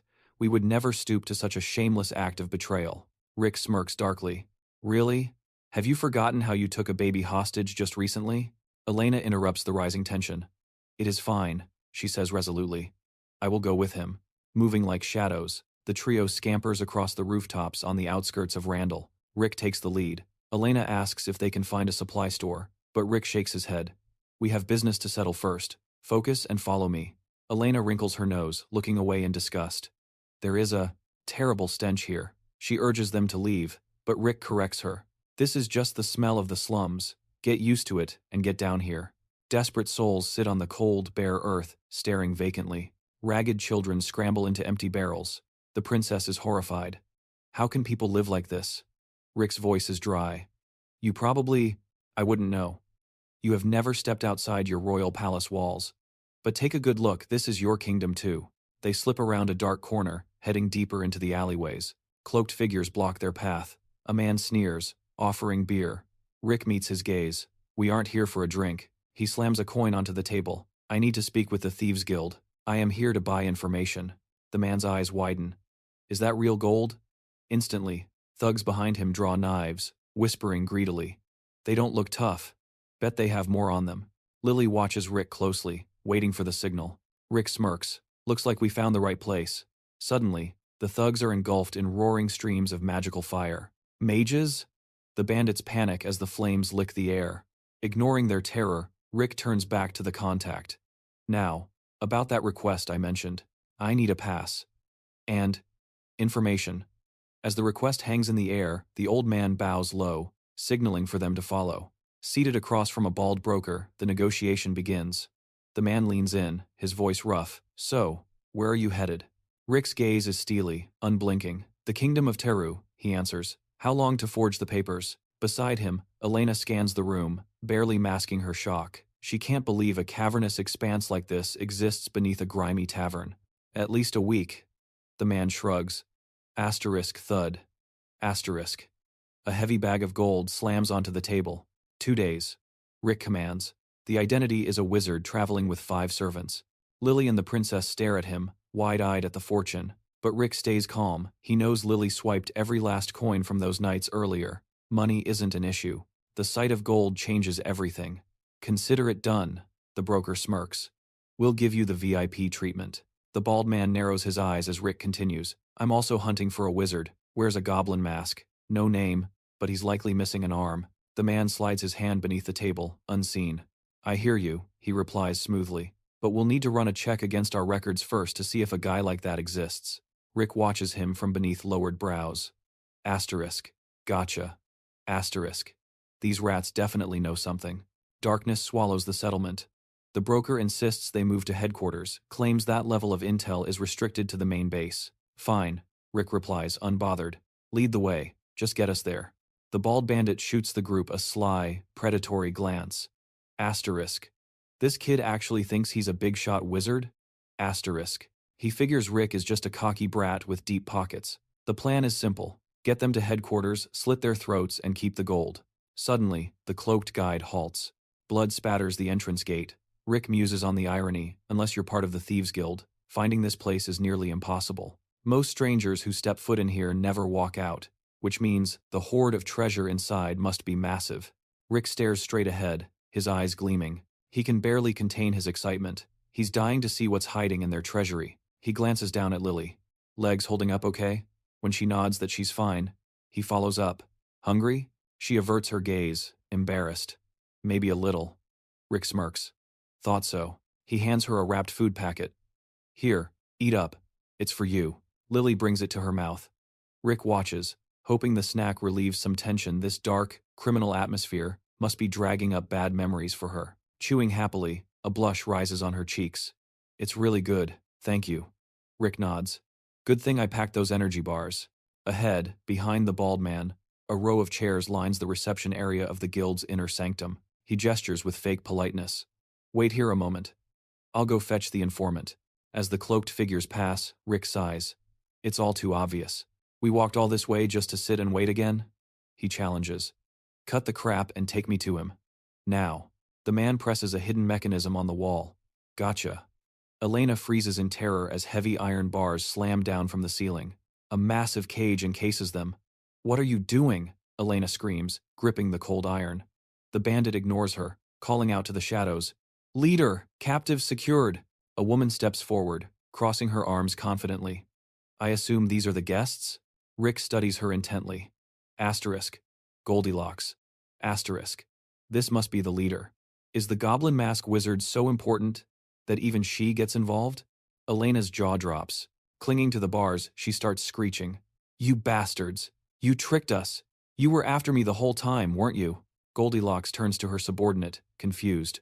Who is this lunatic? The bald man shrugs, apologizing. I have no idea what she's raving about. Rick steps in front of Elena, cutting her off. Ignore her. She gets delirious sometimes. I'm the one you need to talk to. The woman ignores him, tapping her chin. Latest intel says Princess Elena is in the area. Goldilocks steps closer, scrutinizing her. You're claiming they mistook you for someone else? Did you use magic to change your face? Goldilocks asks, eyes narrowing. Because this isn't the face on the wanted posters. She whips around to her men, grinning wildly. We hit the jackpot, boys. Pure luck. I can sell her location right now. She leans back towards the cage. So, care to show us what you really look like? Elena stammers. It's not what you think. Goldilocks freezes as a calm voice cuts through the chaos. Rick speaks up. These clients you're selling to, do they wear goblin and orc masks? The woman's smile vanishes. She looks away, her mind racing. Rumor had it this guy was a high-level fire mage, a walking disaster looking for answers. But beyond the whispers, she was flying blind. Rick stood tall, unfazed, as she demanded his identity. I paid for answers, not an interrogation, he scoffed, throwing her a cold glare. And honestly, your customer service is trash. Answer the question. The woman snapped her fingers, a wicked smirk playing on her lips. You really don't get the position you're in, do you? If you're banking on your little fire tricks to save you, you can abandon all hope right now. A massive magic seal manifested above them, humming with suppression energy. We have a barrier here, specifically designed to seal away mana. Rick clenched his fist, feigning frustration. I'm not an idiot, he muttered, though he hadn't expected them to go this far. Behind him, Elena panicked. My mana, it's gone. I can't feel anything. Armed thugs stepped out from the shadows behind Goldilocks. Now do you understand? She sneered. If you value your pathetic life, tell me, why are you hunting the goblin mask? Rick calmly reached under his cloak, his eyes locked on hers. I'm looking for something. And I think it's right about here. In a flash, he drew a sleek, metallic weapon. And this is exactly what I planned to do when I found you. Asterisk, bang, asterisk. A gunshot rang out, and the woman collapsed, blood pooling. The men in black robes froze in shock before scrambling to attack. Elena clamped her hands over her ears as the deafening noise echoed. Get under the table, now! Rick roared. Got it! Lily cried, diving for cover. Rick fluidly reloaded the chamber. This was times Zeus, times Jacques' original masterpiece. A weapon that didn't need mana to kill. From within the caged enclosure, Rick unleashed a hail of bullets. He smirked with grim satisfaction in a world of wizards. Nobody expects a gun. One of the surviving women jeered from beyond the bars. You're still trapped in that cage, fool. I'll come back and finish you off. Going somewhere? Rick grabbed the hilt of his sword. With a swift motion, he swung the blade. The steel glowed with raw physical aura. Who said I needed mana to cut through a few toothpicks? Asterisk, clang, asterisk. The bars sheared apart like butter. Goldilocks slumped on the floor, trembling as she looked up at him. What kind of wizard are you? She stammered. I just asked for a pass, Rick replied coldly. He pressed the cold muzzle of the gun against her forehead. My turn. Where is that bastard, goblin mask? Meanwhile, outside the fortress, dawn was breaking over the tree line. The sun's up and they aren't back, one of the allies muttered anxiously. We have to go in. We need to save the princess. Suddenly, times boom. Asterisk. An explosion rocked the ground behind them. Ethan spun around near the carriage. What the hell? We need to move back to the city, now. Going somewhere without us? A familiar voice called out. Rick and the girls emerged from the smoke. The magician rushed to the princess. You're back. We were worried sick. What about the fire in the city? Rick offered a casual smile, not breaking stride. Oh, that? I said it. Had to destroy the evidence. Ethan eyed the heavy sacks Rick was carrying. What's in the bags? Souvenirs, Rick grinned. He pulled out a radiant emerald staff and a jar containing a mandrake root pickled in honey, top-tier loot. For us?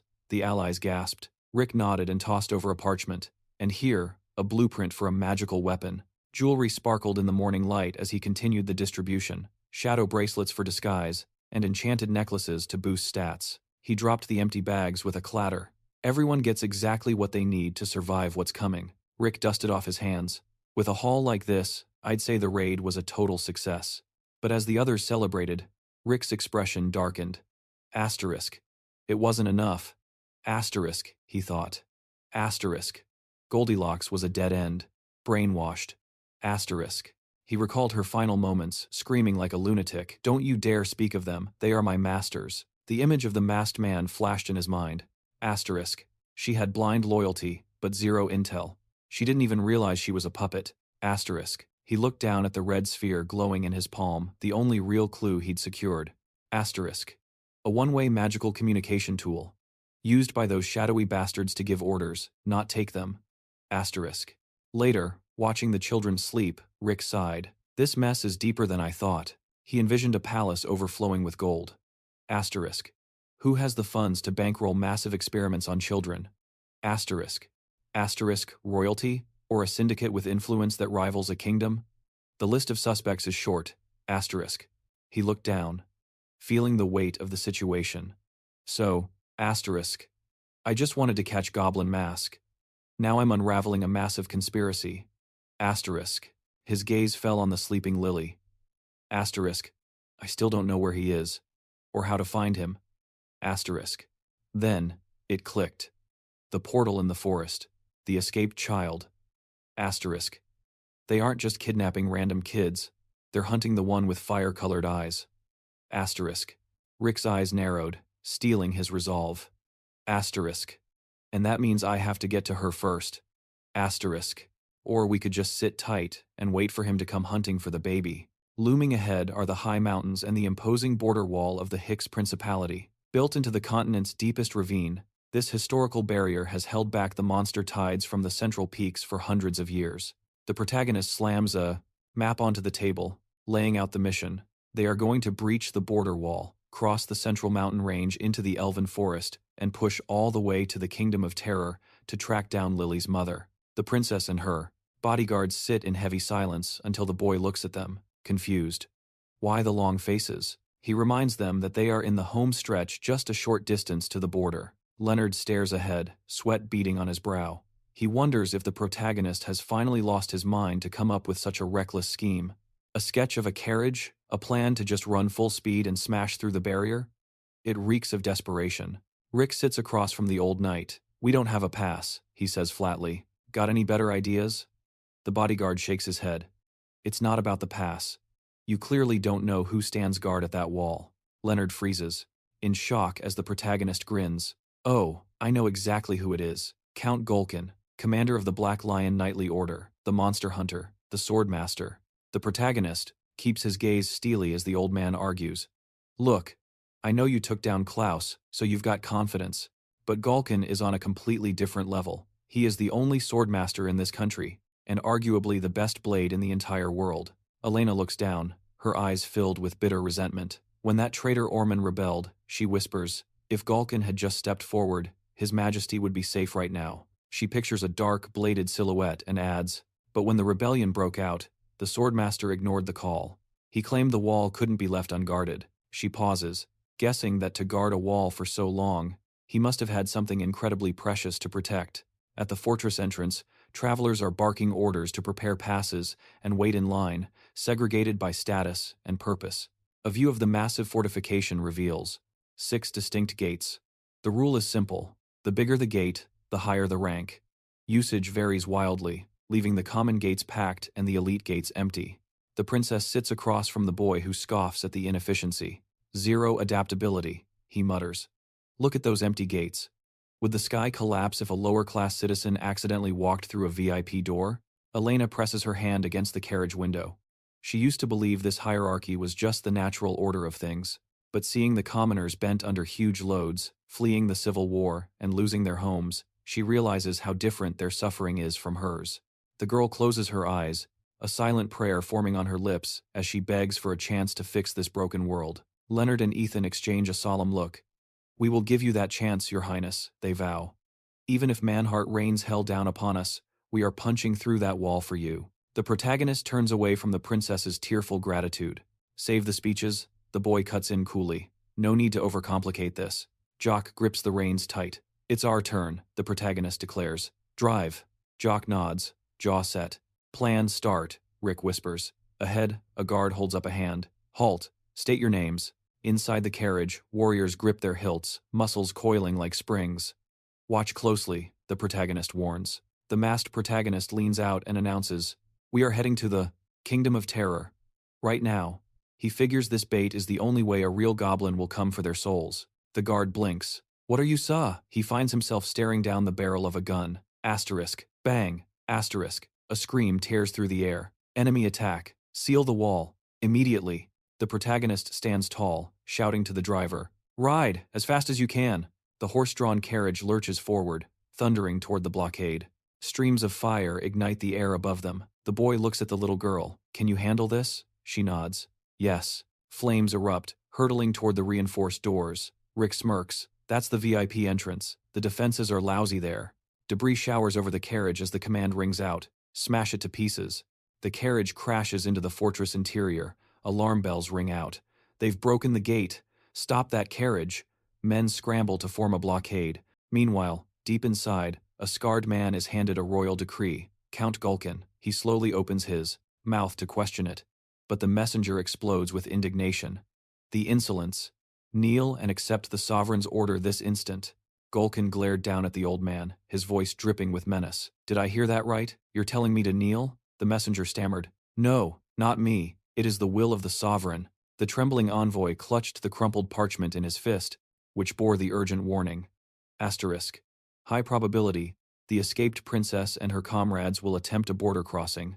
Strengthen the guard. Capture her at all costs. Asterisk. Gulkin snatched the paper, shredded it in one motion, and stared dead ahead. Another useless order. Without warning, his massive hand clamped over the old man's face. The envoy muffled a scream, struggling to ask how he dared defy. A direct command from the sovereign. Gulkin leaned in close. I never recognized Orman as my ruler. You tell him if he has something to say, he can come say it to my face. Gulkin turned back to the balcony, dismissing the conversation. That is my answer. Behind him, the man he had thrown aside let out a final, chilling scream. An armored lieutenant stepped out from the shadows, hesitating. Commander, if we do find the princess, what are your orders? Gulkin didn't even blink. She fled. She abandoned this country. If you find her, execute her on the spot. The soldier bowed low. It shall be done. Gulkin's gaze drifted toward the distant cliffs, his mind latching onto one specific detail from the destroyed letter. A mere boy had killed Klaus? A hidden warrior of that caliber existing on this tiny scrap of land? A cruel smile touched his lips. Now times was interesting. The commander turned away, his interest piqued. Meanwhile, miles down the road, a carriage was tearing through the landscape at breakneck speed. Inside, the masked boy drew his weapon. The scarred enemy lookout gasped, eyes widening. That glow. Is that an aura blade? Dust billowed as the carriage skidded. The cloaked figures atop the roof braced themselves. Everyone, battle positions. Now. Rick slapped a map of the fortress onto the table. Listen up. The border wall is a two-tiered defense structure. The gap between the first and second wall is exactly 1 kilometer, Rick explained rapidly. The plan is simple. We punch through both before they know what hit them. A black cloud of arrows blocked out the sun.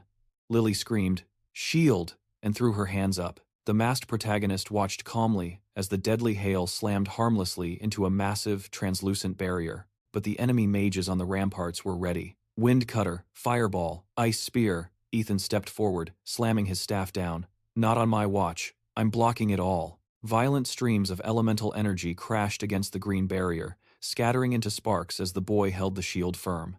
A sudden blast of pressurized air hammered the group the enemy was casting, storm wind.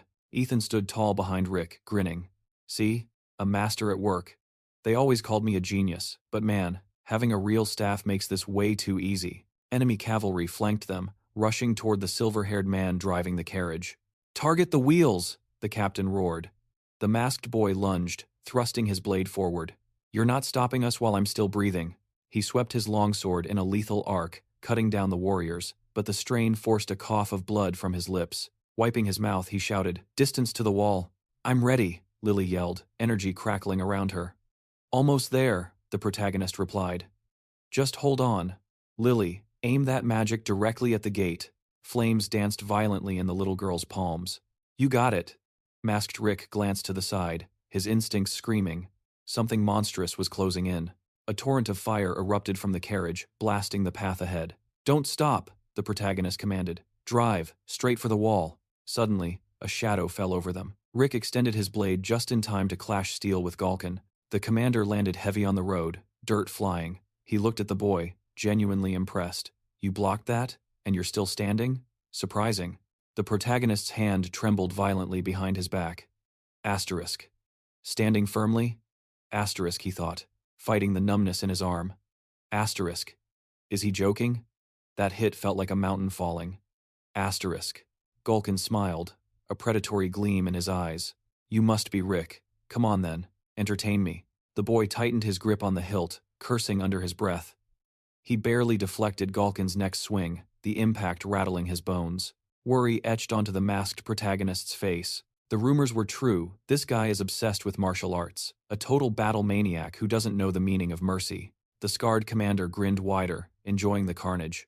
They circled each other, tension thick in the air. The protagonist swung his blade, calculating rapidly. Asterisk. His strength is overwhelming, but I have the advantage in speed. Asterisk. Galkin suddenly extended his arm, leaving his entire side exposed. He was baiting him. Rick saw the gap. He leveled his sword at the giant. Galkin laughed. "Ooh, very interesting." The commander twirled his massive blade. "Your sword.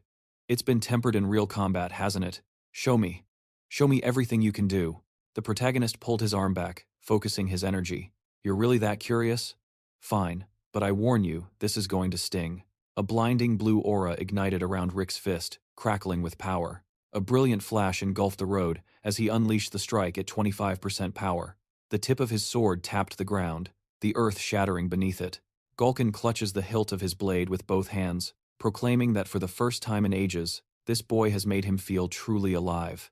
Rick positions his sword defensively, retorting that it's a shame, and perhaps Galkin would prefer feeling like a dead man instead. The commander confronts Rick, declaring that since Rick started this, he must be the one to finish it. Rick internally questions if Galkin is insane. He loathes pointless battles, and by now, the carriage should have reached the fortress gates. It's time to make his departure. Rick stares blankly ahead, bewildered, as Lily calls out to him. Lily, her gaze resolute, confidently declares she's here to help him. Lily materializes in the air before Rick, who demands, "Is that really you?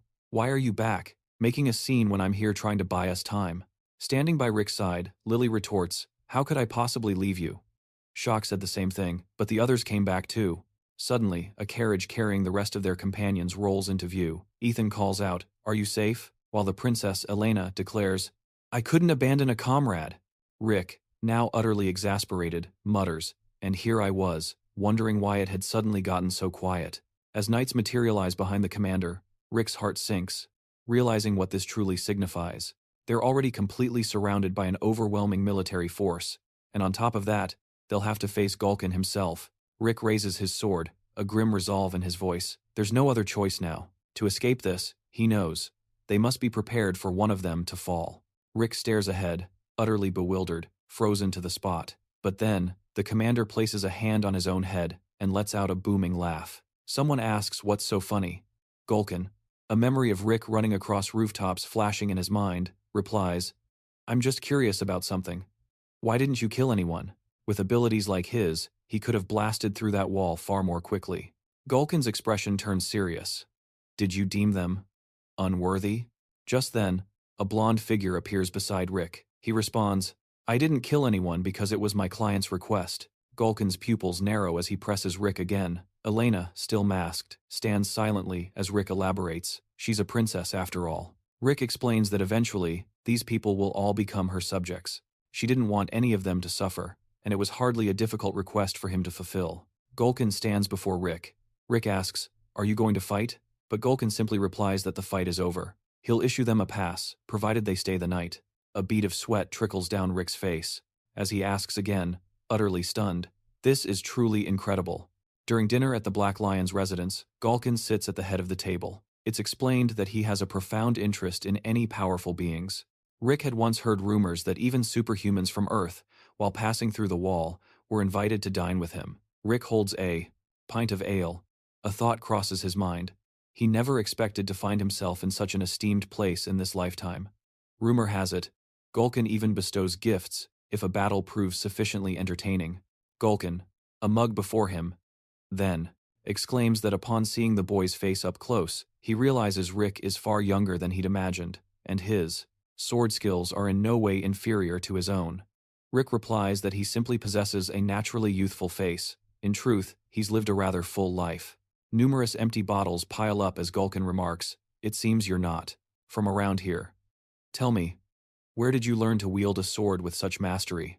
Rick opens his mouth, his gaze distant, as he recalls how, through their conversation, he's learned that Gulkin's family has guarded the wall for several generations, and will continue to do so. That's why Rick has so many questions. Then he asks, "If you're so curious about what lies beyond the wall, why don't you simply go out and see for yourself?" Gulkin closes his eyes, shaking his head. He replies that it's simply unacceptable. He cannot abandon his family's duty out of personal greed. He adds, "Now, it's your turn to finish the story you began." With that, Rick starts recounting his experience at the bottom of the lake, where he eventually lost consciousness. Elena watches the man, who had just commented on what an amazing place this was. She then confronts him. "Just how long are you going to pretend you don't know me?" Gulkin casually sticks a finger in his ear, replying, "My ear just suddenly started itching." Gulkin slightly parts his lips, about to speak again. But Elena cuts him off, challenging, "Are you checking me out? Or can you not meet my gaze because you failed to protect the sovereign?" Gulkin exudes an ominous aura as he responds with a chilling threat. "If that boy weren't here, I'd personally slit your throat. You should be grateful you're still breathing." The blonde purses her lips, letting out a sharp, dismissive snort. Springing to her feet, the princess clenches her fist and screams her name, Elena Reinhardt, the one and only true heir to the throne.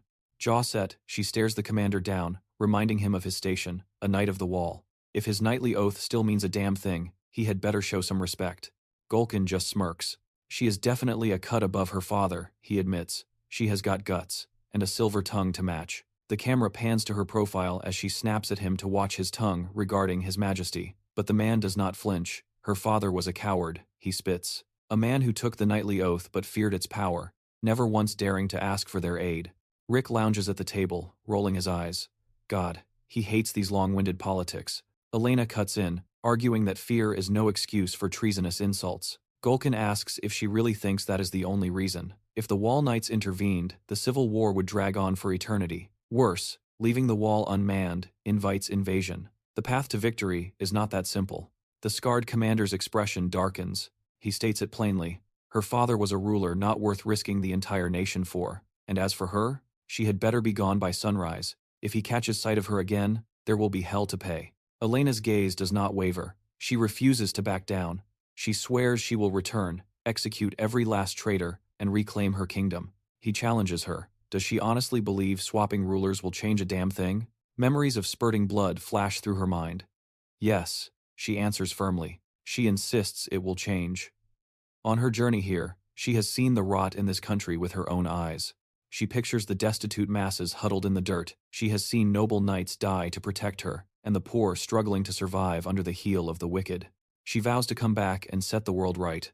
Envisioning the massive border wall rising behind her, she declares her first royal decree. The 6 great gates will be thrown open to the public.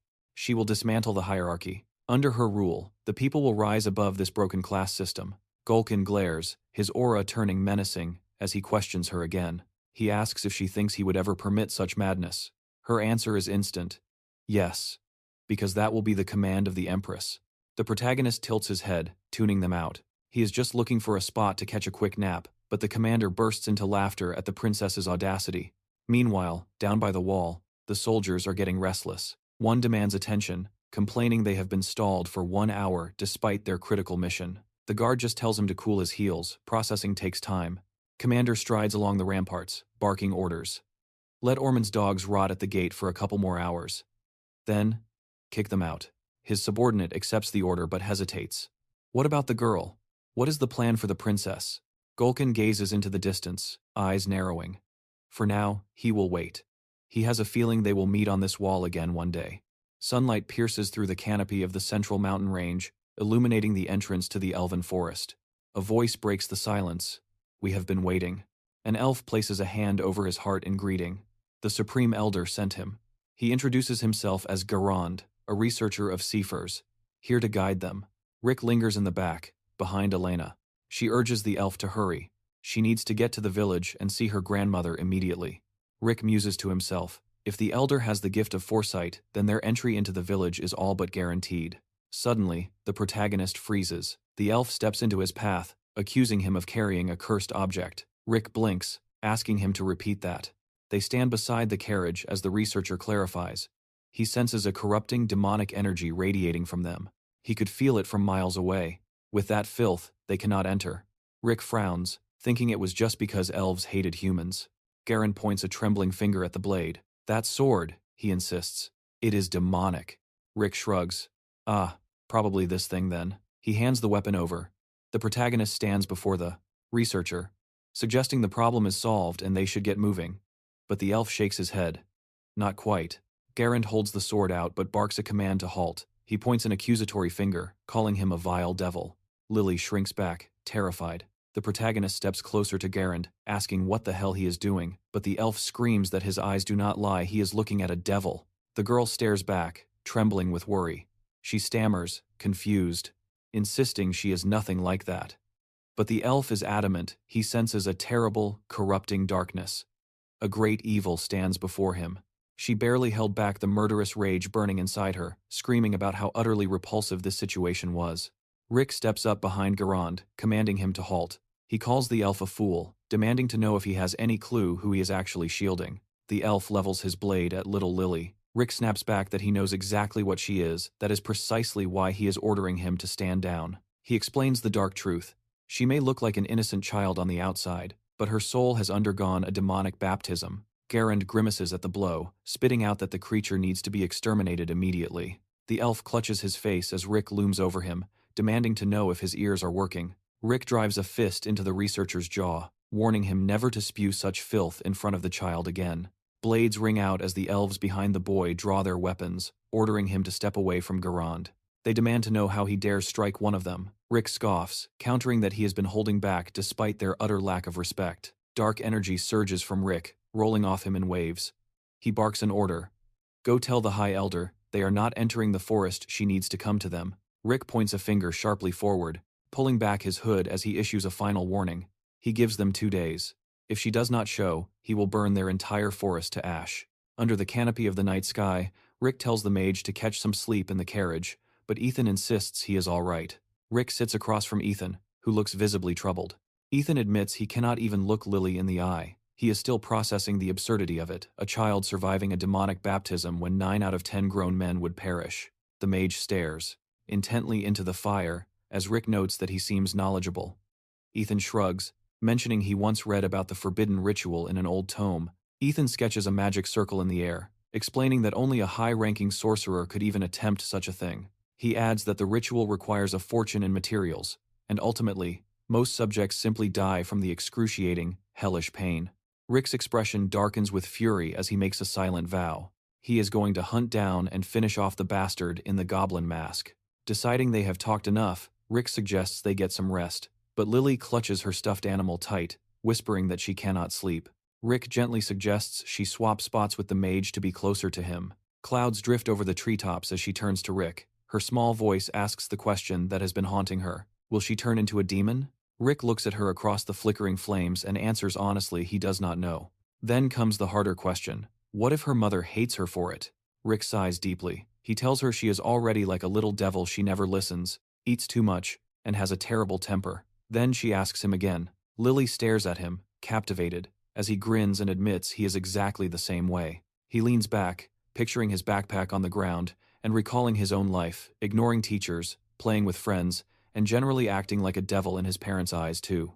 Lily squeezes her toy tighter as Rick continues, telling her that despite all that, they loved and worried about him. He asks if she thinks her mother is any different. Lily shakes her head. She is not.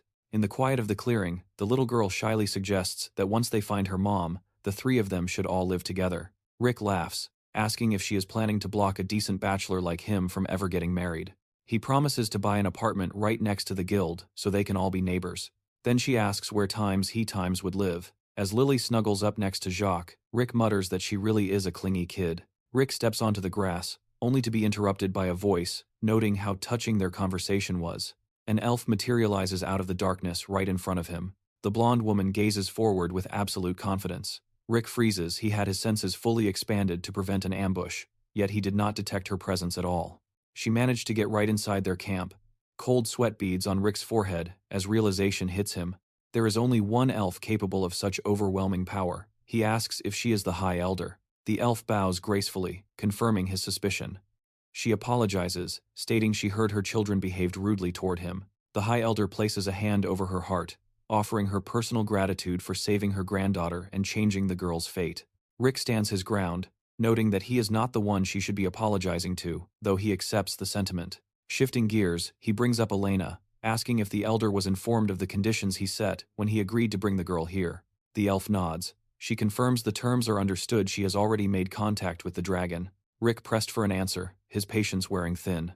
She shook her head. No word yet. It would be a waiting game for a few more days. Rick stared into the distance. If that was the case, maybe he should scour the kingdom of Teru first. But then the offer was laid on the table. Why not wait for the news within the sanctuary of the elven forest?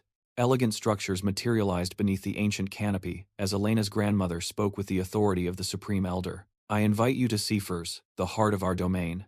Elena turned her gaze away, her heart heavy as she thought about Lily's pitiable condition. The carriage pulsed with a suffocating dark energy. The elf narrowed her eyes. If this corruption was left unchecked, it wouldn't just be a tragedy, it would be a disaster for the entire world. I will cleanse this child, she vowed. We must purge the demonic baptism from her soul. Beneath the towering trees, the hidden dwellings of Sephers finally revealed themselves. The elves gathered around the carriage, murmuring in fear. They sensed the demonic sword and the overwhelming aura of darkness, confused as to why the Supreme Elder would bring such danger into their midst. Elena's face lit up with a wide smile. Everyone arrived safely, she exclaimed. Ethan rushed to her side, bowing low. The honor is mine to see you again, Princess. Rick nodded, scanning her face. I can see you're doing well. I'm just relieved everyone is safe, she replied, though her smile faltered slightly. I've felt terrible, so uneasy that I couldn't be there to fight beside you. Where's the old woman who was with you? Rick asked, noticing the absence. Rick averted his gaze as the princess explained, her voice grave. Leonard's condition took a turn for the worse. She's caring for him right now. We can go check on him when things settle down, Rick assured her. He pulled a small object from his pocket and held it out. Here. Take this. Her eyes widened as she recognized the royal seal resting in his palm. Elena clasped her hands formally in front of her. This marks the end of our contract. I swear, one day I will repay you for this service. You have my word. Rick smiled, tossing a few coins into the air. I'll hold you to that. Think carefully about how you want to settle the debt over the next year. His mind was already racing. Securing a monopoly on the principality's magical goods for the White House Guild seemed like a fair trade. The princess stood in profile, the forest light catching her features. Come find me when that time has passed, she suggested softly. Rick's expression turned serious. It's a date. Good, she whispered, a spark of determination in her eyes. By then, I will have achieved my goal as well. In her mind, she pictured their hands united. She would use the royal seal to unearth the relics of her ancestors and reclaim her true power. She would forge a pact with the 6 elven families. Once she returned to the wall and secured Golkan's support, her preparations would be absolute. Rick stared ahead, catching her muttering. Did you say something? She had been whispering about doing something officially for him. Elena flashed a charming, innocent smile. I didn't say a word. Lily stepped forward, her small face set in grim resolve. I'm dressed. I'm ready. The High Elder sat beside her, her voice gentle but warning. This might hurt a little, child, but endure it, and everything will be fine once the purification is complete. The elf looked at the girl with deep pity, but Lily just shook her head. I'm not afraid of pain, I'm used to it. Understood. The elder nodded. Suddenly, Rick loomed over them. Are the preparations done? Yes, the High Elder confirmed. We are ready to begin. Rick drew his blade, the steel humming in the air. The elder explained, that sword is infused with sacred energy. We will need it to drive the darkness out during the ritual. They stood beside a crystal-clear spring. We start now, the elf announced. Meanwhile, deep in a stone dungeon, a torch flickered against the damp walls. A figure approached the iron bars. He wasn't lying, it seems. Gordon stood there, clutching a scrying sphere in his hand. Still, the voice sneered, seeing that you're still alive. I'd say you're extremely lucky. Inside the crystal ball, the image of the carriage and the group shimmered. Lily was opening her mouth, the spell beginning to take hold. The dark-haired man stared at the image, shouting, That is the child of fire. Correct, came the cold reply. The very same child you let slip through your fingers. He saw Ethan and Rick in their masks. A vein popped in his forehead. They dared to mock him? He clenched his teeth, rage boiling over. Ever since that day, he had been reduced to nothing more than a test subject. He gripped the bars until his knuckles turned white. One last chance, the voice echoed. His trembling hand reached out through the darkness. He snatched up the red mask.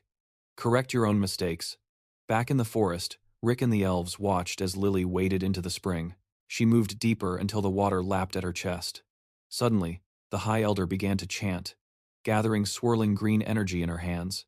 A glowing green magic circle erupted from the water, encircling the girl in an instant. The water rushed to cocoon her from all sides. But then, violent dark red energy exploded from Lily's body, tearing through her with agonizing pain. Monica watched in alarm. I foresaw resistance, but this demonic energy is massive, she shouted. It's going to be difficult, just hold on. Hearing the grim truth, Rick standing vigilant at her side, tightens his grip on the handle of his blade. Suddenly, dark energy erupts from the girl's stomach as she cries out in agony. A heartbeat later, a volatile cloud of red mana blasts outward, accompanied by ear-splitting screams. Her spell cast, the elf collapses to her knees, desperate for a solution. Rick doesn't hesitate, he launches himself into the fray. He plants himself firmly between the girl and the danger, just as the elder warns that they must stop that energy from receding. There is only one way to break this demonic baptism. They have to kill that demon. And from that swirling abyss of dark energy, a grotesque, insect-like monster claws its way out. Rick locks eyes with the beast, unleashing a torrent of blue energy. He smirks like a madman, declaring his timing absolute perfection. Perfect, Rick sneers. I needed a punching bag. In a flash, he leaps backward, creating distance. He rockets into the air, closing the gap instantly, soaring straight for the demon. He glares down at the monster with pure disdain. The demon scrambles to retreat, but Rick is relentless, dogging its every move. The insect spews a smokescreen of red miasma, desperate to escape. Rick scatters the fog with a single, violent swing. Before his regression, he had grown sick of fighting demons. He knows their anatomy, he could find a weak spot and end this in a second. But with a look of pure discontent, he decides otherwise. No, he growls. A quick death is too good for a creature like you. Meanwhile, Lily struggles to regain her senses, shaken by the trauma. Monica cradles her, asking how she feels. But Lily just looks away, her voice trembling as she asks about her uncle. Her eyes find Rick, locked in mortal combat. He looks angry, she thinks. The elf nods solemnly. It is natural. When someone you cherish is hurt, it ignites a fire of rage in the heart that cannot be quenched. Hearing this, a warmth spreads through the girl's chest. She means that much to him. On the battlefield, Rick stands motionless, breath heaving. He looms over the defeated demon. That, he says, helped work off some accumulated stress. The insect twitches, trying to take flight again. Rick observes with cold calculation it has taken a hit, but it is still recovering. However, compared to the start of the fight, its speed has tanked, and its demonic aura is fading fast. Rick shifts his stance, gripping his blade with both hands. It is time to end this. He channels his energy and autumn aura surrounding him. He knows he is merely imitating the steps he recited thousands of times in his past life, the heaven-destroying mind technique. Second later, the demon shrieks and charges. A final desperate lunge. Rick doesn't flinch. Heaven-destroying divine sword, step 1. He swings. Then again, heaven's vengeance. A blinding flash engulfs the clearing. The girls shield their eyes as pure power detonates. As the light fades, The fire sorceress looks on in admiration. There stands Rick, the victor, but he is frozen in place, his body trembling as backlash tears through his nerves. His blade shudders. Rick grimaces, finally understanding why this technique is forbidden until reaching the Wagyong level. He looks down at his sword, now crumbling into jagged shards.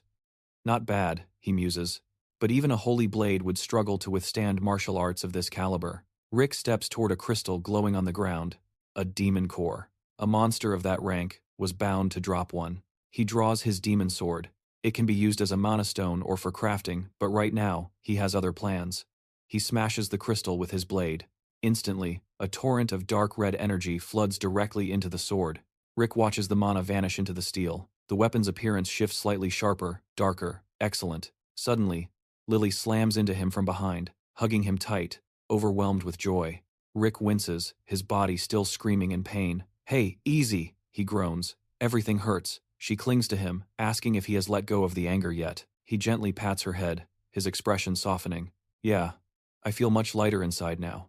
The scene shifts to a quiet treehouse, high above the ground. Rick sits on the floor, deep in meditation. He refused potions or healing magic after the battle. To truly master these new martial arts, the body must learn naturally. The muscles must remember the pain. His eyes snap open, focused and clear. The internal injuries are healing nicely. Just then, Monica approached him, balancing a tray of steaming food, and asked if his strength was finally returning. He assured her that, thanks to her impeccable care, he was feeling much better, then immediately shifted the topic to ask about the child's condition.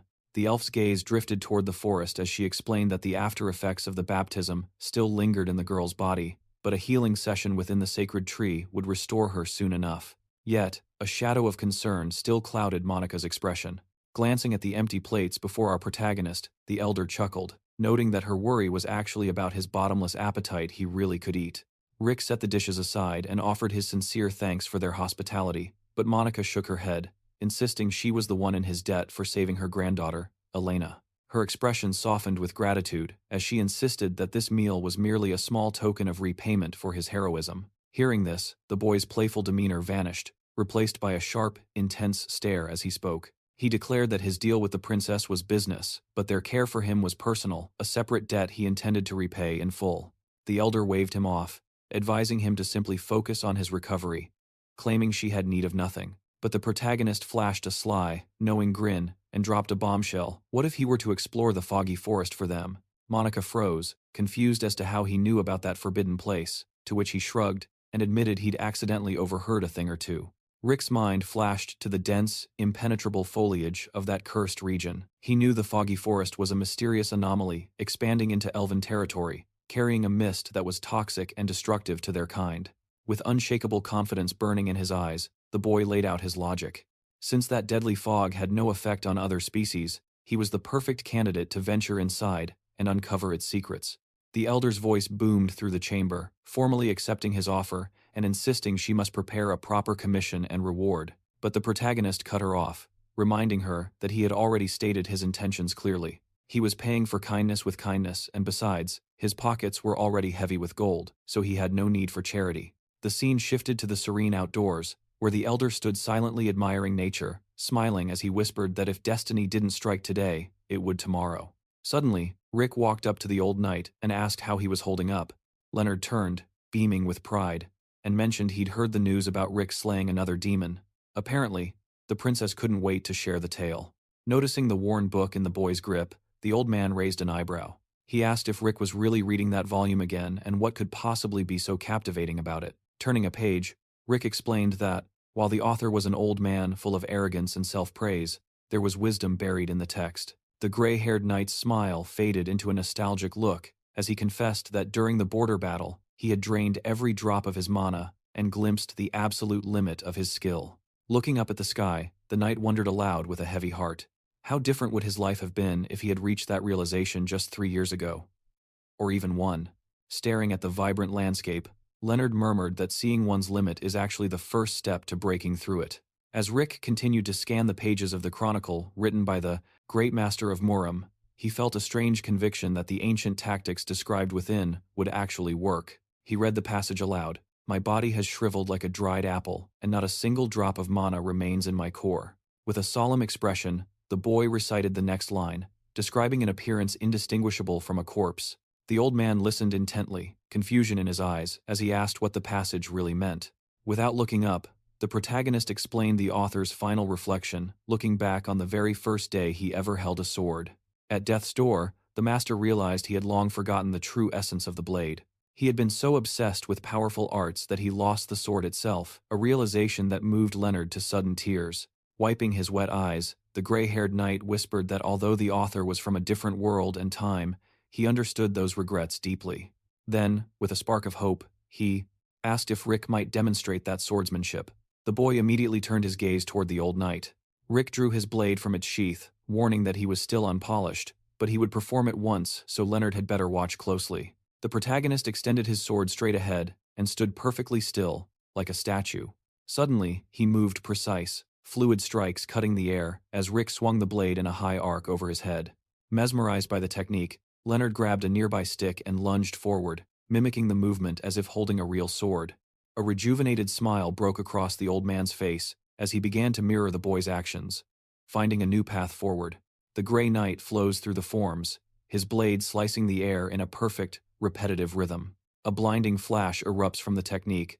Rick shields his eyes, the glare searing a single thought into his mind. He has to push past his limits. A grin tugs at his lips. Eyes locked forward, he realizes the grueling effort was worth every second. Watching the gray-haired knight hold that stance with iron stability, Rick scoffs. Calling this guy an old man feels like a bad joke. Cut to the present. Thick fog swallows the forest, broken only by a voice taunting unseen enemies to come and get some. Leonard is swinging his blade wild, making a racket. Rick hisses at him to keep it down before he scares off every monster within a mile. So what? Leonard shoots back, grinning like a maniac. I'll just mow them all down with my aura blade anyway. Simple as that. Rick sighs at the blind optimism. Don't get cocky, he warns. I didn't drag you back from being a zombie just so you could die of stupidity. Ethan, standing nearby, chimes in. Honestly, his reaction is pretty normal. The guy didn't just come back from the dead, he leveled up to master class in the process. Eyes gleaming with admiration, the mage presses on. I heard you read him a special book to make that happen. I wouldn't mind a bedtime story like that myself. Rick shuts him down, cold. Keep dreaming. The old man saw Leonard's limit and knew he needed a push. Besides, that manual was written for a swordsman, not a mage. Rick drops onto a log, facing his team. Listen up. The deeper we go, the thicker this fog gets. We need to scout carefully. Ethan nods in agreement. Strange, though. I don't sense any monsters nearby. Rick frowns, thinking it would be a hell of a lot more convenient if they could just deploy a golem here. He flashes back to Jacques, planted like a statue in front of a tree, swearing he wouldn't budge until his girlfriend woke up. Suddenly, one of them speaks up. You know, this fog has been a thorn in the elves' side for centuries. Rick nods. Exactly. And if we clear it for them, we secure our own safety. Leonard grins, catching on. And it probably wouldn't hurt our standing with the elves either. It would definitely speed up the plan, Ethan adds, looking at Rick with a mix of awe and suspicion. Did you calculate all of this from the start? You could say that, Rick replies. In his head, he's already picturing it. A luxury house built right into a massive tree trunk. A retirement plan. He's plotting to build himself a private villa right here in the elven forest. Meanwhile, the mage is gushing. You're magnificent, going to such lengths for Her Highness. The knight nods solemnly. We're truly in your debt. Rick blinks, completely blindsided. Wait, what? What does the princess have to do with any of this? The swordsman beams, patting his chest. Say no more. We'll handle the heavy lifting so you don't have to. Ethan nods fervently. Golden words. Leave it to us. Rick watches them, bewildered. He has no idea what weird misunderstanding just happened, but he figures he can clear it up. Eventually. For now, he shelves it. His senses spike. Enemy at 6 o'clock, Rick barks. Battle stations. Leonard doesn't hesitate. I've got this, he roars, charging in. Rick watches him go, thinking that in a twisted way, having a berserker on the team is pretty convenient. The swordsman's blade crashes down. Standing before him is a grotesque abomination, a monster stitched together from mismatched corpses. Rick spins to the mage. It's an elf chimera. Target the spirit stone in its chest, that's the kill spot. Focus your fire there. You guys handle the chimeras, I'm going after the puppet master controlling them. Rick spots a silhouette lurking behind the monster pack. It clicks instantly, he knows exactly why this forest is drowning in fog. A black-haired elf steps into view. Rick stares. She's a dark masterpiece of corruption, the lost guardian of the forest, It's her. Rhea. Rhea locks onto him and snaps her bowstring. A blazing arrow screams through the air, but Rick sidesteps it with a split second to spare. He blurs forward, closing the distance. She's fast, but Rick knows he's faster. Eyes widening at his speed, the corrupted guardian draws again. This time, the arrow pulses with ominous green energy. She releases not one, but 3 projectiles. Fire, ice, wind. Elemental magic arrows, aimed right at his heart. With a deft flick of his blade, Rick deflects the barrage. But his instincts scream a massive surge of green magic is coalescing right behind his back. Shield. He deploys the skill instantly, bracing for impact as the magic crashes against his defense. Glancing to the side, Rick remarks that this level of power is exactly what you expect from the original. It is in a completely different league than the cheap fakes. He pictures Rhea in his mind. She isn't human, but a doll, crafted in the exact likeness of the elf whom Archmage Mitches loved more than anyone else 1,000 years ago. A tragic figure who, in her past life, was brutally slaughtered by superhumans. Centuries later, a method to imprint living beings was discovered, allowing them to churn out countless mass-produced copies. Rick waves his hand dismissively, realizing the counterfeits don't hold a candle to the masterpiece before him. It's going to take some sweat, but he decides he has to secure her. In the blink of an eye, Rick vanishes into thin air. The elf freezes, completely dumbfounded. Before she can react, the boy materializes right behind her. With a deafening swing of his blade, he strikes. Rhea takes the damage and tries to snap a kick in retaliation, but it is futile. Rick doesn't hesitate, he follows up instantly with a crushing fist. His blows land with surgical precision, smashing right into the remaining magic stones embedded in her body. Skidding to a halt in front of his fallen foe, Rick wipes his brow, admitting she actually gave him a run for his money. Seeing Rick scoop Rhea up in his arms, Ethan signals that they are done here. Leonard finally pieces it together. The source of the trouble was the doll all along. Leonard asks if he is really planning to haul her along. Rick shoots back that she is too valuable to leave behind. They are going to use her for their own benefit. And now, with the Guardian neutralized, the path back is wide open. The scene shifts instantly as they teleport straight to the Archmage's wooden sanctuary. Rick observes that while it looks like a rundown shack from the outside, the basement hides a treasure trove of secrets. Once inside, the sorcerer makes a beeline for the shelves, eyes widening. He claims these are magical ingredients you couldn't find even in the royal palace. And the manuscripts. They are ancient texts thought to be lost to time. Rick just rolls his eyes and tells him to keep it down. Start searching, grab only the essentials. Rick reaches toward a small, unassuming chest resting on the table. He decides the most valuable item in the room is reserved for him and him alone. This is the Archmage's second greatest legacy, right after Rhea herself. He cracks the lid, and elemental spirits explode outward, swirling around Rick. He knows he needs to win them over fast. If he can tame them, that power will be a game changer. The spirits dive into his palm, asking if they can make it their home. Rick grins and agrees, but warns them he charges a steep rent. Hearing the deal, every single elemental spirit merges directly into the protagonist's body. Rick inspects his hand. No visible change on the surface, but inside, he can feel the raw spiritual power surging. Leonard, having watched the strange display, stares in confusion. He asks what that was about. Rick turns back, playing it cool, saying it's nothing special. You guys grab everything? We need to move and shatter the fog's magic circle. The timeline jumps forward. Night falls. A voice notes that the oppressive fog has finally lifted, revealing a clear, starry sky. Trudging back through the forest, the swordsman warns the group to stay sharp on the return trip. Suddenly, Rick pauses, eyeing the glowing purple orb in his hand. The communication artifact is vibrating unexpectedly. The others ask what is wrong. Rick instantly presses a finger to his lips, signaling them to shut up. Not a word from here on out, he whispers, gesturing for them to keep their distance. A projection flares to life within the orb. A man wearing a grotesque goblin mask demands to know who is on the other end. Rick stares at the artifact, mind racing. Does this bastard not recognize him? Is he trying to provoke a reaction? Maybe he needs a different approach. The voice from the ball barks again. Who are you? And where is Goldilocks? Rick puts on a mask of annoyance. Are you the VIP that lady wouldn't stop yapping about? The man in the goblin mask demands to know what Goldilocks said. Rick improvises, adopting a persona. The name's Anel. I'm with the Randall Thieves Guild. I'm following Goldilocks' orders, tracking down the scum who trashed our guild. He adds quickly, those rats crossed the border in the last remaining carriage. The masked man, staring intensely ahead, asks if he is absolutely sure it was that specific carriage. Positive, Rick replies. It had a weird shape, impossible to miss, and was pulled by a massive iron horse. The goblin-masked man grins menacingly. I heard the Thieves' Guild burn to the ground, which means you must have been there to see it. Reaching out to his henchman via a magical communication tool, now that was a stroke of genius. A moment later, the crystal orb hummed to life. The voice on the other end cut straight to the chase, demanding to know if a red-haired girl was among his party. Just as Rick suspected, their target was the child. Then, Bled demanded their current location. Rick scratched his head, feigning ignorance. He claimed they were somewhere deep in the central mountain range, but exact coordinates were impossible. He insisted he'd fled. In such a rush, he'd left his map and compass behind. The man in the goblin mask exploded with rage. He screamed, asking if this idiot had any idea how vast the central mountain range actually was. Still, Bled swallowed the lie. He ordered Anel to continue the pursuit and set a strict schedule. Check-in calls, every day, same time. A wicked grin spread across the boy's face. Ah, about that. We've got a slight problem.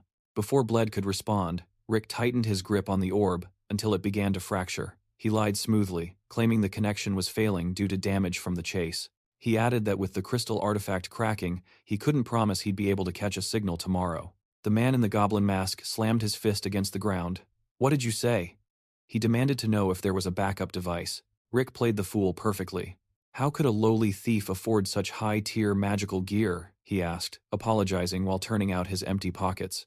Bled glared at the dying artifact. He realized the announcement about heading to the Teru Kingdom had been a decoy. If this rogue variable disappeared now, tracking them down would be a nightmare. Right now, this guy named Anel was the only link to the Child of Fire. The Red Goblin ground his teeth in frustration. He decided the boy would die the moment he handed over the girl. But for now, this was an emergency. Listen closely, he hissed. I am going to give you the emergency contact method for the organization. Rick dropped the act for a split second, looking dead serious. Got it. Then, he pushed his luck. By the way, who exactly sent me? I never got a name. Bled stared at the insolent brat reflected in the sphere. The audacity. He decided right then that this kid's death would be slow and excruciating. I am the Red Goblin, he stated cold. That is all you need to know. Rick smirked. Red Goblin, copy that. Asterisk, crunch. Asterisk. Rick crushed the artifact in his hand, severing the link. Talk to you later. The scene shifts to the aftermath. Rick used the spirit stone from Dre's hut to wake Rhea. He locked eyes with her and issued a command. We need to move. Take us to the elf settlement, shortest route. Their return triggered a massive celebration. The village erupted into a feast that lasted until dawn. An elf rushed up to the protagonist, tears in his eyes. You're back. Because of you, my daughter is awake. And for the first time in 100 years, I can see my son's face. Another elf thanked him for saving her husband. Rick waved them off, exhausted. Please, enjoy the party. I'm just going to rest. They piled gifts into his arms, so many he could barely see over the top of the stack. Suddenly, the elder stepped through the crowd. Take them, she said softly. You have earned every bit of this. Monica smiled warmly. The foggy forest is gone. This joy, it is only natural. Rick sat beside her, setting the gifts down. I'm just repaying a debt. You saved the little girl first. Perhaps, the elf conceded. But do not downplay your actions. You changed Elena's fate. Rick nodded. True enough. Without me, she wouldn't have made it this far. Her expression shifted, becoming grave. I possess the sight. I can read the essence of all living things. But that is my burden to watch, never to interfere. She turned her gaze fully upon him. And yet, you are an anomaly. Your fate is shrouded in shadow, hidden from my eyes. But I see the ripples you create. Countless destinies have shifted because of you. Rick averted his eyes. Asterisk. It must be the title clock masking me. Asterisk, he thought. He looked back at her. So? What's the verdict? Are you telling me to stop? To sit back and do nothing? Monica's serious mask broke into a gentle smile. Not at all. I am saying that you are a good man. I treasure the changes you have brought to this world. And I pray that you continue to rewrite the stars. Rick turned away, hiding his embarrassment. It's not that deep, he muttered. I just do whatever I want. But suddenly, a sensation washed over him, something completely foreign. Rick abruptly stood up, gathering his gifts in one swift motion. The elder blinked in surprise, asking, Are you leaving already? A certain little girl is facing a starving fate, Rick replied with a cryptic edge to his voice. I have to go change that destiny before it consumes her. Monica didn't say a word. She just remained seated, watching her friend walk away with an unreadable expression. A mysterious green aura flared to life around her. "Well, Hang, what do you think?" she whispered. The entity within the energy chuckled. "He is fascinating, just as you said. Meeting him was worth it." Cut to our protagonist, now lounging comfortably on a deck chair. "Man," he sighed. "We stuck around that elven forest way too long." His mind was already drifting, fantasizing about the architectural blueprints for a treehouse. Rick grinned. The elves had promised to build him a villa based on his specific wish list, and there was no way he was leaving without seeing that masterpiece come to life.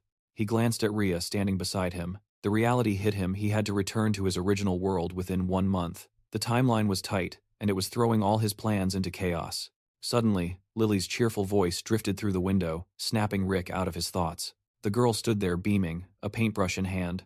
"Uncle Rick, look! I finally figured out the painting." Stepping outside, Rick nodded approvingly at her work. "That is some clean technique. You two go get washed up, I'll handle loading the carriage." But there was a problem. Looking at the straining wheels of the wagon, someone voiced the obvious concern. Shouldn't we get a second carriage for this?" Standing by the trailer, the sorcerer scratched his head. "What if we fold them up by size?" Leonard cut him off immediately. "Not a chance. That cart is packed to the absolute brim." The princess, standing behind the group, dropped the real bomb. "We still have a mountain of luggage left to load, you know." Rick side-eyed the pile, wondering what could possibly be in there. An elf shoved a bottle into his face. "Traditional family spirit. You cannot refuse this." Another elf thrust a glowing item forward. "And you must take this spirit stone with you." Rick raised his hands in surrender. "I appreciate the generosity, truly, but this is too much. Keep the rest safe for me until I come back next time." He didn't waste another second. "Unload half of it," Rick ordered his crew. "Right now." The guys looked absolutely devastated.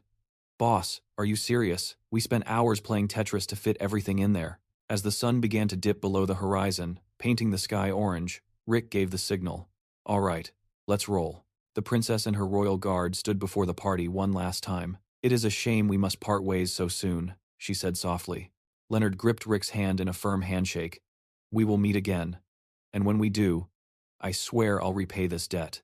Ethan stepped up, bowing deeply with genuine respect. "I can't thank you enough. Next time we cross paths, I'll stand before you as a much stronger mage." Elena flashed a bright, determined smile. "Don't you dare forget our promise. 1 year, I'll be waiting to see you." Rick glanced awkwardly at Monica, who was standing stoically at the front. "You three really know how to keep it serious until the bitter end," he joked. Monica simply nodded. "I hope you visit again someday." Then, the elf stared intently into the distance, adding a heavy, prophetic wish. "At the end of this journey, when you meet him, I hope you find the answer you seek." Rick nodded slowly, his mind racing as he processed her words. She had to mean Hang. That entity would be waiting for him at the finish line. With the farewells finished, Rick gave the order. The carriage wheels creaked into motion, kicking up dust as they began their journey. Lily leaned halfway out the window, waving frantically. "Bye-bye." Rick grabbed her collar, pulling her back. "Stop sticking your head out. Do you want to lose it?" The princess and her knights waved back until the carriage was just a speck in the distance. Elena slowly lowered her hand, her smile fading into melancholy. "He's really gone." The princess spun around sharply, her demeanor shifting instantly from sentimental to commanding. "All right, morning time is over. We have work to do." Her subordinates snapped to attention. The scene shifts to the kingdom of Teru, within the bustling city of Florence. A carriage rattles down the cobblestones under the cover of night. Inside, Rick was in full stealth mode. He had dyed his hair white to blend in. Entry into the country had been a breeze, thanks to the VIP passes forged by Nicholas himself. Through the window, he spotted a building of red brick and yellow mortar. Rick smirked. "That's it, the meeting spot the goblin told us about." They stepped inside, where the manager gave them a once-over with a sneer. "Welcome," he drawled, clearly assuming they were broke. "How can I help you?" He looked them up and down like they were street rats who would bolt the second they heard the nightly rate. Rick didn't say a word. He slammed a heavy bag of coins onto the counter. "2 of your most expensive sweets, now." The bag spilled open, and the manager's jaw hit the floor. It was gold. Pure, solid gold. Rick added one final demand. He required a magical communication device. Without hesitation, the man produced an artifact, assuring him that if he needed anything else, he only had to ask. Deal concluded. The boy's mind filled with visions of high-stakes tables. The Great Florence was not just a hotel, but the continent's most legendary den of vice. Its gaming empire spanned 3 massive floors, and the rule was absolute. The deeper you descend, the deadlier the stakes become. Above them, A colossal golden chandelier dominated the ceiling, casting a mesmerizing glow that left the group wide-eyed. Lily spun around in delight, declaring the whole world seemed to be sparkling, while Jacques stood behind her and made a bold promise. He vowed to craft plenty of shiny treasures for her once they returned, though the girl bluntly replied she would much rather have fried chicken. Cutting the moment short, Rick tossed a heavy sack of gold to them. "Here is your allowance. Go wild, do whatever you want. If you get tired, head back to the room and crash. Understood?" Then his gaze shifted to the side. "She goes with you. If anything happens, report it to me immediately." Rhea gave a silent, dutiful nod. Ecstatic, Lily grabbed the lead, skipping down the corridor while shouting about finding something delicious to eat. As the others trailed after her, Rick watched them disappear, a faint smirk playing on his lips. "Guess it is time I had a little fun myself." He flipped a gambling chip high into the air. But this was not just about games. He had to force his way down to the concealed fourth floor. Rick stepped onto the casino floor, surrounded by the groans of ruined gamblers and the feverish energy of the desperate. This was the third basement level of the Great Florence. Access seemed open enough to the public, but the wagers here were not just high, they were insanity. He moved casually, noting the lack of direct interference, yet he could feel eyes upon him. The floor managers were already tracking the fresh meat. Pausing near a table, Rick's analytical gaze swept the room. He clocked an expert-level swordsman instantly, along with a mage flanked by assassins. The air hummed with barrier-sealing magic. This was not just a casino. It was a fortress for shadow deals. Suddenly, a brunette man slid in front of him, placing a hand smoothly on his chest. "Looking for a specific thrill, sir?" The dealer gestured toward a roulette wheel, his smile practiced and cold.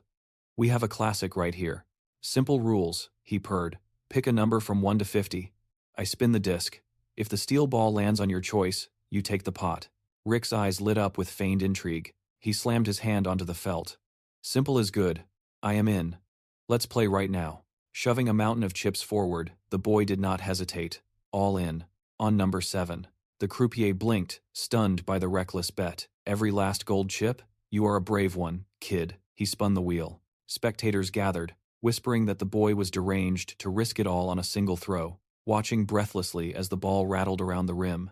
Just as the crowd braced for his ruin, the metal ball clattered and froze. Dead center on 7. The room went silent. Rick pumped his fist. "Looks like Lady Luck is on my side." The dealer forced a smile through his shock. "Incredible. Care to try again?" "Absolutely," Rick grinned, the adrenaline seemingly taking over. "Let it ride. Everything on 7 again." The staff exchanged glances. The kid was a fool pushing his luck. The wheel spun, the ball danced, and once again, dropped precisely into the slot for number 7. Disbelief rippled through the onlookers. Was he sane? They muttered about beginner's luck, convinced he was just begging to be destitute. But when the 7 hit a third time, the crowd erupted into sheer pandemonium. Rick's expression shifted, the playful facade hardening into something menacing. "I told you, I am incredibly lucky today." Panic flared in the dealer's eyes. He had seen the ball defy physics to find that 7. This little bastard was cheating. "Hold on," the dealer stammered, sweat beading on his brow. That is a massive payout. I need to write a check." Instantly, burly enforcers closed in, offering thin congratulations while blocking his exit. Rick spun around, eyes cold. "Keep your hands off me." When they demanded to know his lineage, he simply scooped up the pile of gold chips. With a maniacal laugh, he hurled the fortune into the air. "It is all yours." The crowd dove for the loot, like starving wolves. Rick strode away from the table, admiring his handiwork. Not bad for a warm-up. Behind him, the thugs roared for him to stop and hand it over, while they were still asking nicely.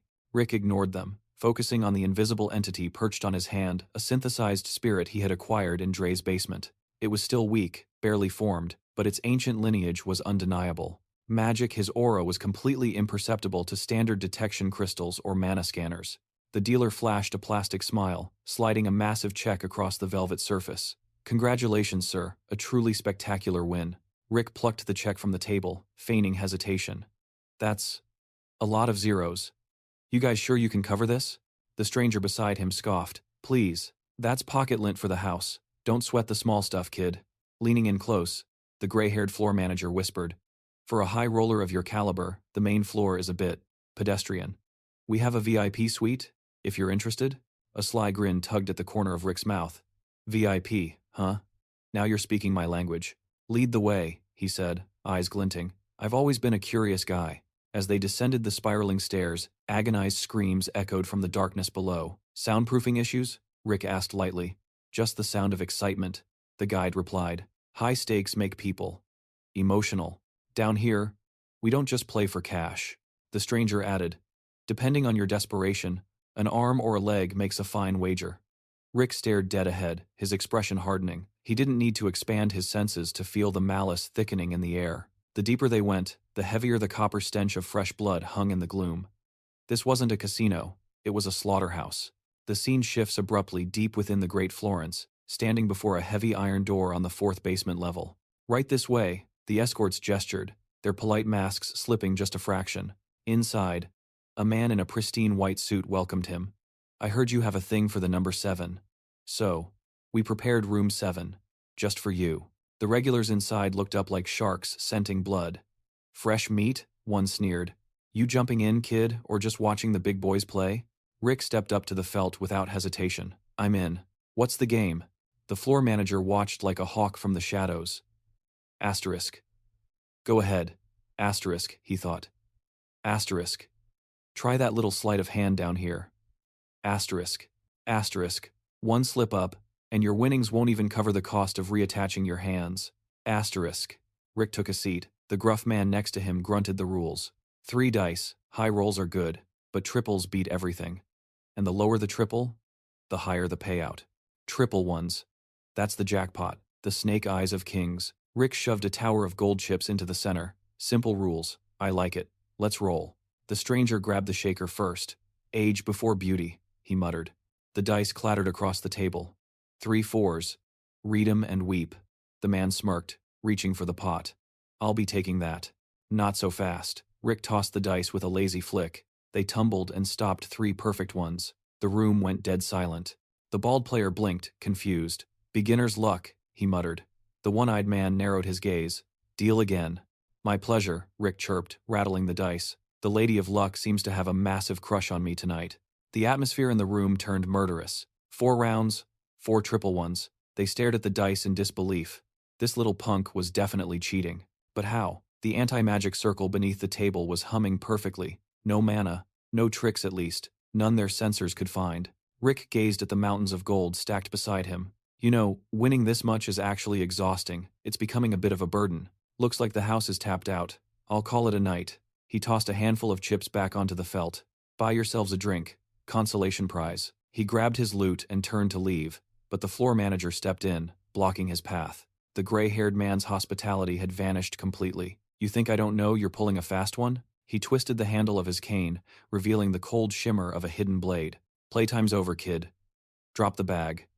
Quietly. Rick didn't flinch. That's a bold claim. You got any proof? Or is sore loser just company policy? The manager fully drew his sword. I don't need proof. I just need to carve the truth out of you. Around the table, the other gamblers drew steel. We'll see how chatty you are after I take a few fingers. The metallic rasp of weapons being drawn filled the small room.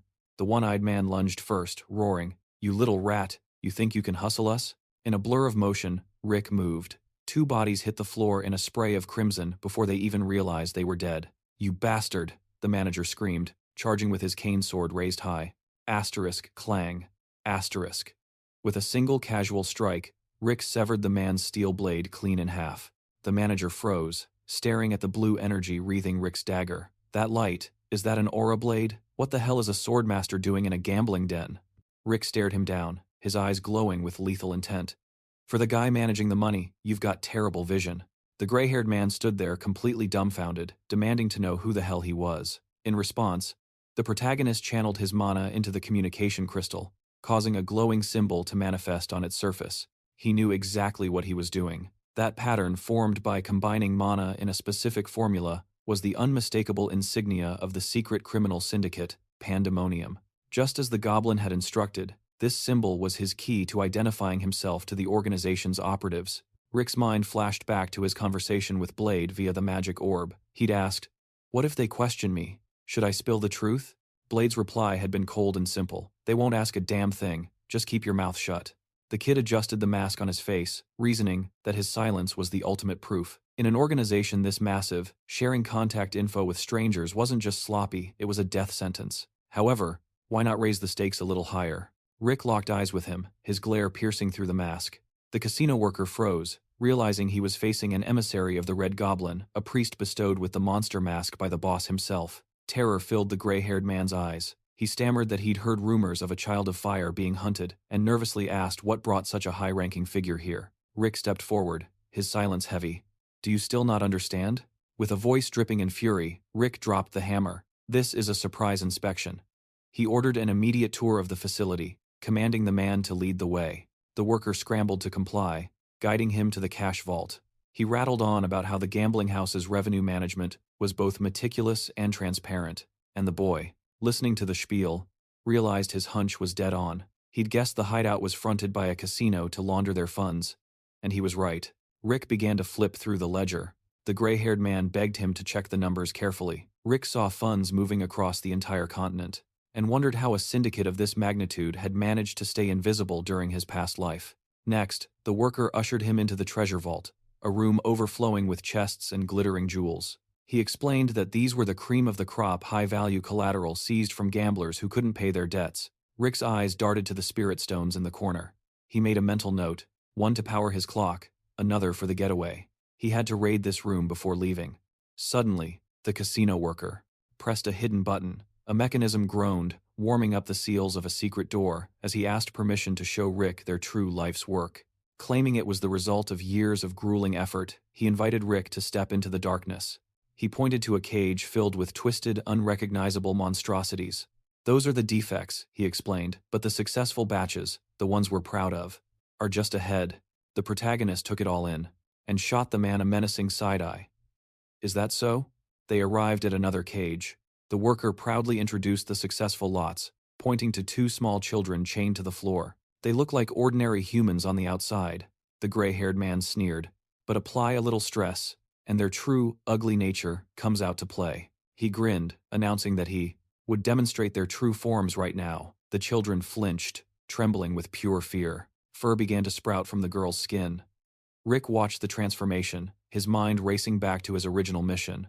In an instant, the child morphed into a hulking wolf. Rick reminded himself, he was just here to play the role of the Red Goblin and gather intel. Just get the info, grab a few spirit stones and artifacts on the way out. That was the plan. The worker turned around, beaming. "Well, what do you think?" Rick stood behind him, calculating that leaking this abomination would be more than enough to bring down the Red Goblin's operation.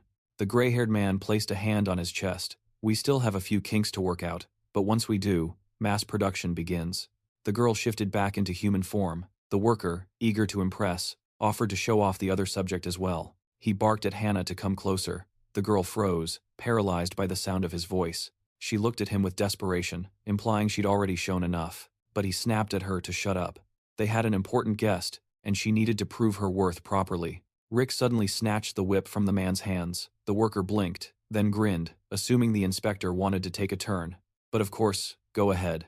Rick looked down at the trembling Hannah. He realized this wasn't just a lab, this little girl had been living in a hellhole. His grip tightened on the handle. The protagonist looked up and said, "I've changed my mind."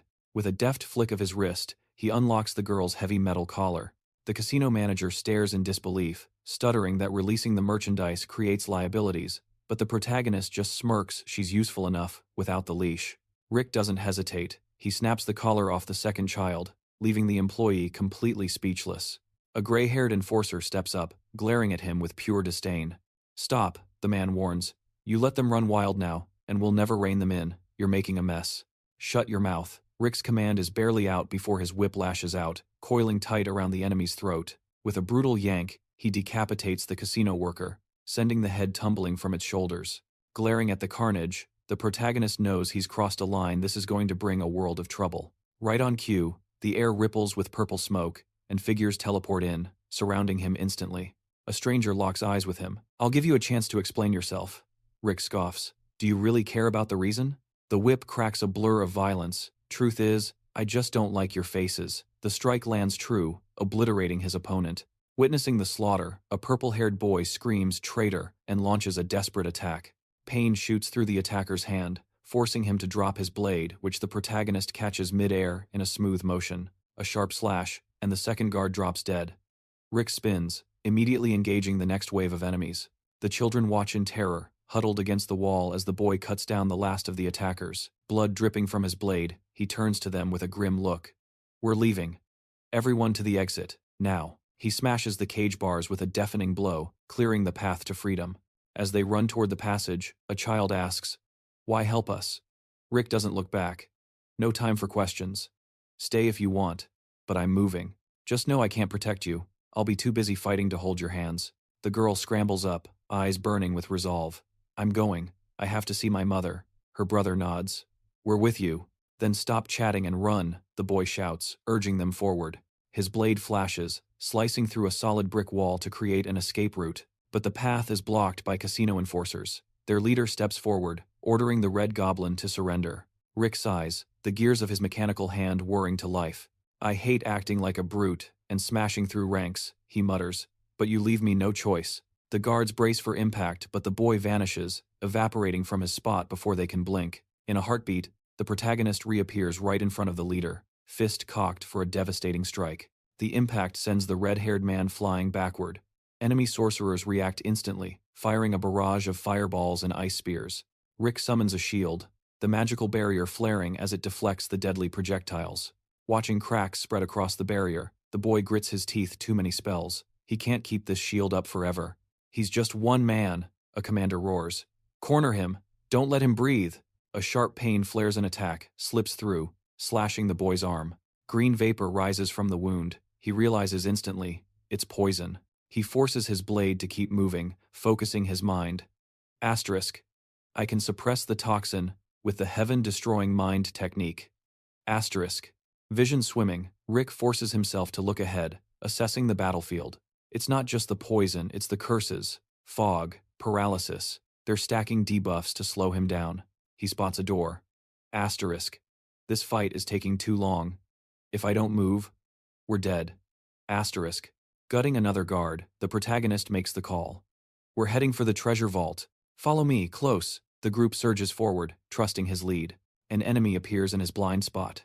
Rick clenches his jaw. He really should have brought backup. Suddenly, a child transforms into a beast, ripping the attacker away.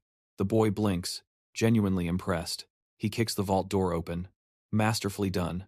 "Now everyone, get inside. Fast." Rick stands his ground at the threshold. "Equip whatever you find: weapons, armor. I can't hold them back for long." He points a shaking finger toward the magic crystals glowing in the back. "Those red stones on the top shelf, bring them to me. Now." Hannah doesn't hesitate. She tosses the stones, and Rick snatches them out of the air with his mechanical arm. Instantly, a blinding crimson light erupts from the contact point. Rick watches the surge of power with a satisfied smirk. Perfect, but the victory is short-lived. The mechanical joints lock up with a grinding screech. Rick stares at the limb in disbelief. "What the hell? It's jamming again." A disembodied voice cuts through the chaos. "You have to activate them simultaneously." Rick's eyes widen, and he violently twists his body, trying to deploy a shield. Too late.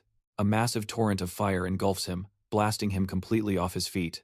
Rick hits the floor hard. His body shakes violently as he forces himself up, fighting the crushing weight of those accursed debuffs dragging him down. Just then, a silhouette steps into the room, looming over the battered boy. The man sneers at the Red Goblin, telling him the game is over. He figures he can clean up this mess and walk out of here solo. The casino enforcer doesn't waste a second. "Secure the successful specimens," he barks with a lethal glare. "Slaughter the rest." Rick grits his teeth. He can't let that happen. But then, the entire room shudders as the ceiling caves in. Dust swirls everywhere, revealing Rick's squad. Perched atop a massive golem, Lily beams. "Found you, Uncle." Rick stares, dumbfounded. "How in the world did you track me down?" She flashes a bracelet on her wrist with a cheeky grin. "Lost child locator feature. Works like a charm." A grin spreads across Rick's face. "You should be in bed, you brat." He laughs, though he's thinking, asterisk, perfect timing, asterisk. The organization's guards stand there, mouths agape, trying to process what the hell they're looking at. Is that an elf riding a golem? While the enemy scrambles to figure out the chaos upstairs, Lily rushes to Rick's side. "Are you hurt?" "I'm good," he reassures her. Suddenly, his mechanical arm pulses with a strange blue light. Rick frowns. Is this thing evolving again? Meanwhile, on the casino floor above, massive chandeliers swing violently. Panic ripples through the crowd. What is happening? Debris rains down as fires break out. "It's an earthquake. Run for your lives." Scream echo through the hall. A wealthy aristocrat bolts for the exit, glancing back at the crumbling building. My chips! I left a fortune in there, he wails, prioritizing greed over survival. Asterisk. Boom. Asterisk. A pillar of pure blue energy blasts through the roof, piercing the sky. Rick and his team emerge from the smoke, fighting their way out. Don't let them escape, the enemy commander roars. Target the successful test subjects. Rick extends his mechanical arm, eyes locking on the target. Time for the finishing touch. A rider gallops onto the scene, reining in his horse. Report. What is the meaning of this chaos? A subordinate spins around to face the commander. Sir, the building spontaneously combusted. It's collapsing from the inside. We're seeing strange energy spikes and hearing explosions. The commander is stunned. He was kept in the dark about this operation. Put out the fires, now. An elite organization warrior stares into the flames. He was summoned here for one reason, a report that the Red Goblin had gone rogue.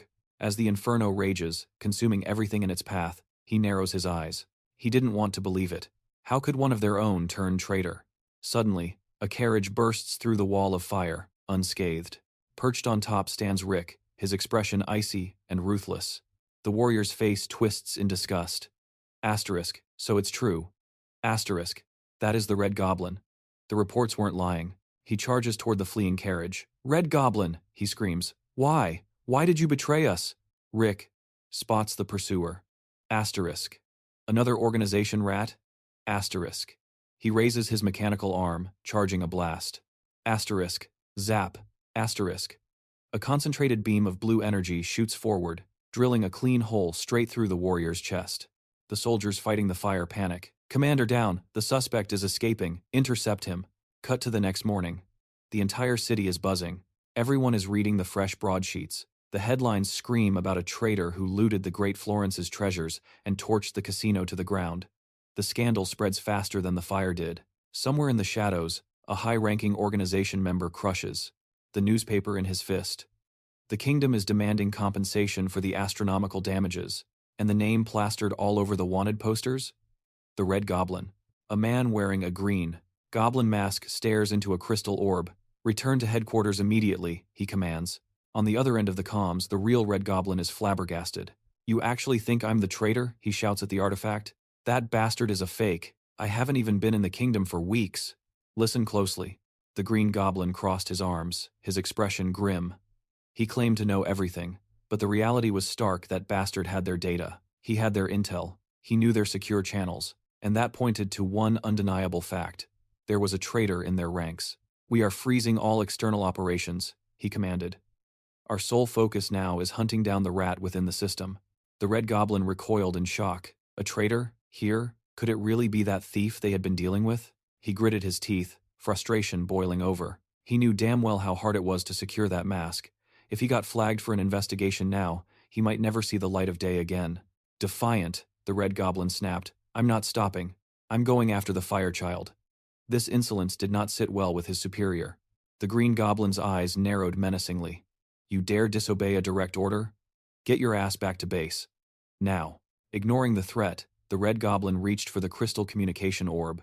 I'm hot on the trail of the Child of Fire, he declared. I'll return once she is in my custody.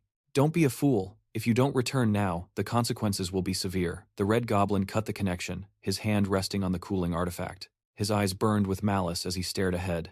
He would find this Child of Fire, he would kill her, and he would tear that fake hero to shreds. The scene shifts to a tavern, the heavy wooden door creaking open. A man stepped into the gloom. Awfully quiet in here, he muttered to himself. The Red Goblin stood amidst a sea of fresh corpses. Funny, he sneered. They were loud enough a moment ago, gossiping about that imposter. He examined a strand of crimson hair in his palm. He had scoured the burnt ruins of Florence to find this trace. It was hers, no doubt about it. He tossed the hair into the air, a cruel grin spreading across his face. Perfect. She was here.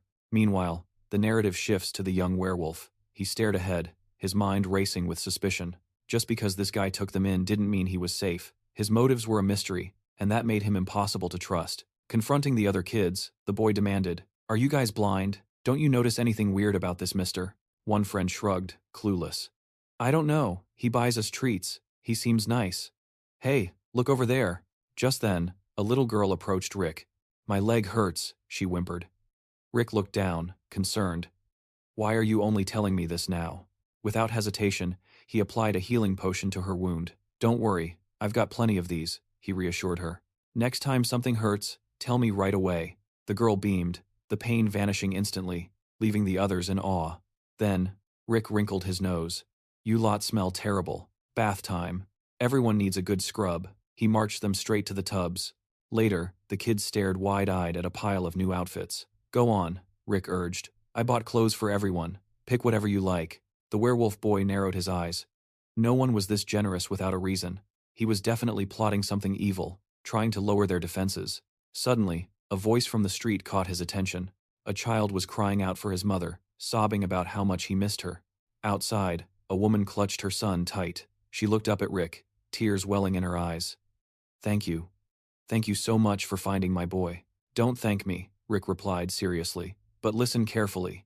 If anyone asks about your son in the future, it could be the organization hunting him. Take this, he added, handing her a document. It's a letter of recommendation. Go to the Elven Forest. Leave now, as fast as you can. She nodded, thanking him one last time before fleeing. The werewolf boy watched from the window, stunned. He was actually returning everyone to their families? Safe and sound? Lily bounded up behind him. You still suspect him, don't you? He scowled. Of course I do. You can never trust adults. Lily giggled, practically seeing a halo over Rick's head. He's trustworthy. Helping people is just his hobby. The boy deadpanned. That makes him sound even more suspicious. Still, the little werewolf lowered his head, a crack appearing in his armor. Maybe, just maybe, he could trust this guy a little. Cut to nightfall. The group halted in a dense forest clearing.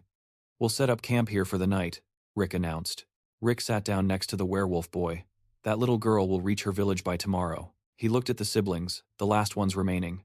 You two are the only ones left. Do you intend to go home? Fear flashed across the girl's face at the mention of family. Her brother looked away, his voice hard. No, we're not going back. Rick stares them down coldly. He knows damn well the family isn't going to be thrilled about a bunch of stray kids showing up on their doorstep. Breaking the silence, Rick suggests that maybe, just maybe, he could drop them off at the Elven Forest on his way back instead. The kids nod in agreement. Then, the boy shifts his cloak aside, declaring he is going to whip up dinner for everyone right now. Jacques instantly protests, practically begging him not to do it.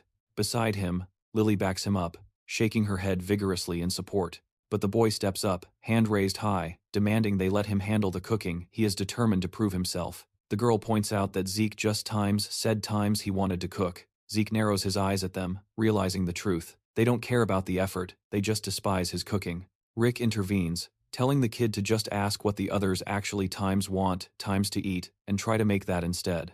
Rick exhales, relieved. For a second, he thought he sensed poison, but no, it is just terrible culinary skills. Still, he cannot let this kid destroy their taste buds. Peering into the bubbling pot, Lily asks if it is ready yet. The answer is a sharp wait a little longer. Drool practically dripping from her mouth, the girl begs for just one tiny taste, but the little werewolf was eyeing the food hungrily, but Zeke cut him off. Taste that now, and you won't stop until the whole pot is gone. Go play with Hannah instead. Meanwhile, Shaq stood on the sidelines, vibrating with sheer anxiety as he watched the scene unfold. Zeke slammed the lid back onto the pot, muttering to himself. The meat needed to stew slowly, perfection couldn't be rushed. Just as the carriage ground to a halt, he spotted a bay tree in the distance. Don't open that lid, he warned, dashing off. I'll be right back, and I don't want the flavor escaping. It didn't take long to reach the tree. He reached up, plucking the fresh bay leaves with a satisfied grin. Gotcha. But the moment the boy turned to head back, a shadow loomed over him. Before he could react, a massive hand clamped over his face, silencing his scream instantly. It was the Red Goblin. He had the little werewolf firmly in his grip, sneering at how foolish the creature was to wander away from the safety of the camp alone. For the mercenary, this was just another job. The little wolf froze, his body paralyzed by a terrifying pressure, unable to comprehend the monster holding him. The villain stared down with cold indifference. He knew exactly who he was dealing with. Beneath that mask lay a seasoned killer, and he knew a real enemy when he saw one. Moments later, the boy returned to camp, eerily silent. Lily threw her hands up in frustration. What took you so long? Just hurry up and finish the soup. He dropped the bay leaves into the pot, but his hand moved on its own, tossing in strange tablets with them. Asterisk, stop! Asterisk, his mind screamed. Asterisk, it's a trap. Don't do it. Asterisk. A student held a bowl of the fresh stew, staring down at the broth with a look of sudden disappointment. Then, chaos struck. Several students collapsed, hitting the ground with a thud. They lay motionless, their minds screaming for their bodies to move, but nothing responded. The trap had sprung. The red goblin materialized from the shadows, striking a defenseless student hard in the back. Excellent work, the goblin sneered, satisfied with the fear spreading through the camp. As the boy fell, the villain towered over him. At last, I have found the child of fire. He reached out, a twisted smile on his face. Now, to transport you back to, but he never got the chance to finish that sentence. Out of nowhere, Zeke burst onto the scene. With a single, devastating blow, he smashed the creature, sending him crashing to the dirt. The goblin hit the ground with a sickening crunch. Zeke loomed over the fallen assassin, his voice dripping with ice. Did you think I wouldn't notice? He hauled the man up by his collar, his free hand balling into a lethal fist. I've been waiting for you, Zeke growled, his eyes burning with fury. And now, I'm going to beat the living daylights out of you. Later, a carriage rattled through the village streets. Lily sat inside, watching quietly as a crowd of villagers gathered on the road. High above on the rooftop, voices murmur in the shadows. Chaos has erupted from the border wall all the way to Great Florence. There is no doubt they were followed.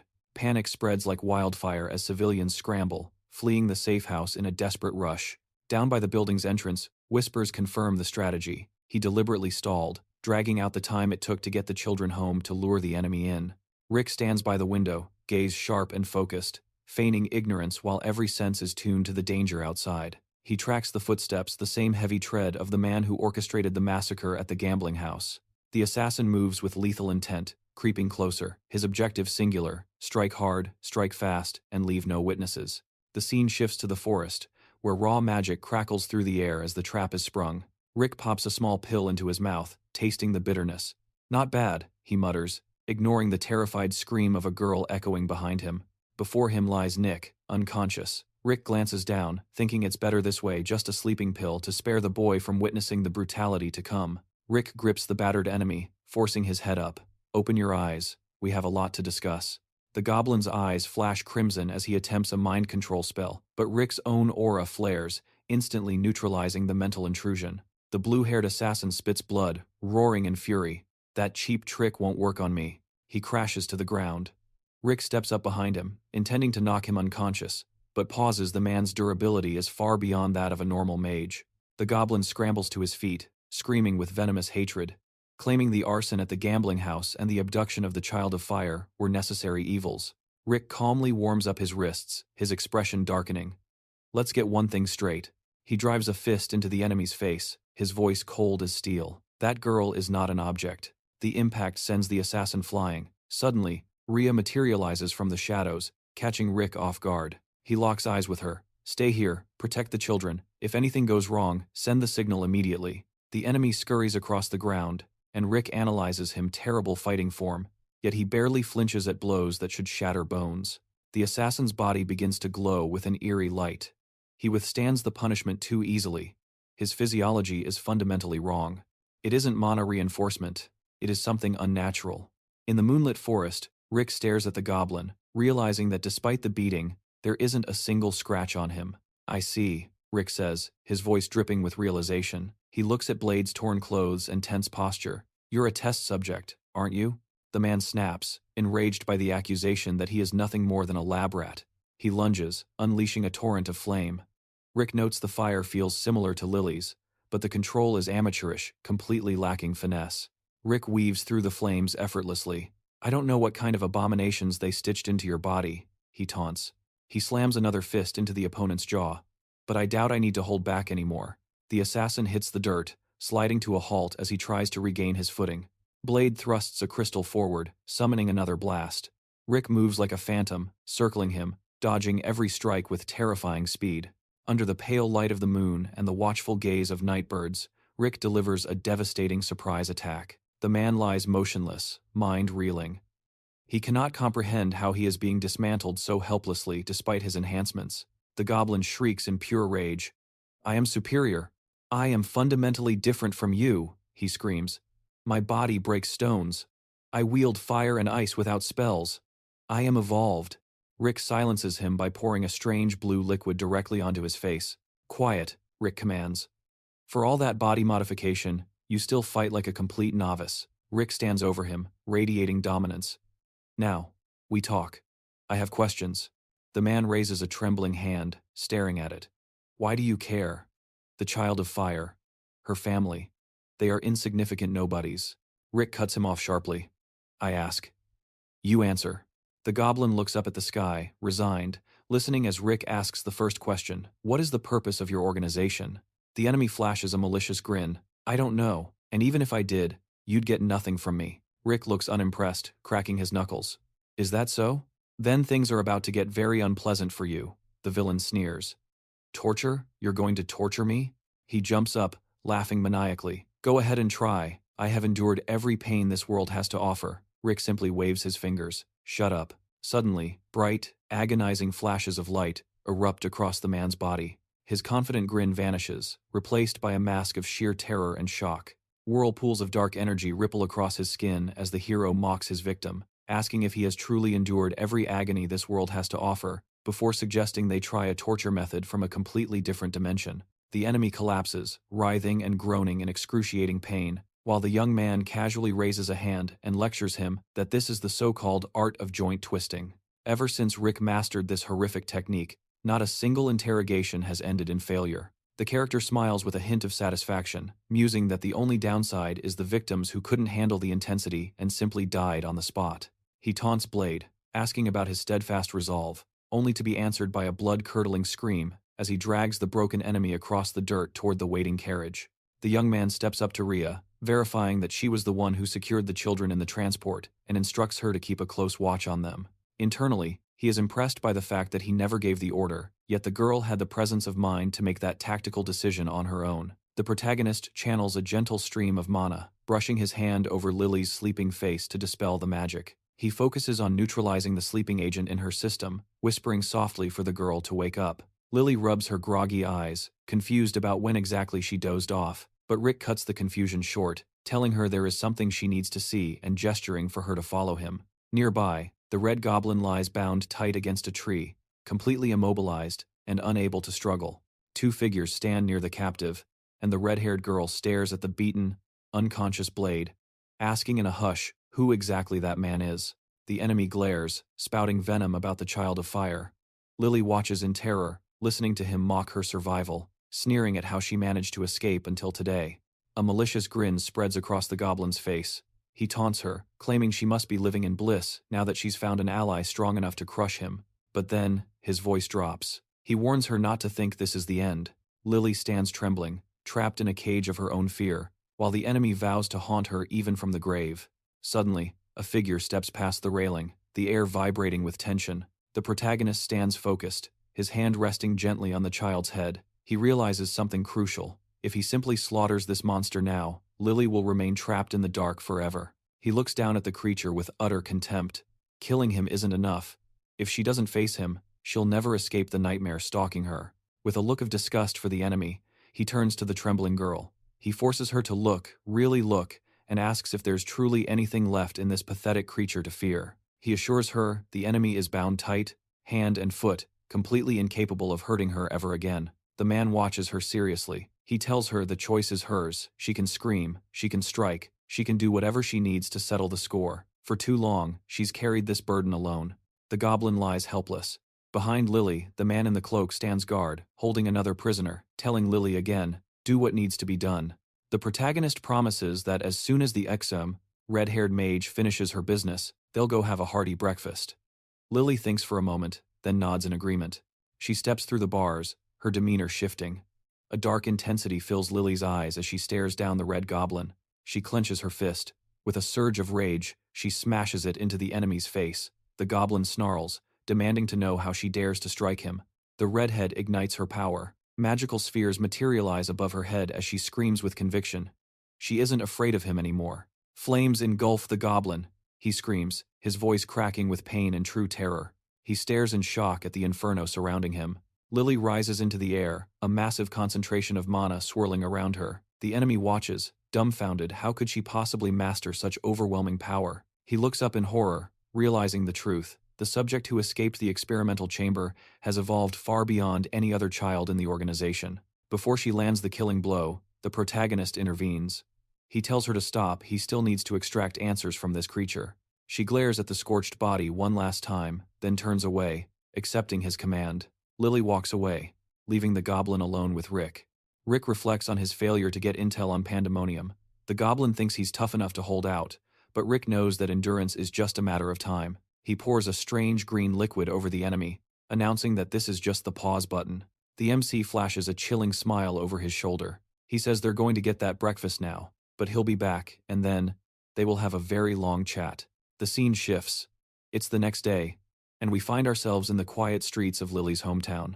Villagers stop to stare at the approaching carriage, whispering about the strange sack being dragged behind it. One local whispers that it must be nobility, wondering what business highborns would have in this wilderness, especially with such a heavy load dragging in their wake. Rick asks sharply if this is the right spot. He gets a confirmation. This is the place, just a little further down the road. Lily is a nervous wreck. She stammers, asking what she should say to her mother, and if the woman will even remember her. Rick assures her that a mother knows her child instantly. Rick keeps a stoic face, though internally, he isn't certain the mother is even alive. Since Lily escaped the organization, there's a high chance her family was taken hostage or eliminated. They pull up to a humble wooden house. Lily whispers that this is where she grew up. She approaches the door and knocks, but the gate remains shut. The villagers watch in confusion, and Rick wonders if the house is abandoned. Suddenly, a voice calls out from inside, asking who's there. Lily shouts back, her voice trembling with emotion, crying out that it's her. She begs them to open the door. A blonde woman opens the door, stunned by the guests.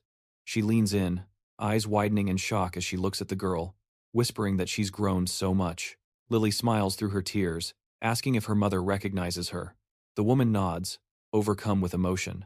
They collapse into a tight embrace, the heroine sobbing that she's missed her mother every single day. Later, the scent of grilling food fills the air. It turns out to be a special day, a meat feast for the whole village. The protagonist watches them. They've cooked enough meat to feed the entire town. He decides that seeing Lily this happy is worth the extravagant cost. A man with a mustache stands beaming near the happy reunion. It is a family reunion, and the adults exclaim that the blonde woman's daughter has finally returned, remarking that Lily is the spitting image of her mother as the couple weeps with gratitude. The girl excitedly recounts the story of how she met her savior, describing the encounter to her parents. The woman looks at her with wide, feigned surprise, gasping that a terrible tragedy almost befell her poor child. Rick hands a toy chicken to Amanda, presenting it as a humble gift, and she thanks the young man, mentioning she heard he was her daughter's friend as he politely introduces himself. The girl beams with happiness, thinking that her big brother Rick can truly do anything and admiring his capability. Later, Lily is fast asleep on her pillow, and a voice whispers to check on her while another confirms she is out like a light. The hero locks eyes with the woman and suggests they step outside for a moment. There is something he needs to discuss with her in private. They stroll through the quiet, moonlit village, and the character finally breaks the silence. He speaks in a serious tone, noting that today was likely an unforgettable day for the girl she ate her favorite meat and finally got to pour her heart out to her mother. It will remain a pristine, happy memory for her. The blonde replies that it was a happy day for her as well, adding that she looks forward to his help in the future. But Rick looks away and tells her cold, "Don't make me laugh." He leans in close, his voice dropping to a dangerous whisper, and tells the woman flat out that she is a fake, causing her to feign shock at his accusation. She turns to walk away, acting offended and asking why he is behaving so rudely. The protagonist admits that Amanda's performance was stellar. He almost believed her, but there were too many suspicious nuances that gave her away. Rick unsheaths his sword, the steel glinting in the dark, and the blonde recoils in fear as he explains his logic. A significant amount of time has passed since the girl escaped the organization. That means the pursuers have been scouring the area for the missing fugitive, and logically, the very first people they would have targeted were her parents. His deduction hits the mark, and the woman's body stiffens with tension. Yet she stood there, playing the role of the oblivious mother, with absolutely no sign that she had been threatened or interrogated by the enemy. She falls silent when he demands to know where she hid Lily's real mother. The woman's expression twists into a malicious grin as she asks how he thinks she acquired this face in the first place, and suddenly, a massive spike of rock erupts from the ground, forcing the hero to dodge. He hurls an insult at her, retreating back as she sprints away, but the character stops, turning to glare at him with intense focus. He lunges, stretching his arms forward to snatch the blonde lady, catching her completely off guard. The protagonist swings his sword with lethal precision, confidently declaring that he is a veteran of these kinds of battles and can predict her every move. Amanda's body goes limp, impaled on his weapon, and blood drips onto the soil as she lets out a shrill scream of agony. Shards of the blade clatter to the ground, red liquid pooling beneath the blonde as she grunts through the pain. Even while bleeding, she smiles furiously, warning Rick not to lower his guard and vowing that they will reclaim the Child of Fire no matter what. The guy swings his weapon to clear the blood, calmly stating that he has already swept the entire village and found no one capable of matching his strength. Suddenly, a blinding flash illuminates the night sky behind the hero, catching his interest.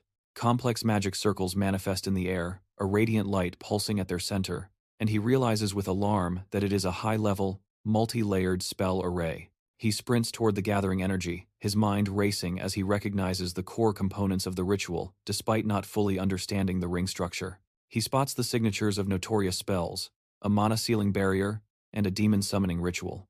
The beam of magic arcs directly toward Lily's house, and panic rises in the protagonist's chest as he realizes it is a forced transportation spell. He reaches the building just as a terrifying scream tears through the air, and the dark-haired hero knows instantly that a demon has manifested inside. Creatures swarm the rooftops, their inhuman shrieks piercing the night air. Rick feels a spike of adrenaline. Nerves rattle him as he realizes the truth. These aren't random beasts, they're monsters, summoned to harvest the villagers as living sacrifices. A timed spell, perfectly concealed until the slaughter began. The streets transform into a hunting ground, echoing with guttural growls and the thud of clawed feet. Our hero clashes with one of the beasts, his blade flashing as he roars in frustration. "You monsters really know how to ruin a mood."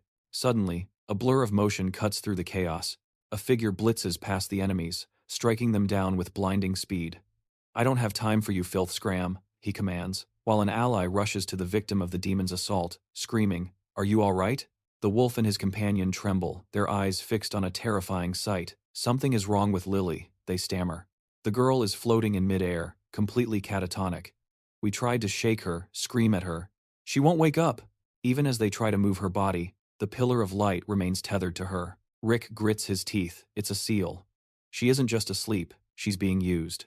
Rick stares at the unconscious redhead. He should have seen this coming. The glowing mark on her forehead brands her as the catalyst for a massive transfer spell. He grips her shoulder, shaking her with urgency. "Lily, wake up. Now." Her eyelids flutter open, glassy and distant. She shivers, whispering weakly, "It's so cold." Rick locks eyes with the redhead, his mind racing. The destination is obviously Pandemonium, but the portal's activation time is the wild card. It fluctuates based on mass and distance. He runs the mental math instantly. They have 5 minutes left, maybe less. He bolts, shouting over his shoulder, "Jacques, on me! We're heading back to the gear." He signals the rest of the squad to move out now. Debris swirls in the air, defying gravity. The clock is ticking. They have 5 minutes to escape the village and find a way to shatter the binding spell. It has to work. Above them, the sky screams as a massive accumulation of mana gathers, swirling like a storm. Rick looks up just as a mocking voice rings out, demanding they stand silent and watch their own destruction. High on a rooftop, Blade stands poised like a reaper. He takes aim and fires right at Rick, who is clutching the girl tight in his arms. A twisted smile spreads across the enemy's face. He points a finger, sentencing them all to death. "This place will be your tomb." Meanwhile, the goblin seizes the chaos to make a break for it. Rick glares, fury burning in his eyes. But then, a smirk breaks through. He has a plan. High above, the creature bellows orders to the demon horde. "Kill that man. Tear him apart." The team rallies near their flying mount. "Hold the line. Buy me some time," Rick commands before dashing into the fray. A massive magic circle ignites the heavens. Below, Rick grips his weapon, chanting incantations as power surges around him. He is deep inside a mana-sealing barrier. His reserves are suppressed, and time is running out. He has no choice. He has to push past his limits. With grim resolve, he unleashes his ultimate art. First form, Heavenly Demonic Cut. The swarm of monsters circles the goblin, who frantically erects a magical barrier to deflect the incoming strike. Rick focuses every ounce of his will. He raises a hand, and a sphere of pure destructive energy coalesces. Blade watches, paralyzed by confusion. What is this power? A figure crashes onto the roof, landing with a heavy thud and a sharp exhale. Before the enemy can react, Rick is there. He snatches him by the collar, the shock evident on the villain's face. Rick hurls them both off the building. They plummet, slamming hard onto the cobblestones below. He pins the man down, adrenaline pumping, but a sudden disturbance behind him forces him to spin around. The crowd around Lily scatters in panic. "Get down!" someone screams as the air crackles with danger. Power flares in Rick's hand.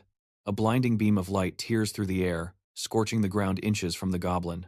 The summoned wolf stands panting, exhausted. "Just hang on a little longer," Rick shouts. "I am ending this now." He upends a container, spilling a chaotic assortment of items onto the ground.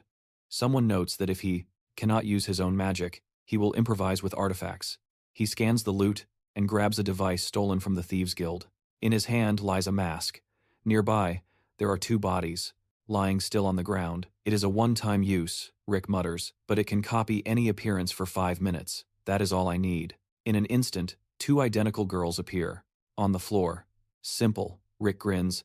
"I just swapped the decoys, one on Lily and one on our friend here." Next, he deploys a forensic mirror, a tool typically used by investigators to record magical crime scenes. With the doubles in place, Rick pulls out a pen snagged from a gambling den. It is perfect for forgery, and he meticulously copies the magical seal onto the decoy's forehead. He snaps a sheet over the setup. "Timing is everything," he whispers. The real redhead lies unconscious, sacred tree leaves resting on her face. Their purifying power is slowly scrubbing the magical tracking spell from her system. Suddenly, she floats upward, encased in a glowing circle. "Yes!" Rick cheers. The link is severed. The ominous sigil spins in the sky. Rick knows the stakes. If he had just dispelled the magic without the decoys, the enemy would have re-established the link instantly. He looks down at the duplicate bodies. Luckily, he smirks, "I secured some very convincing bait." The decoy, actually the captured enemy in disguise, struggles against his bonds, mouth taped shut. He creates a muffled scream of pure terror. Rick casually sets a timer on an explosive device. Behind him, the girl glares daggers. "Is he waking up?" Rick asks nonchalantly. "Great. Let me just add the finishing touches." He drops the bomb into the bag. Rick says that he has everything ready. "Do me a favor and share this little gift with your goblin buddies, will you? If you survive this," Rick says with ice-cold confidence, "we will meet again." The prisoner can only moan in despair. The disguised double's eyes widen in horror as Rick leans in. "Next time, I will be paying you a personal visit." A blinding flash engulfs the building. A voice roars through the chaos. The child of fire has finally arrived. Unaware of the switch, the goblin leader stands tall and arrogant. He commands the figure he thinks is the girl, "Bow before me, or suffer the consequences." He sneers, savoring his victory. "It has been a long time. I am sure you have so much to tell me." Little does he know what is about to happen. He rips the magical tape from her mouth, desperate to hear her voice. But instead of relief, she lets out a blood-curdling scream. It's a trap. An enemy stands over the terrified Lily, looking down with twisted pride as she shrieks for everyone to run, warning of the ambush.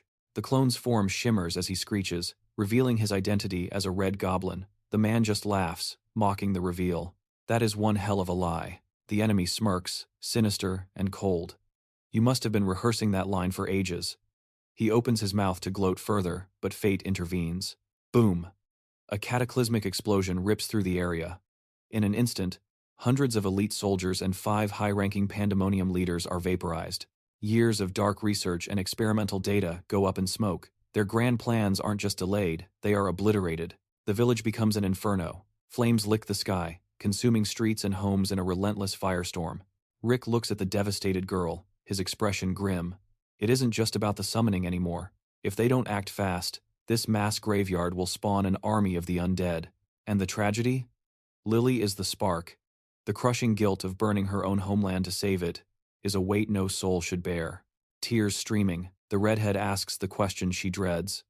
"My mother, she was a fake, wasn't she?" Rick doesn't sugarcoat it. "You already knew." She nods brokenly. "I guessed." "My real mom? She must be gone." Rick's voice hardens with resolve. "Until we find a body, we confirm nothing." He refuses to let her mourn the living just yet. It is unrealistic to give up on an answer until we have proof. Lily spins around, eyes wide, as he offers a glimmer of hope. "Maybe she is out there right now, wandering the continent, looking for you."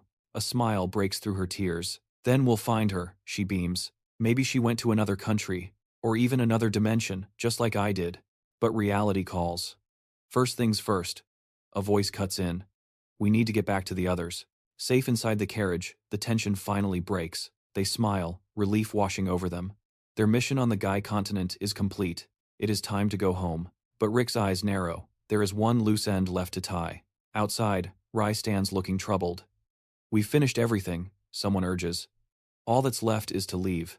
Rick ignores them, turning his gaze toward the green-haired girl. "Tell me," he asks coolly, "how long do you plan to keep up the act?" His stare pierces right through her. "Or perhaps," he says, dropping the pleasantries, "I should address you by your true name, Hang." The disguise melts away. A stunning blonde woman stands in her place, a playful smile dancing on her lips. "And here I thought my doll performance was perfect. When did you figure it out?" She eyes the carriage with keen interest. Rick taps his head. "Call it intuition." He lies smoothly. He can't exactly tell her he captured her on video. Merged with above for flow continuity. She steps into his personal space. He takes a calculated step back. Her eyes sparkle with predatory curiosity. "Oh, don't be shy. Stop dodging the answer and tell me everything." She circles him. "I've walked this world for a long time, but I have never met a human quite like you, Rick." Her smile widens as the interrogation begins. "You aren't from here, are you? Another world?" She gestures to the vehicle. "That carriage is alien technology. And that sword, it reeks of demonic energy. Why go to such lengths just to meet me?" The dark-haired man allows a small smile. Hang lives up to her reputation. She is a seeker of the unknown, a creature of insatiable curiosity. He extends a hand, cutting to the chase. "I want to buy your wisdom." She laughs, a musical, dangerous sound. "My wisdom? That means I name the price, anything I want." She leans in close. "And let's be clear, I have no use for gold or trinkets." Her voice drops to a whisper. "If you can't pay the toll with your abilities, well, there will be consequences." Her eyes flare with blinding golden light, power radiating from her very being. "You will have to take full responsibility for this deal, hero." Rick stood there in silence, absorbing every word of their ultimatum. Hang loomed over him, making the terms crystal clear. If he couldn't repay her requests, she'd take exactly what was owed from his hide. Rick met her gaze, his expression dead serious as he vowed he wouldn't disappoint her. She crossed her arms, a smirk playing on her lips. She liked that kind of confidence. In fact, she was looking forward to seeing him try. Lily stared at the woman, her eyes widening in horror. "That's not Rhea," she screamed, scrambling behind Rick for cover. "That's someone else entirely." Hang just smiled. To her, that terror was the only natural reaction. With a sharp snap of her fingers, the tension shattered. She told them to relax. It was her, Rhea, the same girl who'd been traveling with them all along. And since the secret was out, she was inviting the whole crew back to her place. The boys stood before a looming castle, jaws dropped. Hang gestured casually. "Welcome to my humble abode." It had been 500 years since she last entertained guests. Rick scanned the surroundings. Legends said plenty of dimensional travelers had met Hang before returning to their worlds, but none had ever mentioned visiting her sanctum. That meant they were likely the first. His eyes locked on the fountain. The water shimmered with raw power. Was that a high-grade magic elixir flowing like tap water?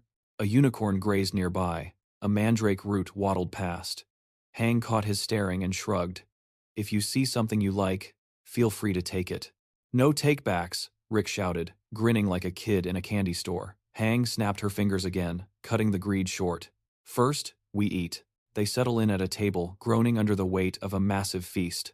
Lily digs in immediately, her eyes lighting up as she declares it the most delicious meal she has ever tasted. Seated right beside Rick, the mysterious girl presses him for stories about his homeworld while they eat. Rick shakes his head, noting they don't have all day, but agrees to start with the heavy hitters, the ancient civilizations. He lists them off: Mesopotamia, Egypt, India, and China. By the time he finishes speaking, his plate has been wiped clean. Night falls over the sanctuary, and Hang finally turns the tables, asking him exactly what it is he seeks. She pours wine with elegant precision, her voice teasing. Does he want the secret to immortality? To become the ultimate swordmaster? Or perhaps, the power to destroy the world? Rick ignores the grandiose offers and places his mysterious pocket watch on the table. He tells her he wants to know everything about this artifact and how to wield it properly. He explains the little he has figured out. The device is a mana glutton. The hands of the watch only tick forward when they have devoured a specific, massive amount of magical energy. Each specific hand reacts differently, depending on the volume of power absorbed. But the real question haunts him. What happens if all 5 hands move simultaneously? Hang leans in, examining the artifact with a glimmer of interest. She channels a stream of vivid green mana into the mechanism. Her expression remains calm as she notes a powerful protective barrier sealing the device. Breaking it will take time. Rick immediately cuts to the chase, asking just how long she needs. His face turns serious as he asks the stakes. What if she fails? Holding the watch up to the light, Hang makes a bold wager. If she can't crack the code, she will grant him absolutely any wish. Rick cracks a confident smile and accepts the bet, but he knows nothing comes free. He asks what she wants in return. She extends a hand, her eyes dancing with amusement. Her price is simple: surprise her. He has until she unlocks the watch to show her something she has never seen before. There are no rules, no limits. But then her tone drops, turning deadly serious. If he fails to entertain her, she claims his soul. Rick doesn't flinch. He looks her in the eye and seals the deal. Hang is taken aback. Does this human fear nothing? Rick stands up abruptly, deciding not to waste a single second. He is going to surprise her right now. Watching him move, Hang raises an eyebrow, wondering if this sudden confidence is the surprise itself. She settles back into her chair, telepathically wondering if he plans to attack her with some primitive weapon from his world. Rick opens his laptop, the screen glowing in the dim light. It begins now. Rick's mind races back to the lore he knew before his time regression. He remembers that Hang, the dragon, has a weakness. She loves stories from the awakened who visit her. But humanity got greedy, asking for too much until her patience snapped. Her condition for a reward never changed, yet countless awakened failed to meet her simple standard. However, history remembers the few who actually managed to shock the dragon, like the legendary awakened from England, who introduced her to this. Hang's eyes widen as a melody fills the air. She asks if this beautiful sound is music from Earth. Rick smiles, realizing he didn't need force or schemes, just a playlist. By the next day, Hang is clutching her chest, completely moved, and demands that he take her back to Earth with him. Rick stands his ground. He tells her flatly that she knows that is impossible. His mind races with the catastrophic reality. If a creature as powerful as a dragon crosses the gate, the world collapses. He saw it happen in his past life, and he won't let it happen again. He remembers the red dragon of the apocalypse, a beast that somehow forced its way onto Earth. The mere presence of the monster nearly shattered the planet's climate permanently. Humanity only survived because that dragon was hunted down and killed. Rick closes his eyes, doing the math. Hang is even stronger than the red dragon. If she goes, Earth is doomed. But the girl looks at him with enthusiastic eyes, reading his thoughts. She admits it would be a disaster if her true dragon form crossed the gate. However, she argues, if she keeps her power sealed and remains in this human form, the world won't crack under her weight. Rick refuses to budge. He points out the obvious flaw. She could remove that seal whenever she felt like it. Desperate, Hang dumps a pile of treasure and jewelry on the table. Rick sighs, finally relenting, but lays down the law. She must ask for his permission before doing absolutely anything. The girl beams, shouting her agreement before he can change his mind.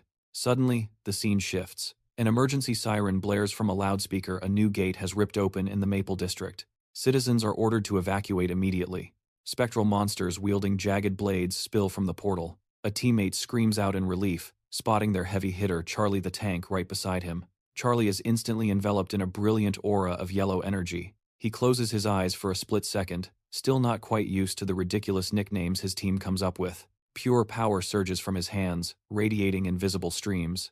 He lunges, grabbing a blade ghost by the skull and crushing it. He plows through the spectral ranks, decimating them before declaring the sector clear and ordering a regroup. But his teammate stares past him, dumbfounded. Terror washes over the guy's face, and he bolts. The building above them is coming down. Charlie emerges from the dust cloud, rejoining the squad with a rescued civilian girl safely in his arms. She trembles, standing before the massive tank to thank him for saving her life.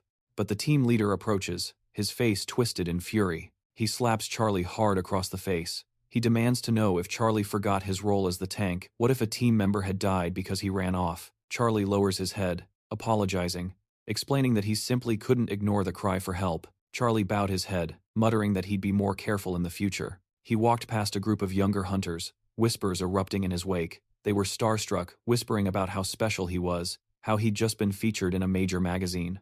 Charlie flashed a polite smile and thanked them, excusing himself with a gotta run. But as soon as he turned the corner, he let out a heavy sigh.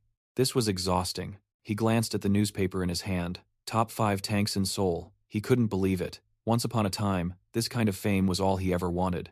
But now, it was a suffocating cage. The public eye never blinked. He noted calmly that the headhunting offers from other guilds were relentless. And every single time, he turned them down flat. Charlie ushered the recruiters away, his mind reeling. They kept throwing higher rates at him, refusing to take a hint. Why couldn't they just leave him alone? They even tried to manipulate him, claiming the captain of the 7th team was dead. But Charlie knew that was a lie.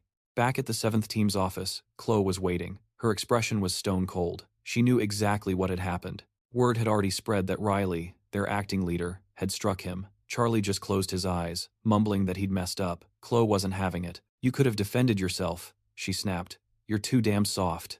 She paused, thrown off when Charlie finally asked the question that had been eating at him. Why does he hate me so much? The other squad leaders treated him with respect. It didn't make sense. Chloe pictured the two of them side by side. It was simple, really. Envy. Riley was a tank too, but Charlie had eclipsed him in every way that mattered. Charlie was the talk of the town, the rising star, and he was younger to boot. Standing there, Charlie shook his head, admitting he still felt like an imposter in his own success story. "I'm only here because of the captain's help," he said earnestly. Chloe looked away, huffing. "Speaking of Rick, where is he anyway? Off on another crazy adventure?" She cracked her knuckles. "When he gets back, I'm going to strangle him for leaving us with this mess." Then her face softened into a smile. "But honestly, you're doing just fine without him, Charlie." Charlie's mind drifted back to Rick's parting words, charging him with the safety of the 7th team while he was gone. Asterisk, am I doing well? Asterisk, he wondered silently. Shaking off the doubt, he decided to focus on work. They needed to analyze today's battle data during training. He headed for the training grounds, but something was wrong. The others were huddled together in a tight circle. "What's going on?" he called out. The crowd parted nervously. Charlie's face darkened instantly. There, lying on the ground, was Archie bleeding out. Charlie marched forward, his aura terrifying. One of the guys stammered, stepping in his path. "Wait, listen," Archie started it. Charlie ignored him, kneeling beside his teammate. His stomach dropped. They hadn't just hurt him, they'd severed his hand. Not even high-grade potions could fix an amputation like this.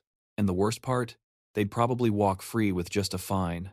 A slap on the wrist for ruining a man's life. A terrifying aura exploded from Charlie's body. "If money fixes everything," he growled, "then I'll pay the fine for doing the exact same thing to you." Riley stepped forward, frowning. "Watch your tone." The brat disrespected a senior officer. Riley didn't wait. He lunged, mocking Charlie as he moved. "You're slow as a turtle, tank. All bark and no bite. Time for a lesson." He flashed behind Charlie, aiming for a blind spot. But Charlie didn't just react.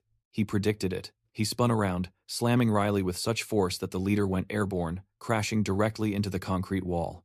Riley slumped against the debris, dazed. Asterisk. How is a tank that fast? Asterisk. Before he could process it, Charlie was on him, grabbing him by the skull, and grinding his face into the wall. Charlie pulled back a massive fist and delivered a bone-shattering blow. The onlookers screamed in horror. Riley, a high-ranking hunter, hadn't even managed to cast a single skill. Charlie clenched his bloody fist, turning his cold gaze on the rest of Riley's lackeys. "You're all the same," he spat. Terror took over. The bullies scrambled over each other to escape, shrieking that they'd report him to the guild association. Charlie didn't chase them. He returned to Archie, lifting his injured friend gently into his arms. "I promise," he whispered, his voice trembling with rage. "This will never happen again." Just then, the alarms blared. The dimensional gates were opening. Someone shouted the readings. It was energy unlike anything they'd seen before. Officially assigned as S-Class, but the readings suggested a catastrophe far beyond that rating. "Everyone, battle stations, prepare for impact." Standing before the massive gates, Bill announced that a high-ranking dungeon had just cracked open in the absolute heart of Seoul. Charlie rushed over to report that the White House Guild's 7th team was already on site, though their leader signaled he was well ahead of the situation. The group shifted their gaze to the man who swore he'd learned from his past mistakes, a renewed determination burning in his eyes. But right now, regrets had to wait. The looming battle demanded total focus. Charlie steeled himself, vowing he wouldn't be seen as the weak link any longer. Suddenly, the team shouted out warnings. The gate's energy reading was spiking, and carriages were emerging from the vortex. Onlookers murmured in confusion as the strange procession materialized. "Stay sharp," they whispered. "We have no idea what or who is inside those carriages." As the carriage door swung open, the protagonist stepped out. Bill broke into a relieved smile, while Charlie instantly burst into tears at the sight of him. The stunned crowd bombarded them with questions, asking if they had really been stranded on the Ga continent all this time. Jimmy listened intently as Rick described the chaos, how the carriages had plummeted into a sudden portal, claiming everything had gone swimmingly. He had been enjoying a peaceful vacation when the ground essentially swallowed them whole, dragging the entire convoy into the unknown. They couldn't return immediately. Instead, they spent their time wandering that world, surviving as mercenaries. Jimmy squints, trying to process the tale. It lines up with Aximus's lore, sure, but the whole story sounds impossibly far-fetched. He is completely floored when Rick drops the bombshell. They didn't just find a way back. They stumbled upon the great sage Aximus himself, who opened the door home. Hang watches the protagonist closely as he continues his explanation. Aximus figured out Rick was an Earthling instantly. Even more alarming, he predicted that the dimensional barrier between Earth and the continent of Gaia would shatter in just a couple of months. With a satisfied smirk, Rick mentions a parting gift from the sage, a wooden staff he promises to reveal a bit later. Jimmy can barely wrap his head around it. Rick was just casually handed an artifact pulsing with that level of magical power? Rick extends a hand, downplaying the treasure. According to Aximus, the staff looks no different from any ordinary stick. He acts like it is just a piece of wood, offering to hand it over without a second thought since Jimmy seems so desperate for it. As they exit the office, Jimmy suggests they take this intel straight to the president immediately. Hang crosses her arms, skeptical. She asks who this great sage Aximus is supposed to be. She has never heard of him. Suddenly, the door swings open. A feast awaits them. The boys dive in like starving wolves, barely pausing to breathe. One of them covers his mouth, mumbling about how incredible the texture and flavor correspond. Rick snaps, scolding Lily for hoarding all the chicken legs for herself. Cut to 3 days later. Sunlight bathes the building as Jimmy stands before the group, promising they will be in touch soon. The protagonist shakes his hand, replying that he is eagerly awaiting their next encounter. He reflects on the last few days, standing before the map. For 3 days, he spilled every secret about the Gaia continent. The plan is set. When the worlds collide in 2 months, he will be their guide. Rick closes his eyes, plotting. While everyone else is distracted, while they obsess over Gaia, he plans to focus on the new gates opening in the States or Europe. A car pulls up. The driver opens the door, greeting them with a comment about how long it has been. Hands in his pockets, Rick asks how things have been. The driver assures him everything is fine, noting he has not seen the young lady in ages either. Glancing at Hang and Jacques, the man offers to drive the guests straight to the guild. Inside the vehicle, the girl marvels at the interior.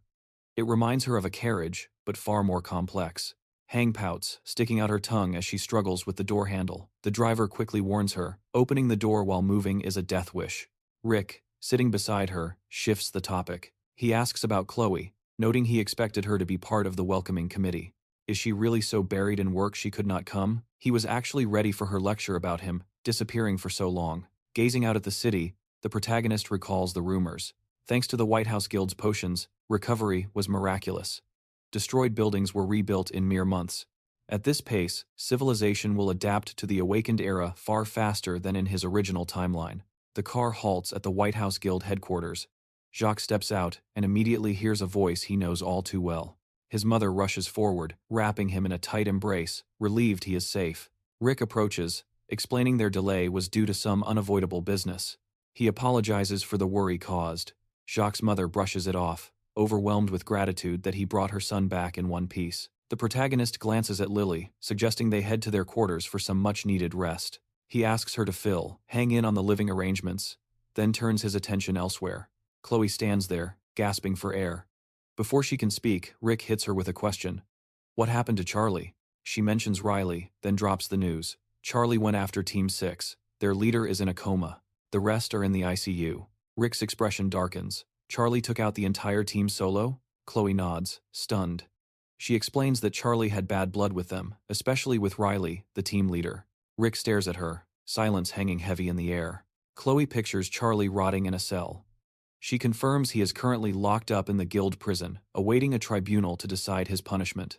The protagonist turns away, a cold smirk on his face. Perfect. Finally, some peace and quiet.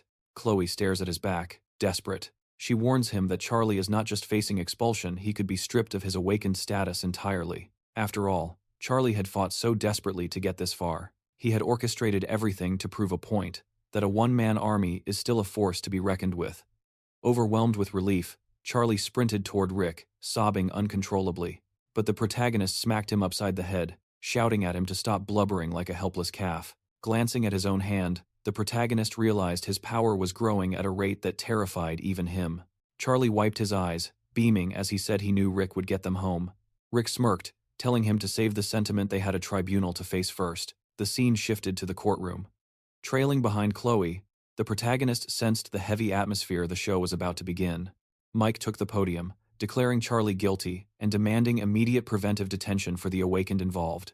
Rick scanned the room, noting the sea of representatives from every major guild, all gathered like vultures. A cold smile played on the protagonist's lips. Look at that, he thought.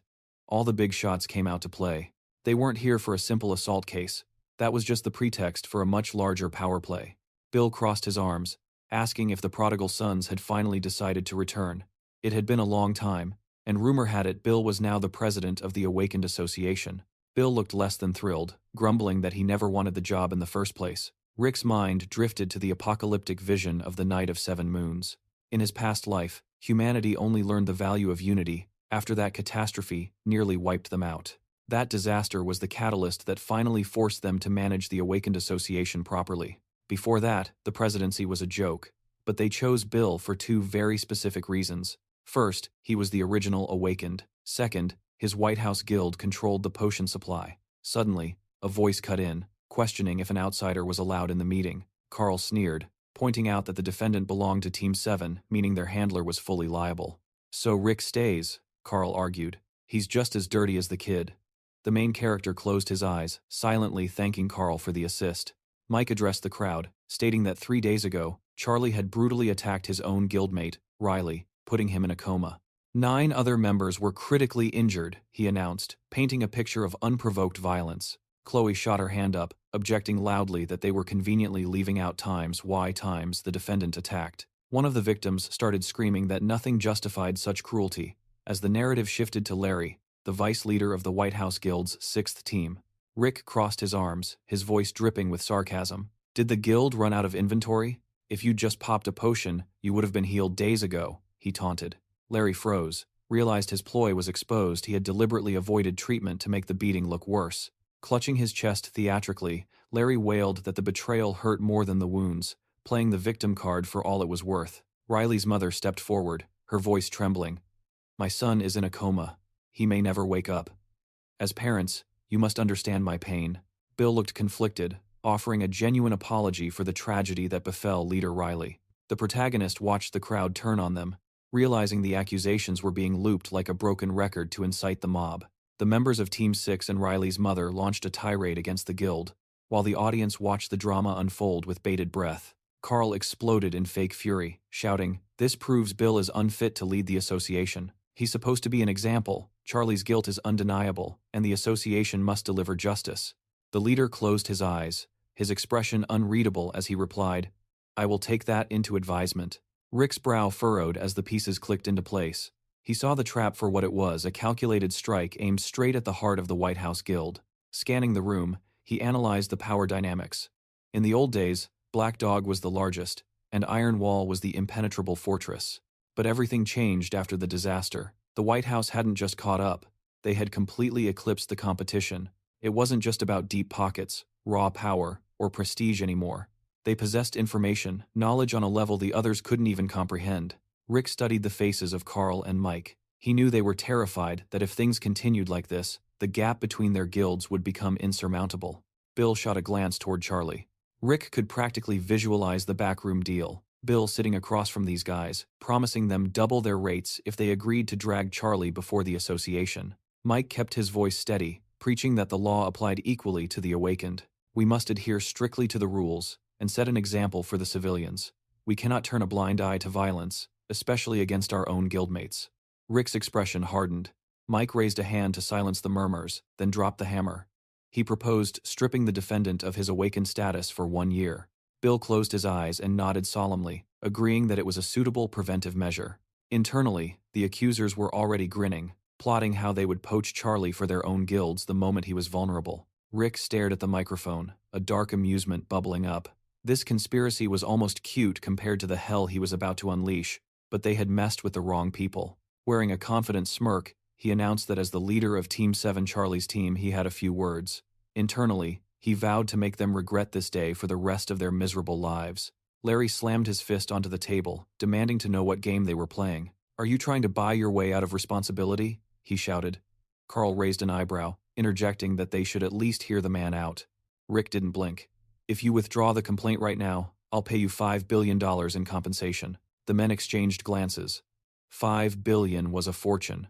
But when they considered the offer from Black Dog, they realized they could grind that much out in a couple of years anyway. It wasn't enough to flip them. Rick's smile widened. "How about $10 billion? Larry glanced at his partner, wavering.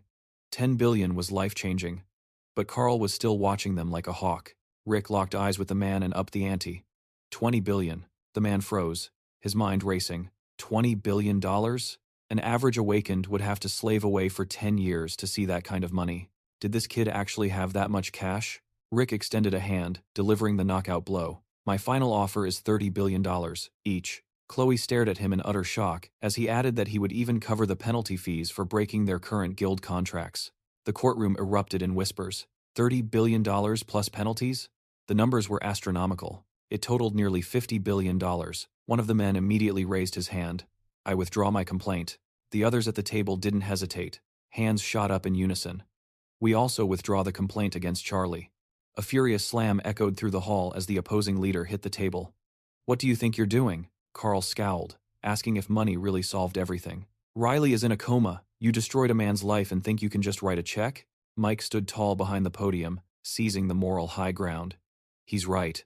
The victim is unconscious. No amount of money matters until the manager wakes up to speak for himself." Rick raised his hand again, cutting through the drama. "Then I'll make sure he wakes up." He turned to the victim's mother. "If you withdraw the complaint, I will personally ensure your son is back on his feet, and, of course, you will receive generous compensation." The woman looked torn. "Money isn't important to me. I just want my child healthy again. You can't settle this with cash." But she stopped cold when Rick dropped the number. $100 billion. That is the maximum I can offer. And when your son wakes up, you can tell him yourself. The mother clasped her hands together, tears in her eyes. "I don't need to worry. You'll save him?" She didn't hesitate. "I withdraw the complaint against Charlie." Rick watched the men shuffle out of the hallway, their resolve completely bought and paid for. With the plaintiffs gone, the association had no grounds to discipline Charlie. The meeting was effectively over. Mike frowned, watching Rick with disbelief. "This is insanity. He just blew hundreds of billions on a bribe. He'll be left with nothing." Rick smirked, the thought crossing his mind. Asterisk. "I haven't even started yet." Asterisk. Chloe blocked his path, panic in her eyes. "Are you serious? You're actually going to pay that?" Rick shrugged. "If you want a dog to listen, you have to give it a treat." Her worry deepened. "Do you remember who handles your finances?" "I don't care how well our potions are selling," she hissed. "We do not have that kind of liquid cash right now." She squeezed her eyes shut, on the verge of a breakdown. "We have to pay them in a few days. Where exactly are we getting that money?" Rick flashed a cunning grin, replying that it was their job to make the offer, and who could blame them if the other party suddenly got cold feet. The guy paced the room, listening as the girl rambled on about the television. The longer she stared at the screen, the more hypnotized she became. It was light years beyond their primitive crystal balls. Could this magic box truly display other dimensions? Lily sat beside her at the table, eyeing his plate, and declared that if he wasn't going to finish that chicken, he'd better hand it over. The protagonist let out a heavy sigh. Hang watched, stunned, as he snatched the remote and killed the power, demanding to know what he was doing. Clutching a drumstick, she flew into a rage, screaming about why they had to interrupt them. Now he'd turned it off right at the climax. Frowning, the protagonist stated flatly that the chicken could wait. They had business to attend to. The girl tore into the meat, chewing aggressively as she asked what business could possibly be more important than her meal, and who made him the boss. Anyway, Rick smirked, reminding her that she was eating his food and sleeping under his roof rent-free. The least she could do was work for her keep. He glanced at the mysterious watch, and then at the girl, thinking it ironic that the wisest of dragons was completely stumped by a simple timepiece.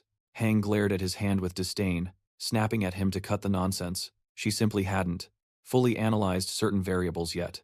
The guy studied her expression, realizing his prediction was spot on. She really didn't have a clue. All he wanted was to understand the watch's mechanics and have her grant his wish. To her, supposedly, nothing was impossible. Closing her eyes, the girl admitted internally that she didn't even know where to start. She never imagined a mere object could baffle her so completely. She was tagging along regardless, so she might as well keep tinkering with it. She had, until he figured out exactly what he wanted to wish for. Hang looked at the beaming guy and asked if he was pulling her leg. She was coming with them, no matter what. Raising a hand, Rick added with a smile that, oh by the way, she would also have to reimburse him for every single penny he spent on her here on Earth. Riley stared at the paperwork in disbelief, stammering to ask if the figure was correct, $100 billion. He tried to process everything that had happened. He never expected to wake up feeling this good, but the price tag was astronomical. The protagonist stood by the bedside, feigning sadness, and claimed it was impossible to pay such a sum up front. Could they perhaps settle for $1 billion a month? His mother stood across from him, unsatisfied, pointing out that his story kept changing. If he lied to them once, he would undoubtedly lie again. And since trust was broken, the price just went up. Lifting a small glass vial, the protagonist revealed that he had personally retrieved a miracle potion from the Gaia continent. This tincture was priceless. It was a panacea for any ailment. Rick looked down, genuinely pained, explaining he only managed to secure 2 bottles, and he had already sacrificed one to save her son. Smiling sharply, the woman countered that if he wanted them to sign his terms, he would have to add another $10 billion to the pot. The boy closed his eyes and accepted his fate, realizing they had just signed and certified a debt agreement worth $110 billion. The woman glared at the closed door, warning him not to miss a single monthly payment and hoping they would never cross paths again. She walked beside her son, her voice dropping to a harsh whisper. She told him she saw the look on his face, but he was their slave now. He would spend the rest of his life working to pay back every cent he owed. Riley looked at the sudden rift in space, bewildered, asking what kind of gate had just opened. Shielding his mother with an arm, he ordered her to step back, thinking that just his luck he was completely unarmed. Monsters began pouring out of the portal. The man grinned, confident, asking if these were just 2 half-wit beasts. He'd tear them apart with his bare hands. Suddenly, the enemy swatted him like a fly. Riley coughed up a mouthful of blood. His mother stood frozen in the hallway, screaming for her fallen son, while Hang stood inside the monster's remains, telling Lily not to be afraid. Just hit it with precision. Now, it was time to go eat chicken. Collapsing next to her son, the woman shrieked for a doctor, crying out that there was a critically wounded man. The protagonist narrated that the news spread like wildfire. Riley, barely out of a coma, had been mauled by a monster and infected with an incurable toxin. The man stared at his rotting hand, listening as the doctor explained that some plagues were beyond the reach of modern alchemy.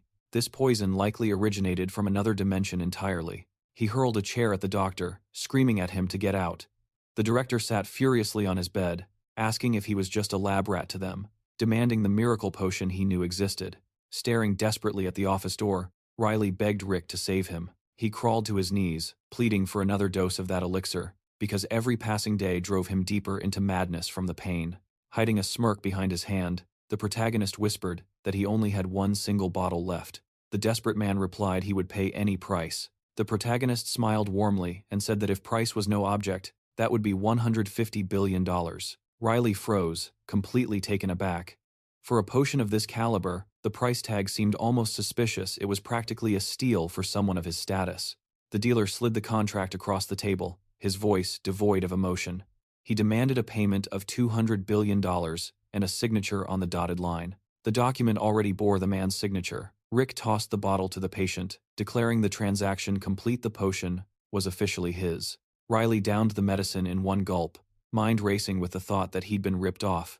But the agony was unbearable. Another second of that pain, and he would have lost his mind. The dealer simply looked away, feigning innocence. Glancing into the open drawer, Rick noted the stack of identical documents.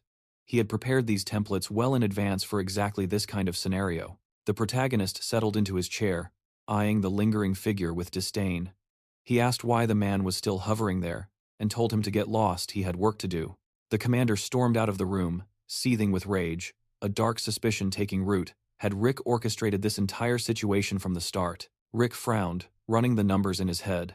They had managed to handle every member of Team 6 using the exact same leverage. He had promised the recruits a life of luxury within the White House Guild. Charlie bowed deeply, his voice trembling as he offered an apology to the leader. Rick crossed his arms, unimpressed. He asked what, exactly, the man was apologizing for this time. Charlie looked at the floor, shamefaced, admitting he should have been a better captain to his squad. While Rick was away, Charlie confessed he had acted like a petulant child. He recalled standing before his men, claiming he didn't care if other teams looked down on them, but it was a lie. Even when they were treated like dirt, he hadn't raised a finger to defend them. Back then, if a rival squad demanded they drop a mission, he wouldn't have dared to breathe a word of defiance. Rick let out a heavy, Irritated sigh. It was painfully obvious. Charlie clenched his fist until his knuckles turned white, insisting that if he'd just reacted differently back then, Archie wouldn't have suffered. Rick held his gaze, his expression completely unreadable. I heard about what happened. Word is, he lost his right hand. Crossing his arms, he lectured him coldly. You should have let that anger out in bursts, not bottled it up until you exploded. You realize if I hadn't stepped in, you'd have been kicked out of the academy by now, right? A faint, confident smile touched the protagonist's lips. He had anticipated this mess and he knew exactly how to fix it. If anything, Charlie had just proven he was capable of taking on an entire enemy squad single-handedly. Charlie's brow furrowed in deep shame. He admitted he'd completely lost his mind in the heat of the moment, and rumors were swirling about the massive compensation fee he'd have to pay. I'll pay back every cent, Charlie vowed, even if it takes the rest of my life. Rick reached out, resting a reassuring hand on his shoulder. Do whatever makes you feel better. The young man squeezed his eyes shut, bracing himself for the punishment he knew he deserved. But then, he froze. Had he just heard praise? Rick gripped his shoulder firmly. I've heard you've been working your tail off. You stepped up. You proved yourself as a leader. You did good. Charlie looked up, eyes wide with confusion. Wait, you're not going to hit me? Rick grinned, shaking his head. You've been through enough hell already. Why would I beat you up? Besides, tonight's a celebration, a welcome party. Go get changed. Then, in a blur of motion, the protagonist dashed behind him and whack. He slapped the guy square on the back. Charlie crumpled to his hands and knees, sputtering in disbelief. I thought you just said you wouldn't hit me. The protagonist wagged a finger at him. Consider that extra training. From now on, never let your guard down. The boy closed his eyes, resigning himself to his fate. Understood, boss. Memories flooded back, standing terrified before a horde of monsters. It was the protagonist who had taught him how to harness his powers properly. Back then, he had been completely helpless, a total novice. Charlie could almost feel the phantom weight of Rick's hand on the back of his head. That man hadn't just led him, he'd taught him how to survive a fight. He looked down, a soft smile playing on his lips. Despite the harsh training, the leader had always been kind to him. Even when Charlie screwed up, even when he caused nothing but trouble, he knew one thing for certain. The leader would never abandon his team. The protagonist gazed up at the sparkling chandelier, taking in the scene. The team had gone all out, throwing this welcome back bash for the 7th squad. He strolled through the room, voice booming. It's been way too long. How have you guys been surviving without me? Standing before his beaming crew, he chuckled. So much went down. I couldn't tell you the whole story even if I talked for 24 hours straight. Rick glanced away, a bit tense, as a female member urged him to try a specific dish. Hank, standing by the buffet table with a girl, frowned at his plate. This food is weird. And how the hell are you supposed to eat this with chopsticks? The protagonist rolled his eyes. Did they really spend all their time lounging around and stuffing their faces while he was gone? He stomped his foot to get their attention. Taking center stage in the room, he raised a hand. First off, I want to apologize for us being so late getting back. My vacation got a little extended. As I'm sure you've heard, I took a detour to another dimension. Rick turned, a knowing smile on his face. I know it's been rough without me. I know the other squads looked down on you, treating you like nothing more than a support group. Chloe waved her hand dismissively, her face sour. You have no idea. It was a total nightmare. Standing tall before the group, she added, honestly, I was actually relieved when Charlie finally beat the crap out of them. The protagonist grinned, a dangerous glint in his eye. Well, I'm back now, and that ends today. No one will ever dare underestimate this team again. He gestured to a suitcase overflowing with jewels and artifacts. I didn't come back empty-handed. I brought souvenirs from the continent of Gaia. Dig in. Take whatever you want. One guy admired a bracelet on his wrist. This is perfect for high-stakes ops. Says here it boosts concentration. Another member clasped a pendant around his neck. Whoa. With the mana in this, I can edit footage for hours without getting tired. A girl picked up a glowing crystal orb, beaming. This is going to make communication so much easier. Chloe pressed a jeweled ring against her chest, batting her eyelashes. Did you pick this out just for me? Was I on your mind the whole time? Rick glanced at her, sensing the trap. You can pick a different gift if you want, or maybe just wear that ring on a different finger? A team member stepped up, eyes shining. We're going to train twice as hard now that we've got these magical artifacts powering us up. The main character smiled warmly. Tonight isn't about training.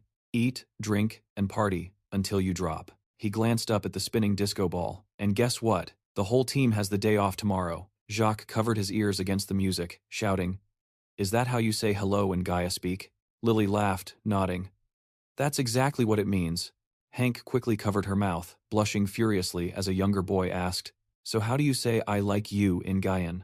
Rick suddenly turned, spotting a figure at the entrance. Well, look who it is. The guild leader himself finally decided to show up. Why don't you join us for a round? It's not every day you get to taste booze brewed in another dimension. As the wine flowed into the glasses, Rick asked the burning question. What was the verdict on Team 6? Bill replied instantly he had decided to take them back. The protagonist stared into his drink, a look of relief washing over him. That was excellent news. A shortage of manpower was the one thing he had genuinely feared. Bill pictured the squad sitting before him and admitted the truth. He had been genuinely crushed when he first learned that all 16 members were walking out on the guild. Then, when the request came in that they wanted to return, panic set in. He was terrified that a betrayal like that could happen all over again. Rick frowned, pointing out that the leader now understood the stakes rival guilds would be watching their every move like hawks. Bill nodded solemnly, grateful that Rick had cleaned up the mess. He swore that next time, he wouldn't be played for a fool so easily. The protagonist narrowed his eyes, calculating the odds. History had a way of repeating itself. While he was nearly untouchable, a little extra caution never killed anyone. His mind drifted to the image of the sleeping Lily. Because they had averted the original disaster, the future was now a blank map. Unknown threats could be lurking around any corner. A new calamity could strike at any moment, one that he had no knowledge of. Gripping his glass, Rick realized that to survive whatever was coming, he needed to fortify the entire guild, starting with his own team. A sly smile spread across the protagonist's face as he announced he had a request. He didn't just want a favor, he wanted a promotion. Bill paused with his glass halfway to his mouth, asking him to repeat that. Rick walked to the window, remarking that if he placed the nameplate there, the light would hit it perfectly. Chloe furrowed her brow, confused by the leader's behavior. Rick spun around, beaming, and explained he was simply scouting the best location for his new vice president nameplate. The girl pointed to an existing sign, incredulous. She asked why he needed a new one when his spot was right there. Who exactly was he trying to fool? The protagonist stepped closer to her, his expression serious. He told her flatly that he wasn't trying to deceive anyone. They had already discussed the terms, but she shot back that her father hadn't actually agreed to promote him yet. Bill reminisced, swirling his drink. He pointed out that Rick had joined their guild less than 6 months ago. He visualized the team in the car, noting that Rick had spent 3 of those months chilling in another dimension, only to return and immediately demand the vice president's seat. The protagonist dipped his head as Bill asked the hard question. What would the other executives think of such a rapid rise? Bill held his glass, listening as Rick argued that he just needed the opportunity to prove himself to make the other executives take him into account. Rick insisted that if he delivered undeniable results, the board would have no choice but to acknowledge his authority. Rick replayed the memory of Bill standing before him. The leader knew Rick never acted without reason, but he still needed time to chew on the proposal. Staring at the empty spot on the wall, the guy realized that the vice presidency was the key. With that influence, he could turn the guild into a powerhouse. He needed to be at the helm. Fortunately, there was still a buffer of time before the second catastrophe hit. The association of the awakened seemed quiet for now, implying no immediate plots. The promotion wasn't an emergency, but it was necessary. The most critical piece of the puzzle was securing support from the outside. Sunlight flooded the city streets as the emergency broadcast blared. New gates had opened. Residents of the 2nd, 3rd, and 4th districts were ordered to evacuate to shelters immediately. The team stood their ground on the pavement, staring down the swirling energy of the portal. One of the guys gaped at the massive cyclops wielding a club, noting it was the only monster to emerge. Rick stayed calm, identifying it as a one-eyed giant, the tankiest of its kind. He barked out orders, ignore the body and aim for the joints, as those were the only weak points they could penetrate. Rick eyes the squad. Everyone clear on the plan? Charlie doesn't wait for an answer, he charges straight in. The Cyclops heaves its massive club. Charlie catches the impact bare-handed, mana flaring around him like a shield. Archie scrambles behind the beast, burying his axe into its calf. Bad move. The Cyclops pivots, lashing out with a massive leg. Archie squeezes his eyes shut. This is it. He is dead. Rick yanks him out of the kill zone just in time. Wake up, idiot! He roars, glaring at the frozen rookie. If you can't land a hit, pull back and reset. Archie nods from his knees, shaken but listening. Got it. The monster looms over them, but Charlie steps in, mana surging. Hey, ugly, you forgot about me. Rick spins around. Charlie, keep the pressure on. Lily hovers behind him. What about me? Rick sighs. He is babysitting today. Just watch and learn. Lily looks away, biting her lip. I'm basically useless here, she mutters. But what if he gets hurt? Rick keeps his eyes on the battle. That is exactly why he needs to fight. To get stronger. Flashback to the hospital. Archie grins from the bed, looking surprisingly chipper. I actually made it back alive. He sits up, eager. I kept meditating like you showed me, Rick. Every single day. He scratches his cheek sheepishly. And I think I awakened last month. No cool skills or anything. Just stronger than the average guy. That's it. The protagonist scowled. He couldn't shake the feeling that this helplessness was penance for his past sins. Chloe had warned him, karma always circles back. Watching the boy smile, Rick felt a disconnect. It didn't add up. The kid meditated daily and consumed high-mana meals. Yet he hadn't awakened a single spark of ability. It was bizarre. It was a stroke of luck that Rick had decided to inspect the training personally. Rick locked eyes with him, his expression grim. He demanded to know the boy's path forward. Right now, raw willpower was the only currency that mattered. Archie clenched his fist, knuckles turning white. Funny thing is, he admitted, when you first dragged me here, I thought I was signing up for 3 years of torture. But then the memory hit him, a smiling girl on the street. The gratitude of strangers he had protected. He beamed, pride swelling in his chest. That feeling was addictive. That's why, he said, his smile widening. I'm not quitting. Not ever. Rick's lips curved upward. Good. Then starting tomorrow, we turn up the heat. Show me what you've really got. Asterisk. Wham! Asterisk. An axe goes spinning into the air. Archie hits the dirt, grimacing. I'm good, he shouts, shaking it off. No blood, just a bruise. He rolls away from the monster's crushing stomp, adrenaline spiking. He is not out of this fight yet. He swings his weapon with desperate force. Asterisk. Right arm is numb? Fine. I will use the left. Asterisk. Priority 1. Draw blood. Meanwhile, Rick stands by a tree trunk, a girl beside him, observing the chaos. Rick watches with a critical eye. Asterisk. Is he right-handed? Doesn't matter. Asterisk. The boy has learned to master his own center of gravity. Impressive. He is still green, miles away from a real fight, but the potential is there. Suddenly, a silhouette approaches. What is the show? She asks. Is this your idea of a hobby? She raises a hand, casually deflecting the tension. Rick counters. Why are you even here? She wasn't the type for monster hunting. Boredom, she quips. Figured I would skip class and see the sights. Her gaze drifts to the stone-skinned Cyclops. That kid, she muses. He has got a unique quirk, doesn't he? Rick nods. He knew. Rick visualizes the mana flow inside Archie. Most people with that kind of latent power live and die without ever realizing it. It is a 1 in a million anomaly. It is a wild card. The power is malleable, it all depends on how the user forces it to manifest. The fact that he looks completely average? That is just part of the camouflage. She leans in, eyes narrowing. Why play dumb, Rick? You know exactly what he is. A playful smile touches her lips. If you need a hand, just say the word. Could be fun. She closes her eyes, retracting the offer before it is even real. Rick looks toward the distant skyline. Lily wouldn't get it, he mutters. Even if I explained the whole thing. Suddenly, his eyes snap up. Pure shock. The street is flooding with a crimson aura. The atmosphere screams. High above, the sky is tearing open. Rick taps his earpiece, frowning at the report. Asterisk. Unknown origin. Hold position. Asterisk. Useful as always. Rick grips his sword hilt, mind racing. Red clouds. That is the second catastrophe. But the timeline is wrong. It is 6 months too early. Asterisk slice. Asterisk. Rick severs the Cyclops' arm in one clean motion. Charlie blinks, stunned. Training is over, Rick barks. He steps in front of Archie, shielding him. Fall back. Get patched up. Everyone else battle formation. Now. Rick takes center stage, voice booming. Playtime ends here. Gear up. We are going to work. The camera pans over the city rooftops. A system alert flashes. Asterisk, asterisk. Second disaster. The red fog. Asterisk, asterisk. It hangs heavy in the air, a suffocating blanket ready to descend. A civilian stands frozen, clutching his throat, because this isn't just smoke, it is poison.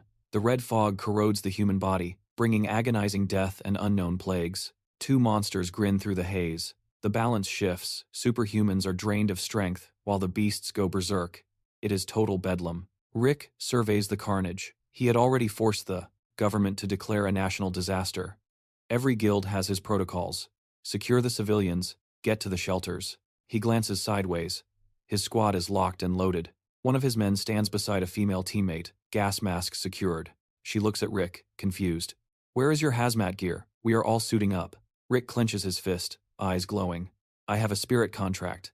I don't need a suit." She points at herself, half joking in the face of death. "Lucky. I want one of those." But the humor dies quickly. There is no time to relax. Rick stares into the crimson void. The timeline jump is bad news. It means new, undocumented horrors are about to spawn. The city is bathed in blood-red light as a monster, comparable to a living calamity manifests from the fog. And then, a massive stone sphere materializes. It begins to roll, a juggernaut of destruction, crushing buildings like cardboard. Nothing stops it. As it grows, it absorbs the crushed remains of every creature in its path. Back in the present, the team speeds down the highway. They are staring up at a nightmare standing 100 meters tall. If it hits 300 meters, it will start eating people like popcorn. Rick turns to the masked tank. "Can you stop that thing?" The masked figure nods, resolving to break his own body, if that is what it takes. "I'll do it." He launches himself at the Colossus. He plants his feet directly in the path of the rolling mountain. Digging his heels into the earth, he catches the massive stone limb. Rick bows his head. "Just hold on a little longer." Rick places a hand on the tank's back, channeling raw energy. The tank's expression tightens as power floods him. With a primal scream, the tank pushes up, actually lifting the titanic boulder over his head. Rick glances at Lily. "Move. Now." They sidestep the looming mass. Rick draws his gun, aiming for a specific fissure. "Target my shots." Bullets slam into the rock surface. Asterisk. The core is hiding inside that shell. Asterisk, Rick thinks. Asterisk. If this goes south, we blow the rock and bail. Asterisk. The stone surface fractures. That is their ticket in. Rick blasts the opening wider, sending debris flying, but the boulder is already shifting, the outer layer regenerating fast. "Jump." Rick grabs Lily and dives straight into the closing rift. They land inside the hollow cavity. Rick worries about the tank outside. How long can he hold that weight? Lily scans the surroundings. This place. Oh. Space is distorted here. It's pure magic. Ahead lies the core, a pulsating black crystal guarded by a manifestation. A raid this size usually takes an army, but if you want the legendary loot all for yourself, you have to take the risk. A system window pops up. This is the Sisyphean stone, the primal source capable of creating the world's strongest minerals. A material that can grow, build, and shapeshift at will. Years ago, a Korean guild sacrificed hundreds of innocents trying to capture it, only for the stone to self-destruct and vanish. Rick stares at the prize. Now it has resurfaced here. Using the old data, Rick tracked it down. He is not letting it slip away this time. Suddenly, the chamber rocks with a massive explosion. "Ugh, this is disgusting," Lily screams.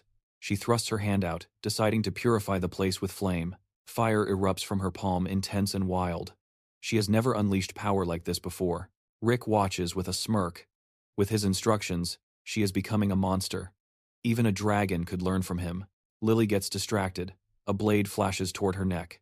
Rick steps in instantly, unleashing a flurry of sword strikes. He lands gracefully, enemy neutralized. "Why are you holding back?" he asks. Lily looks down, guilty. Ahead of them looms a gigantic stone door. Rick frowns. The energy radiating from behind it is overwhelming, far deadlier than he calculated. He glances sideways, feeling the fatigue set in. He waves his hand, testing the air. Wait. He spots a strange, bright energy gathering around Lily. She spreads her arms wide, announcing that this is no ordinary survey, it is an inspection of a living, moving cavern. Glancing to the side, she notes that the moment he stepped inside, the hidden secrets powering this stone behemoth began to stir. She admits it would be a hell of a lot easier if he were in his true physical form, but they don't have that luxury. They will have to do this the hard way. Gripping her weapon, the girl's eyes gleam with intellectual greed. She is dying to know how to engineer such a colossus and bring it to heel. Rick tightens his grip on his sword, deciding he will handle the massive boulder while she secures the black core. She draws her bowstring taut. Rick strikes. The fog and dust scatter instantly, causing the massive monstrosity to flinch. He stands his ground, blade at the ready. The protagonist charges straight into the fray, swinging his weapon with lethal intent. He delivers a crushing blow, but the beast intercepts the attack with a deafening block. Rick clenches his fist, channeling raw power. This isn't like the last demon he folded like paper. This one has teeth. A brilliant azure aura erupts around him. Boom! An explosion rocks the cavern. Rick shields his face, breathless. He took a nasty hit, but a frontal assault was the only play. Peering through the smoke, he realizes the enemy is just as battered as he is. The behemoth stands its ground, weapon in hand, opening its maw to let out a bone-chilling roar. The protagonist froze, eyes locked forward. He'd made a fatal mistake underestimating this opponent. No one had ever survived his frontal assault before, yet this beast had already shrugged off 2 direct hits. Taking him down was proving to be a nightmare. He gritted his teeth, the reality of the situation sinking in. This enemy was far stronger than he'd anticipated. The creature loomed over him, weapon gripped tight, radiating pure menace. Rick barely dodged a searing blast of fire. From the backline, the girl loosed an arrow, her voice cutting through the chaos. "You should have been ready for that." Rick downed a potion in one gulp. She was right. As the monster weaved through another barrage, Rick's mind raced, searching for a way to end this. Sure, he'd leveled up since their last fight, constantly grinding his proficiency in marine martial arts. The enemy lunged with a vicious slash. Rick moved, but it wasn't enough. Not to stop this walking disaster. He needed to analyze its patterns, find a weakness, and fast. Rick leveled his weapon. This was their last shot. He fired point blank into the monster's shoulder, signaling the start of their total offensive. The monster roared, its defense crumbling as it screamed in agony. Rick paused, stunned by the creature's resilience. The girl looked up, realizing the truth. "They're evolving. Stay on guard, it's getting stronger." The protagonist charged, sword swinging wildly. If they couldn't kill it, maybe they could curse it, weaken the demon with magic? But as he closed the distance, dread washed over him. It didn't matter. Demons were resistant to curses. They had to physically hamper its movements. Suddenly, the air crackled with energy. Dozens of fire spheres manifested around the enemy. Asterisk. Boom. Asterisk. A massive explosion rocked the arena. The girl stood amidst the smoke, flames dancing in her palms. She stared ahead, the battlefield consumed by her inferno. Rick glanced at his partner. He had to buy her time. He had to move. He sprinted forward, shouting over the roar of the flames, "Don't let it get close to you." Rick locked onto the target. He had to handle this demon himself. He planted his feet, sword raised, standing between the beast and his ally. The monster swung its massive weapon. Rick narrowed his eyes. He needed absolute concentration. He parried the strike perfectly. One mistake, one direct hit, and he was dead. He blocked again, deflecting every lethal blow. He held the line. The enemy attacked again, blade whistling through the air. Rick slashed back, and then, his mind went blank. This sensation. It was strange, yet incredibly familiar. His sword wasn't just hitting steel. It felt like it was striking the flow itself. They traded blows, but Rick saw everything. Every twitch, every movement. It was as if time had frozen. The girl smirked. "Got him. He's weakened." A fire arrow slammed into the monster. Rick didn't flinch. He tightened his grip on the hilt. He squeezed, and his weapon erupted with a blue aura. He channeled it all. Marine martial arts, first stage, cutting wave. He swung. A clean, devastating slash. The monster's head spun into the air, severed in an instant. He hadn't imagined it. That flow was real. This battle had pushed his sword skills to a new peak. He was ready to attempt the second stage of marine martial arts. "It's over," the girl called out, her voice breaking the silence. His partner ran up to the corpse. They realized the grim reality. This was the price of power. Rapid growth like that. It must have been agonizing for the body. She crouched beside the remains, inspecting a strange black stone. This was no ordinary monster. This was a real demon. Rick stared, the revelation shocking him. The girl sat there, clutching the dark relic. She smiled grimly. "This stone. There's a creature inside. It was controlling the demon the whole time. That explains why it was so easy to weaken with magic," she mused. She turned her head. "Rick, I need the stone attached to its chest." She spread her hands. There's a high probability it was forced to control this demon. It was fighting against its will. Rick looked at her, confused. "Did you forget?" she asked. "I can use translation magic to contact it. I can access technology from another world. Even with just one black stone, the progress we could make, it's significant. And if I'm wrong, well, then we've just got more problems." She glanced aside. "Wait, we can't miss this chance. Learning about extraterrestrial life forms? This is huge." Green symbols flooded the air as she began her analysis. She closed her eyes, gritting her teeth. "I just need the stone from its chest. Help me pull it out. It'll take time, but we can do it." Rick stepped forward. He sheathed his sword, then grabbed the stone, straining with the effort. With a wet thud, the stone fell to the ground. But something was coming. A massive force was tearing through the landscape, demolishing everything in its path.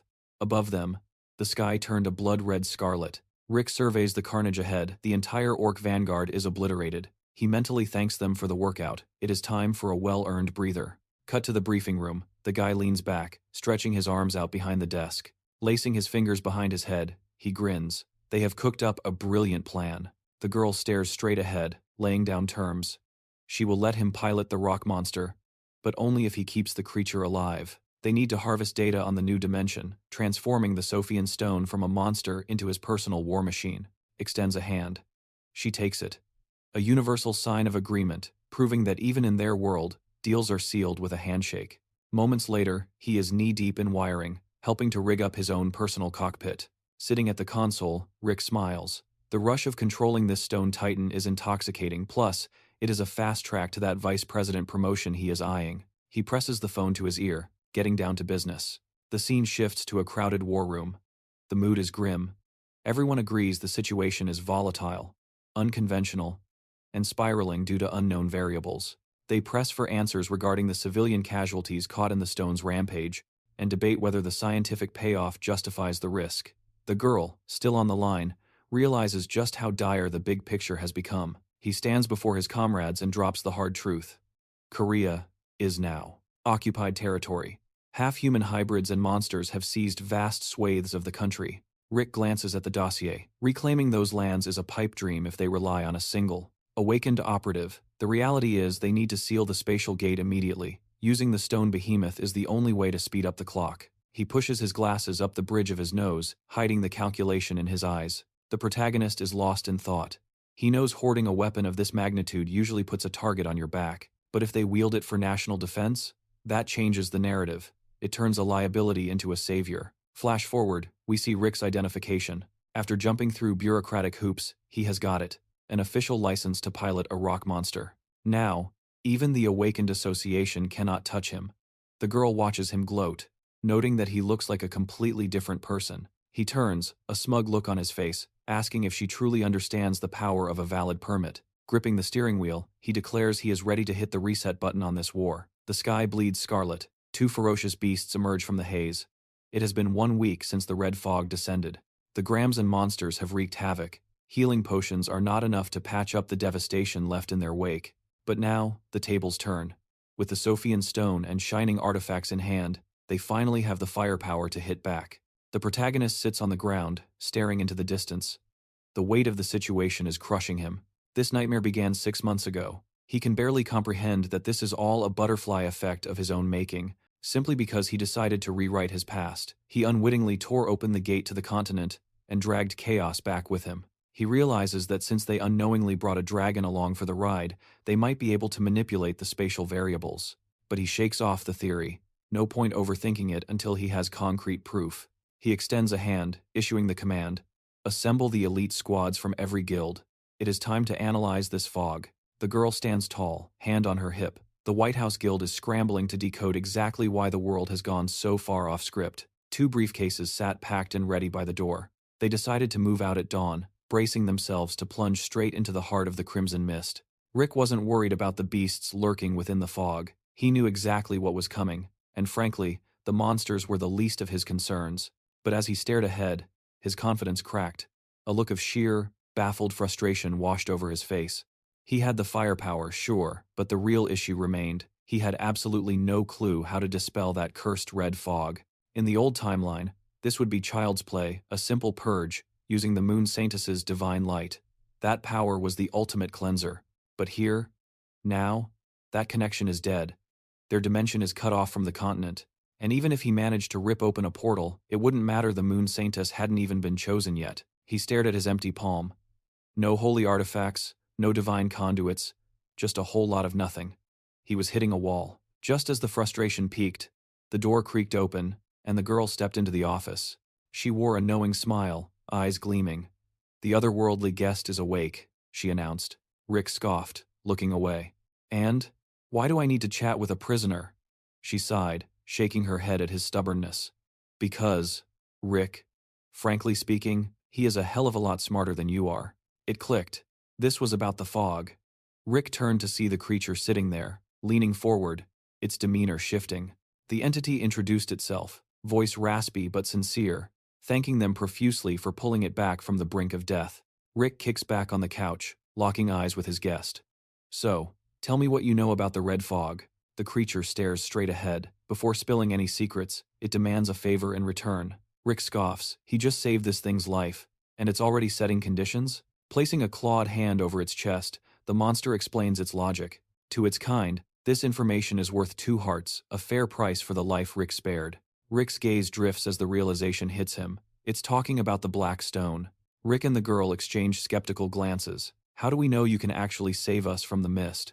After their last encounter, they're wary of another trap. Rick glances at his partner. Relax, he says. You're overthinking it. No one's getting tricked today. The monster counters smoothly, arguing that since they formed a mutually beneficial partnership, it shouldn't be called cheating, it was just strategic intent. Rick looks to the side, the pieces finally clicking into place. You created the fog, he realizes. The creature raises a hand, and crimson mist swirls into existence, confirming Rick's suspicion. Rick cracks his knuckles, a dangerous glint in his eye. Maybe I should even the score first. The monster looks up in surprise, but it's too late. Rick's fist connects, sending the creature reeling. Rick hauls the monster up by its collar. Do you have any idea how many innocent people are dying in that fog? He grits his teeth, memories flashing back, corpses littering the streets, uncollected and rotting because the mist made recovery impossible. It makes his blood boil. The monster cowers, nursing its bruised face. Rick clenches his fist, demanding answers. Explain. Now.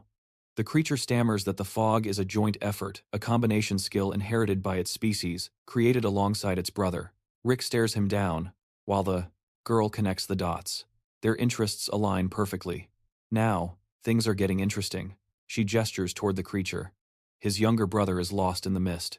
He wants us to rescue him, and in exchange, they'll clear the fog for good. Rick turns away, lost in thought. He finally knows the source. The plan is set. Tomorrow, they enter the red fog, and this monster is coming with them as a guide. Cut to the next day. A white-haired man surveys the scene at the Disaster Control main office, where a massive fleet is prepping for deployment. Rick stands with his team, addressing the crowd. First off, I want to thank every awakened who showed up today.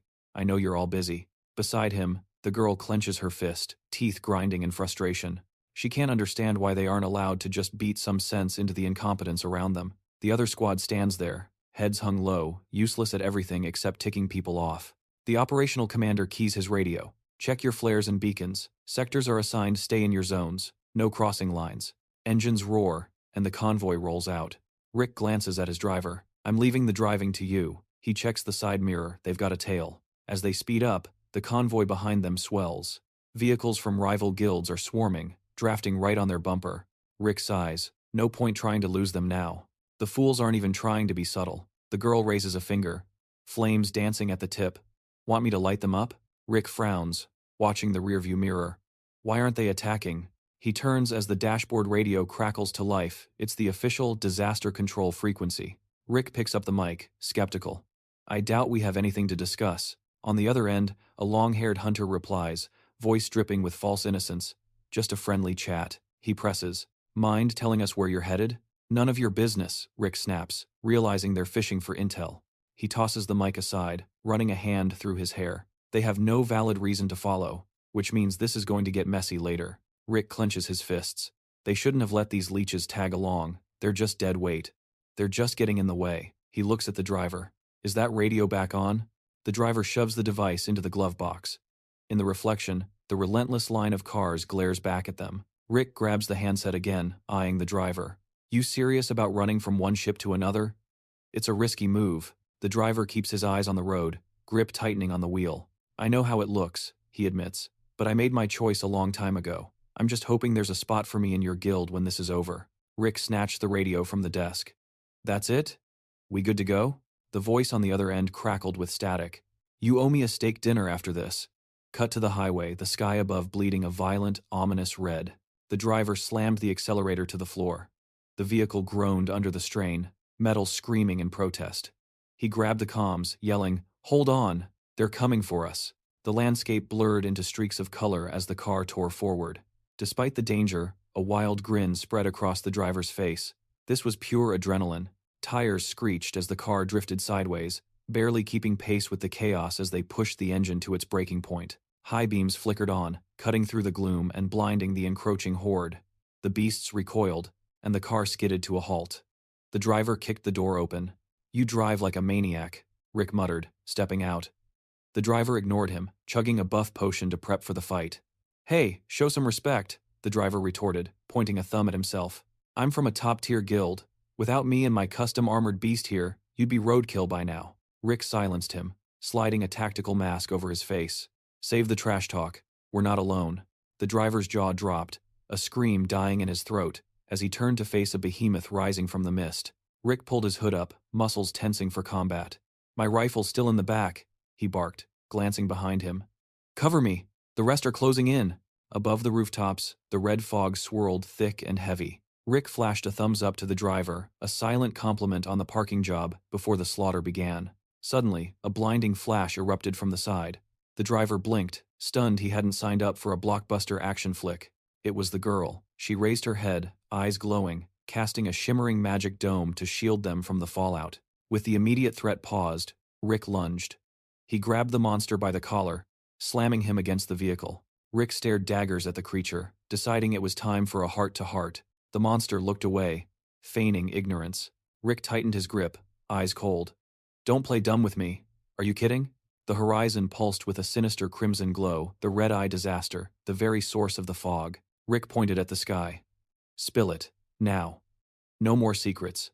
Defeated, the monster hung his head. "Fine. I will tell you everything."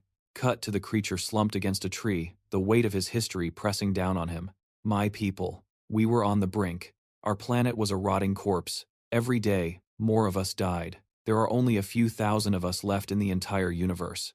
Images of shimmering blue spheres flashed in his memory. "My brother and I, we became voyagers. We leaped through dimensions, wandering the void together." The monster recalled holding his brother's hand, walking through endless portals, searching for a single safe harbor. His voice cracked. "Then, times at times found us. That same parasitic demon, a twisted, smiling face haunted his memories. It hijacked my brother's body. It crushed his will." He recalled reaching out, their hands slipping apart. "We were hunted. We barely escaped to Earth, crashing through the dimensional border. But, in the chaos of the attack, we were separated. And the demon took full control." Rick looked up at the swirling red vortex in the sky, the giant eye. "So, what is the fog for?" The creature wouldn't meet his gaze. "It is terraforming. The fog changes Earth's atmosphere to match our homeworld." Rick's expression darkened. "So you are killing us to save yourselves? Willing to wipe out humanity just to survive?" The girl kept her magic at the ready, sensing the tension. The monster whispered a broken apology. The creature clenched his fist, trembling. "We mutated our own bodies, just to endure the void. Without this fog, my species dies." He bowed low before Rick. Desperate. "Please understand. This is the most habitable planet I have ever seen." Rick exhales, the crushing weight of reality settling in. It's not just his life on the line anymore, the survival of his entire species hangs by a thread. Slowly, ominously, the beast rears its massive head. As the creature stares forward, the pieces click for Rick. If they can detoxify this fog, the entire game changes. But they have to purge this crimson nightmare first. Then, the unthinkable happens. The monster speaks. It offers them territory, a sanctuary for their kin. But there's a catch. The rent exemption only lasts 1 year. The white-haired companion presses a trembling hand to his face, breaking down in tears. The relief is overwhelming. They finally have a place to call home, a place to be a family. Rick gapes at his squad, completely exasperated. He looks around seriously. This isn't a daytime soap opera. He snaps out of it. He needs to get airborne, fast. Suddenly, massive red tentacles erupt from the mist, thrashing violently against the sky. Rick holds the line, shielding his comrades beneath a shimmering green barrier as he stares down the Titan. "Fall back," he roars, brow furrowed. But he's too slow. A devastating blow sends him hurtling backward. He recovers mid-air, glaring ahead. What were you thinking? He was sure the barrier would keep the beasts at bay. But the girl shoots back a cold correction. She said times most times wouldn't approach. She never promised times total, times safety. Rick glances away as the horrifying truth hits him. This beast isn't acting on instinct. A parasitic demon has taken the wheel. "Wait, didn't I kill that guy last time?" he asks, confused. But the answer is grim. This is a different one. It seems these parasites followed them through the dimensional rift all the way back to Earth. The hero spins around, glaring at his companion. "Did you drag these things here with us?" The guy just offers a sheepish look. Come on, just forgive me this once? Not a chance, he snaps. But before he can argue, the protagonist's eyes widen in surprise as a shadow looms over them. Asterisk, slash, asterisk. He abruptly severs the monster's incoming tentacles. Rick frowns, realizing the danger level has just spiked. They need to evacuate this area immediately. A massive beast emerges from the chaos. It's a tentaculum, one of the low-tier trash mobs spawned from the red fog, but dangerous nonetheless. The nasty part? It regenerates limbs instantly until you shatter its core. Dealing with this thing is going to be a total headache. Beside him, the girl is fuming not about the monster, but her lunch. My sandwiches! I only got to eat 3, she screams, ready to torch the creature to ashes. The car accelerates, engines roaring. Don't, the hero shouts, cutting her off. If you burn it, it releases a toxic gas. You'll kill us all. Hang grips the steering wheel, panic rising in his voice. Then what the hell do we do? It's still gaining on us? Keeping his cool, the protagonist checks their route. The Yanghua Bridge is collapsed. Head for Sunsan Bridge instead. The driver groans, realizing he's stuck in this nightmare ride whether he likes it or not. A confident grin spreads across the hero's face. Don't worry, I've got a plan. Ignore the monsters, he commands. Just floor it. As the city skyline opens up ahead, the driver nods, deciding to trust him, and stomp on the gas. But looking straight ahead, the man hesitates. We can't drive through that. We'll wreck the suspension before we even get across. Don't slow down, the protagonist barks. More speed. I'm opening the roof hatch. Put on your gas masks, he orders. Charlie nods, signaling she's got his back, while the other guy flashes an approving smile. Rick grins wildly. Let the show begin. He launches himself out of the moving car, rushing straight toward the behemoth. A blinding glow erupts,